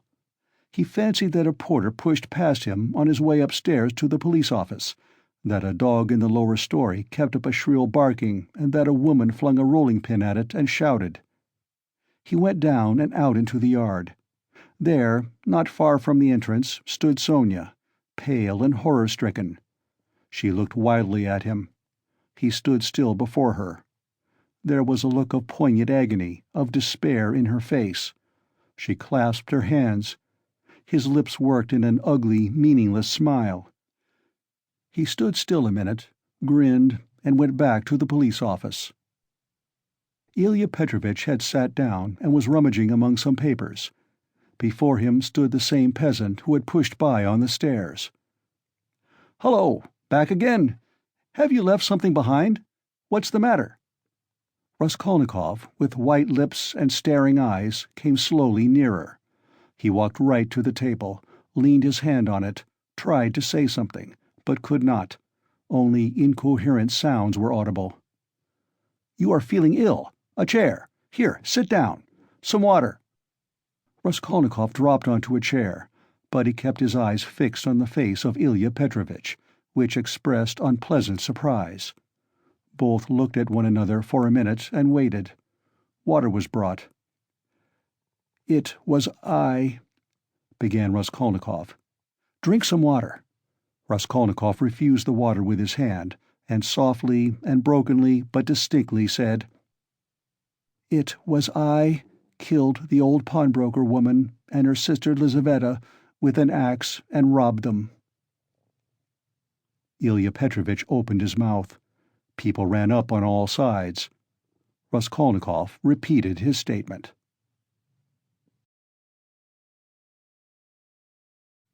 On the banks of a broad, solitary river stands a town, one of the administrative centers of Russia. In the town there is a fortress. In the fortress there is a prison. In the prison, the second-class convict Rodion Raskolnikov has been confined for 9 months. Almost a year and a half has passed since his crime. There had been little difficulty about his trial. The criminal adhered exactly, firmly, and clearly to his statement. He did not confuse nor misrepresent the facts, nor soften them in his own interest, nor omit the smallest detail. He explained every incident of the murder, the secret of the pledge, the piece of wood with a strip of metal, which was found in the murdered woman's hand. He described minutely how he had taken her keys, what they were like, as well as the chest and its contents. He explained the mystery of Lizaveta's murder, described how Koch, and after him the student, knocked, and repeated all they had said to one another. How he had afterwards had run downstairs and heard Nikolai and Dmitri shouting, how he had hidden in the empty flat and afterwards gone home. He ended by indicating the stone in the yard off the Voznesensky Prospect, under which the purse and the trinkets were found. The whole thing, in fact, was perfectly clear. The lawyers and the judges were very much struck, among other things, by the fact that he had hidden the trinkets and the purse under a stone, without making use of them, and that, what was more, he did not now remember what the trinkets were like, or even how many there were. The fact that he had never opened the purse and did not even know how much was in it seemed incredible. There turned out to be in the purse 317 rubles and 60 kopecks. From being so long under the stone, some of the most valuable notes lying uppermost had suffered from the damp. They were a long while trying to discover why the accused man should tell a lie about this, when about everything else he had made a truthful and straightforward confession. Finally, some of the lawyers more versed in psychology admitted that it was possible he had really not looked into the purse, and so didn't know what was in it when he hid it under the stone. But they immediately drew the deduction that the crime could only have been committed through temporary mental derangement, through homicidal mania, without object or the pursuit of gain. This fell in with the most recent fashionable theory of temporary insanity, so often applied in our days in criminal cases. Moreover, Raskolnikov's hypochondriacal condition was proved by many witnesses, by Dr. Zosimov, his former fellow students, his landlady, and her servant. All this pointed strongly to the conclusion that Raskolnikov was not quite like an ordinary murderer and robber, but that there was another element in the case. To the intense annoyance of those who maintained this opinion, the criminal scarcely attempted to defend himself. To the decisive question as to what motive impelled him to the murder and the robbery, he answered very clearly with the coarsest frankness that the cause was his miserable position, his poverty and helplessness, and his desire to provide for his first steps in life by the help of the 3,000 rubles he had reckoned on finding. He had been led to the murder through his shallow and cowardly nature, exasperated moreover by privation and failure. To the question what led him to confess, he answered that it was his heartfelt repentance. All this was almost coarse. The sentence, however, was more merciful than could have been expected, perhaps partly because the criminal had not tried to justify himself, but had rather shown a desire to exaggerate his guilt. All the strange and peculiar circumstances of the crime were taken into consideration. There could be no doubt of the abnormal and poverty-stricken condition of the criminal at the time. The fact that he had made no use of what he had stolen was put down partly to the effect of remorse, partly to his abnormal mental condition at the time of the crime. Incidentally, the murder of Lizaveta served indeed to confirm the last hypothesis. A man commits 2 murders and forgets that the door is open. Finally, the confession, at the very moment when the case was hopelessly muddled by the false evidence given by Nikolai through melancholy and fanaticism, and when, moreover, there were no proofs against the real criminal, no suspicions even. Porfiry Petrovich fully kept his word. All this did much to soften the sentence. Other circumstances, too, in the prisoner's favor came out quite unexpectedly. Razumikhin somehow discovered and proved that while Raskolnikov was at the university, he had helped a poor consumptive fellow student and had spent his last penny on supporting him for 6 months, and when this student died, leaving a decrepit old father whom he had maintained almost from his 13th year, Raskolnikov had got the old man into a hospital and paid for his funeral when he died.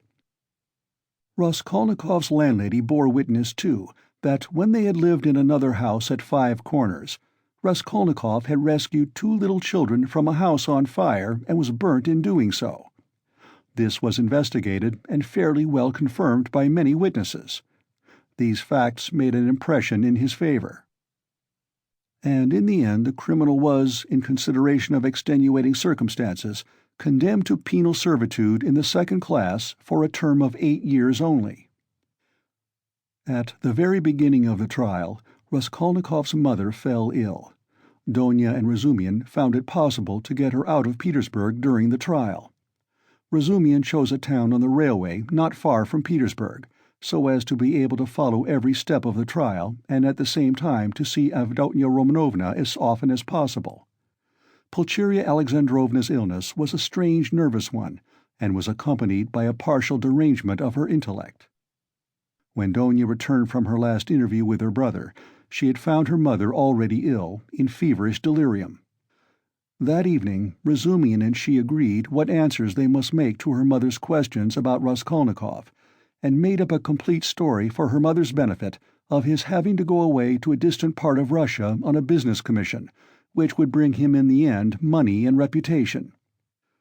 But they were struck by the fact that Pulcheria Alexandrovna never asked them anything on the subject, neither then nor thereafter. On the contrary, she had her own version of her son's sudden departure. She told them with tears how he had come to say good-bye to her, hinting that she alone knew many mysterious and important facts, and that Rodya had many very powerful enemies, so that it was necessary for him to be in hiding.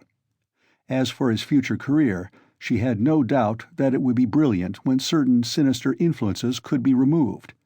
She assured Razumikhin that her son would be one day a great statesman, that his article and brilliant literary talent proved it. This article she was continually reading. She even read it aloud, almost took it to bed with her, but scarcely asked where Rodya was, though the subject was obviously avoided by the others, which might have been enough to awaken her suspicions. They began to be frightened at last at Pulcheria Alexandrovna's strange silence on certain subjects.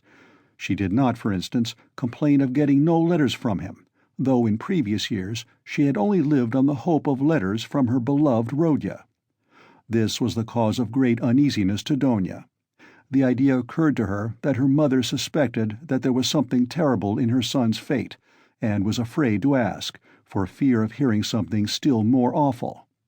In any case, Donya saw clearly that her mother was not in full possession of her faculties.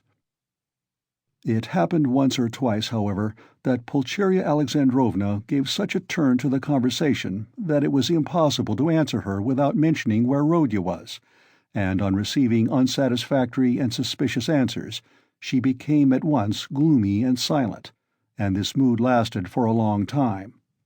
Donya saw at last that it was hard to deceive her, and came to the conclusion that it was better to be absolutely silent on certain points, but it became more and more evident that the poor mother suspected something terrible. Donya remembered her brother's telling her that her mother had overheard her talking in her sleep on the night after her interview with Svidrigailov, and before the fatal day of the confession. Had not she made out something from that? Sometimes days and even weeks of gloomy silence and tears would be succeeded by a period of hysterical animation, and the invalid would begin to talk almost incessantly of her son, of her hopes of his future. Her fancies were sometimes very strange. They humored her, pretending to agree with her. She saw, perhaps, that they were pretending, but she still went on talking. 5 months after Raskolnikov's confession, he was sentenced. Razumikhin and Sonya saw him in prison as often as it was possible. At last the moment of separation came. Donya swore to her brother that the separation should not be forever. Razumikhin did the same. Razumikhin, in his youthful ardor, had firmly resolved to lay the foundations at least of a secure livelihood during the next 3 or 4 years, and saving up a certain sum to emigrate to Siberia, a country rich in every natural resource and in need of workers, active men, and capital. There they would settle in the town where Rodya was, and all together would begin a new life. They all wept at parting. Raskolnikov had been very dreamy for a few days before. He asked a great deal about his mother and was constantly anxious about her. He worried so much about her that it alarmed Donya. When he heard about his mother's illness, he became very gloomy. With Sonya, he was particularly reserved all the time. With the help of the money left to her by Svidrigailov, Sonya had long ago made her preparations to follow the party of convicts in which he was dispatched to Siberia. Not a word passed between Raskolnikov and her on the subject, but both knew it would be so. At the final leave-taking, he smiled strangely at his sister's and Razumikhin's fervent anticipations of their happy future together when he should come out of prison. He predicted that their mother's illness would soon have a fatal ending. Sonya and he at last set off. 2 months later, Donya was married to Razumikhin. It was a quiet and sorrowful wedding. Porfiry Petrovich and Zosimov were invited, however. During all this period, Razumikhin wore an air of resolute determination. Donya put implicit faith in his carrying out his plans, and indeed she could not but believe in him. He displayed a rare strength of will. Among other things, he began attending university lectures again in order to take his degree. They were continually making plans for the future. Both counted on settling in Siberia within 5 years at least. Till then they rested their hopes on Sonya. Pulcheria Alexandrovna was delighted to give her blessing to Donya's marriage with Razumikhin. But after the marriage she became even more melancholy and anxious. To give her pleasure, Razumikhin told her how Raskolnikov had looked after the poor student and his decrepit father, and how a year ago he had been burnt and injured in rescuing 2 little children from a fire. These 2 pieces of news excited Pulcheria Alexandrovna's disordered imagination almost to ecstasy. She was continually talking about them, even entering into conversation with strangers in the street, though Donya always accompanied her. In public conveyances and shops, wherever she could capture a listener, she would begin the discourse about her son, his article, how he had helped the student, how he had been burnt at the fire, and so on. Donya did not know how to restrain her. Apart from the danger of her morbid excitement, there was the risk of someone's recalling Raskolnikov's name and speaking of the recent trial. Pulcheria Alexandrovna found out the address of the mother of the 2 children her son had saved, and insisted on going to see her. At last her restlessness reached an extreme point. She would sometimes begin to cry suddenly, and was often ill and feverishly delirious.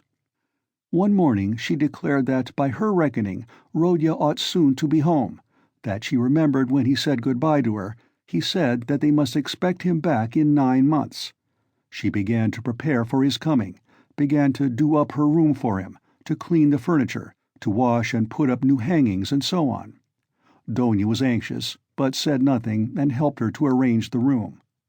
After a fatiguing day spent in continual fancies, in joyful daydreams and tears, Pulcheria Alexandrovna was taken ill in the night, and by morning she was feverish and delirious. It was brain fever. She died within a fortnight. In her delirium she dropped words which showed that she knew a great deal more about her son's terrible fate than they had supposed. For a long time Raskolnikov did not know of his mother's death, though a regular correspondence had been maintained from the time he reached Siberia.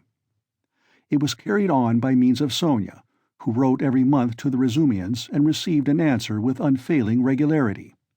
At first they found Sonya's letters dry and unsatisfactory, but later on they came to the conclusion that the letters could not be better, for from these letters they received a complete picture of their unfortunate brother's life. Sonya's letters were full of the most matter-of-fact detail, the simplest and clearest description of all Raskolnikov's surroundings as a convict. There was no word of her own hopes, no conjecture as to the future, no description of her feelings. Instead of any attempt to interpret his state of mind and inner life, she gave them the simple facts, that is, his own words, an exact account of his health, what he asked for at their interviews, what commission he gave her, and so on. All these facts she gave with extraordinary minuteness. The picture of their unhappy brother stood out at last with great clearness and precision.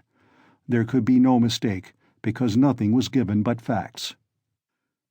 But Donya and her husband could get little comfort out of the news, especially at first. Sonya wrote that he was constantly sullen and not ready to talk, that he scarcely seemed interested in the news she gave him from their letters, that he sometimes asked after his mother, and that when, seeing that he had guessed the truth, she told him at last of her death, she was surprised to find that he did not seem greatly affected by it, not externally at any rate. She told him that, although he seemed so wrapped up in himself and, as it were, shut himself off from everyone, he took a very direct and simple view of his new life, that he understood his position, expected nothing better for the time, had no ill-founded hopes, as is so common in his position, and scarcely seemed surprised at anything in his surroundings, so unlike anything he had known before. She wrote that his health was satisfactory. He did his work without shirking, or seeking to do more. He was almost indifferent about food, but except on Sundays and holidays, the food was so bad that at last he had been glad to accept some money from her, Sonya, to have his own tea every day. He begged her not to trouble about anything else, declaring that all this fuss about him only annoyed him. Sonya wrote further that in prison he shared the same room with the rest, that she had not seen the inside of their barracks, but concluded that they were crowded, miserable, and unhealthy, that he slept on a plank bed with a rug under him and was unwilling to make any other arrangement, but that he lived so poorly and roughly, not from any plan or design, but simply from inattention and indifference. Sonya wrote simply that he had at first shown no interest in her visits, had almost been vexed with her indeed for coming, unwilling to talk and rude to her, but that in the end these visits had become a habit and almost a necessity for him, so that he was positively distressed when she was ill for some days and could not visit him. She used to see him on holidays at the prison gates or in the guard-room, to which he was brought for a few minutes to see her. On working days she would go to see him at work, either at the workshops or at the brick kilns or at the sheds on the banks of the Irtish. About herself, Sonya wrote that she had succeeded in making some acquaintances in the town, that she did sewing, and as there was scarcely a dressmaker in the town, she was looked upon as an indispensable person in many houses. But she did not mention that the authorities were, through her, interested in Raskolnikov, that his task was lightened, and so on. At last the news came, Donya had indeed noticed signs of alarm and uneasiness in the preceding letters, that he held aloof from everyone, that his fellow prisoners did not like him, that he kept silent for days at a time and was becoming very pale. In the last letter, Sonya wrote that he had been taken very seriously ill and was in the convict ward of the hospital. 2. He was ill a long time, but it was not the horrors of prison life, not the hard labor, the bad food, the shaven head, or the patched clothes that crushed him. What did he care for all those trials and hardships? He was even glad of the hard work. Physically exhausted, he could at least reckon on a few hours of quiet sleep. And what was the food to him? The thin cabbage soup with beetles floating in it. In the past, as a student, he had often not had even that. His clothes were warm and suited to his manner of life. He did not even feel the fetters. Was he ashamed of his shaven head and party-colored coat? Before whom? Before Sonya? Sonya was afraid of him. How could he be ashamed before her? And yet he was ashamed even before Sonya, whom he tortured because of it with his contemptuous rough manner. But it was not his shaven head and his fetters he was ashamed of. His pride had been stung to the quick. It was wounded pride that made him ill. Oh, how happy he would have been if he could have blamed himself. He could have borne everything then, even shame and disgrace. But he judged himself severely, and his exasperated conscience found no particularly terrible fault in his past, except a simple blunder which might happen to anyone. He was ashamed just because he, Raskolnikov, had so hopelessly, stupidly come to grief through some decree of blind fate, and must humble himself and submit to the idiocy of a sentence, if he were anyhow to be at peace. Vague and objectless anxiety in the present, and in the future a continual sacrifice leading to nothing. That was all that lay before him. And what comfort was it to him that at the end of 8 years he would only be 32 and able to begin a new life? What had he to live for? What had he to look forward to? Why should he strive? To live in order to exist? Why, he had been ready 1,000 times before to give up existence for the sake of an idea, for a hope, even for a fancy. Mere existence had always been too little for him. He had always wanted more. Perhaps it was just because of the strength of his desires that he had thought himself a man to whom more was permissible than to others. And if only fate would have sent him repentance, burning repentance that would have torn his heart and robbed him of sleep, that repentance, the awful agony of which brings visions of hanging or drowning. Oh, he would have been glad of it. Tears and agonies would at least have been life, but he did not repent of his crime. At least he might have found relief in raging at his stupidity, as he had raged at the grotesque blunders that had brought him to prison. But now in prison, in freedom, he thought over and criticized all his actions again, and by no means found them so blundering and so grotesque as they had seemed at the fatal time. In what way, he asked himself, was my theory stupider than others that have swarmed and clashed from the beginning of the world? One has only to look at the thing quite independently, broadly, and uninfluenced by commonplace ideas, and my idea will by no means seem so strange. Oh, skeptics and halfpenny philosophers, why do you halt halfway? Why does my action strike them as so horrible? He said to himself. Is it because it was a crime? What is meant by crime? My conscience is at rest. Of course, it was a legal crime. Of course, the letter of the law was broken, and blood was shed. Well, punish me for the letter of the law, and that's enough. Of course, in that case, many of the benefactors of mankind who snatched power for themselves instead of inheriting it ought to have been punished at their first steps. But those men succeeded, and so they were right, and I didn't, and so I had no right to have taken that step. It was only in that he recognized his criminality, only in the fact that he had been unsuccessful and had confessed it. He suffered, too, from the question, why had he not killed himself? Why had he stood looking at the river and preferred to confess? Was the desire to live so strong, and was it so hard to overcome it? Had not Svidrigaïlov overcome it, although he was afraid of death? In misery he asked himself this question, and could not understand that, at the very time he had been standing looking into the river, he had perhaps been dimly conscious of the fundamental falsity in himself and his convictions. He didn't understand that that consciousness might be the promise of a future crisis, of a new view of life and of his future resurrection. He preferred to attribute it to the dead weight of instinct which he could not step over, again through weakness and meanness. He looked at his fellow prisoners and was amazed to see how they all loved life and prized it. It seemed to him that they loved and valued life more in prison than in freedom. What terrible agonies and privations some of them, the tramps for instance, had endured.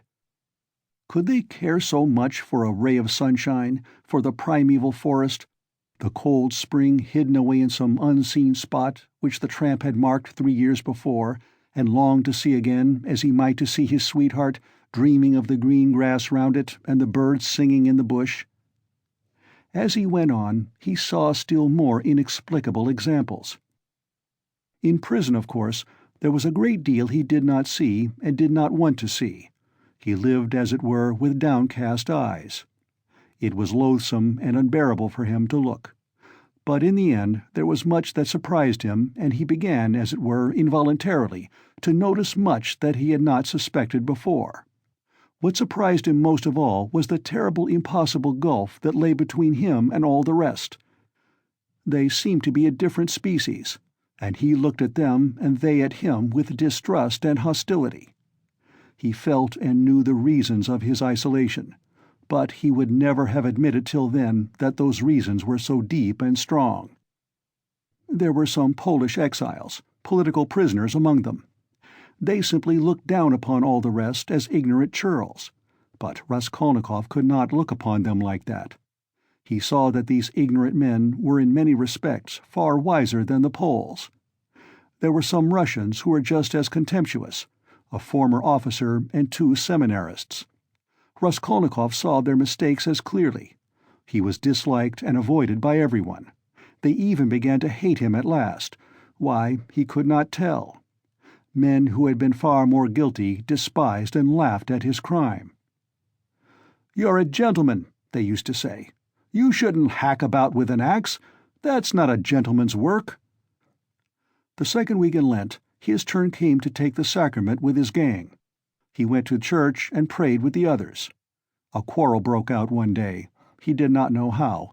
All fell on him at once in a fury. "You're an infidel! You don't believe in God!" they shouted. "You ought to be killed!" He had never talked to them about God nor his belief, but they wanted to kill him as an infidel. He said nothing. One of the prisoners rushed at him in a perfect frenzy. Raskolnikov awaited him calmly and silently. His eyebrows did not quiver, his face did not flinch. The guard succeeded in intervening between him and his assailant, or there would have been bloodshed. There was another question he could not decide. Why were they all so fond of Sonya? She did not try to win their favor. She rarely met them. Sometimes only she came to see him at work for a moment. And yet everybody knew her. They knew that she had come out to follow him, knew how and where she lived. She never gave them money, did them no particular services. Only once at Christmas she sent them all presents of pies and rolls. But by degrees closer relations sprang up between them and Sonya. She would write and post letters for them to their relations. Relations of the prisoners who visited the town, at their instructions, left with Sonya presents and money for them. Their wives and sweethearts knew her and used to visit her. And when she visited Raskolnikov at work, or met a party of the prisoners on the road, they all took off their hats to her. "Little Mother Sofya Semyonovna, you are our dear, good little mother," coarse branded criminals said to that frail little creature. She would smile and bow to them, and everyone was delighted when she smiled. They even admired her gait and turned round to watch her walking. They admired her too for being so little, and in fact did not know what to admire her most for. They even came to her for help in their illnesses. He was in the hospital from the middle of Lent till after Easter. When he was better, he remembered the dreams he had had while he was feverish and delirious. He dreamt that the whole world was condemned to a terrible new strange plague that had come to Europe from the depths of Asia. All were to be destroyed except a very few chosen. Some new sorts of microbes were attacking the bodies of men, but these microbes were endowed with intelligence and will. Men attacked by them became at once mad and furious. But never had men considered themselves so intellectual and so completely in possession of the truth as these sufferers. Never had they considered their decisions, their scientific conclusions, their moral convictions so infallible. Whole villages, whole towns and peoples went mad from the infection. All were excited and did not understand one another. Each thought that he alone had the truth, and was wretched looking at the others, beat himself on the breast, wept and wrung his hands. They did not know how to judge and could not agree what to consider evil and what good. They did not know whom to blame, whom to justify. Men killed each other in a sort of senseless spite. They gathered together in armies against one another, but even on the march the armies would begin attacking each other, the ranks would be broken and the soldiers would fall on each other, stabbing and cutting, biting and devouring each other. The alarm bell was ringing all day long in the towns, Men rushed together, but why they were summoned and who was summoning them no one knew. The most ordinary trades were abandoned because everyone proposed his own ideas, his own improvements, and they could not agree. The land, too, was abandoned. Men met in groups, agreed on something, swore to keep together, but at once began on something quite different from what they had proposed. They accused one another, fought and killed each other. There were conflagrations and famine. All men and all things were involved in destruction. The plague spread and moved further and further. Only a few men could be saved in the whole world. They were a pure, chosen people, destined to found a new race and a new life, to renew and purify the earth. But no one had seen these men, no one had heard their words and their voices. Raskolnikov was worried that this senseless dream haunted his memory so miserably. The impression of this feverish delirium persisted so long. The second week after, Easter had come. There were warm, bright spring days. In the prison ward, the grating windows under which the sentinel paced were opened. Sonya had only been able to visit him twice during his illness. Each time she had to obtain permission, and it was difficult. But she often used to come to the hospital yard, especially in the evening, sometimes only to stand a minute and look up at the windows of the ward. One evening, when he was almost well again, Raskolnikov fell asleep. On waking up, he chanced to go to the window, and at once saw Sonya in the distance at the hospital gate. She seemed to be waiting for someone. Something stabbed him to the heart at that minute. He shuddered and moved away from the window. Next day Sonya did not come, nor the day after.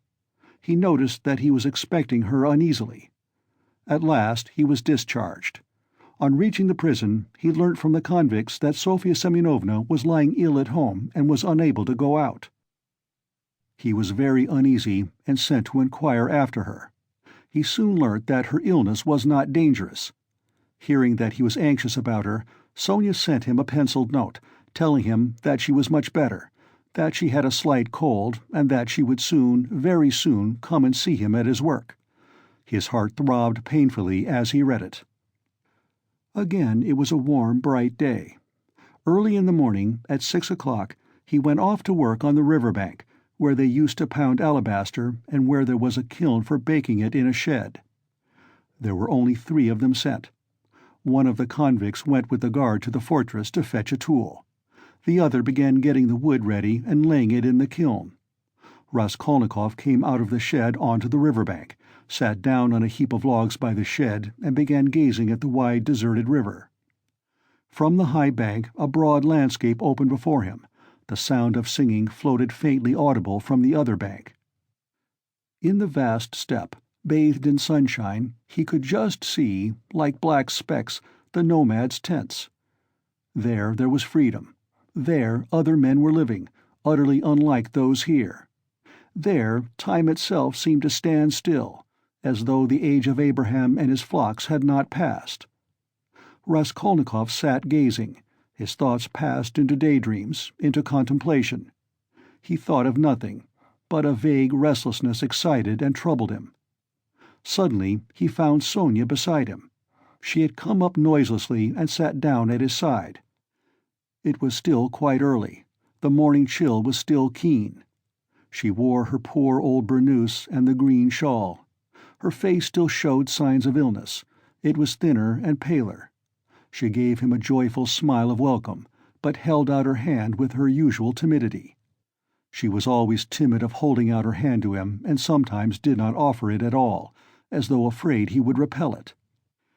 He always took her hand as though with repugnance, always seemed vexed to meet her, and was sometimes obstinately silent throughout her visit. Sometimes she trembled before him, and went away deeply grieved. But now their hands did not part.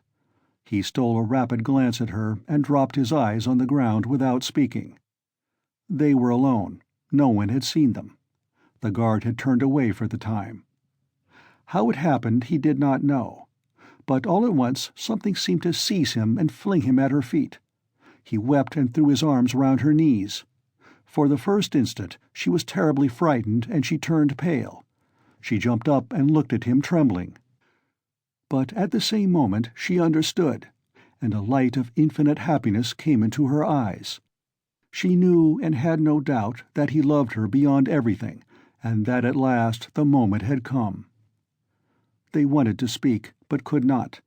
Tears stood in their eyes. They were both pale and thin, but those sick, pale faces were bright with the dawn of a new future, of a full resurrection into a new life. There they were renewed by love. The heart of each held infinite sources of life for the heart of the other. They resolved to wait and be patient. They had another 7 years to wait, and what terrible suffering and what infinite happiness before them. But he had risen again, and he knew it and felt it in all his being, while she only lived in his life. On the evening of the same day, when the barracks were locked, Raskolnikov lay on his plank bed and thought of her. He had even fancied that day that all the convicts who had been his enemies looked at him differently. He had even entered into talk with them, and they answered him in a friendly way. He remembered that now, and thought it was bound to be so. Wasn't everything now bound to be changed? He thought of her. He remembered how continually he had tormented her and wounded her heart. He remembered her pale and thin little face. But these recollections scarcely troubled him now. He knew with what infinite love he would now repay all her sufferings. And what were all the agonies of the past? Everything, even his crime, his sentence and imprisonment, seemed to him now in the first rush of feeling an external, strange fact with which he had no concern. But he could not think for long together of anything that evening, and he could not have analyzed anything consciously. He was simply feeling. Life had stepped into the place of theory, and something quite different would work itself out in his mind. Under his pillow lay the New Testament. He took it up mechanically. The book belonged to Sonya. It was the one from which she had read the raising of Lazarus to him. At first he was afraid that she would worry him about religion, would talk about the gospel and pester him with books. But to his great surprise she had not once approached the subject, and had not even offered him the Testament. He had asked her for it himself, not long before his illness, and she brought him the book without a word. Till now he had not opened it. He did not open it now, but one thought passed through his mind. Can her convictions not be mine now? Her feelings, her aspirations at least? She too had been greatly agitated that day, and at night she was taken ill again. But she was so happy, and so unexpectedly happy, that she was almost frightened of her happiness. 7 years, only 7 years. At the beginning of their happiness, at some moments, they were both ready to look on those 7 years as though they were 7 days. He did not know that the new life would not be given him for nothing, that he would have to pay dearly for it, that it would cost him great striving, great suffering. But that is the beginning of a new story, the story of the gradual renewal of a man, the story of his gradual regeneration, of his passing from one world into another, of his initiation into a new, unknown life. That might be the subject of a new story, but our present story is ended. The End of Crime and Punishment by Fyodor Dostoevsky.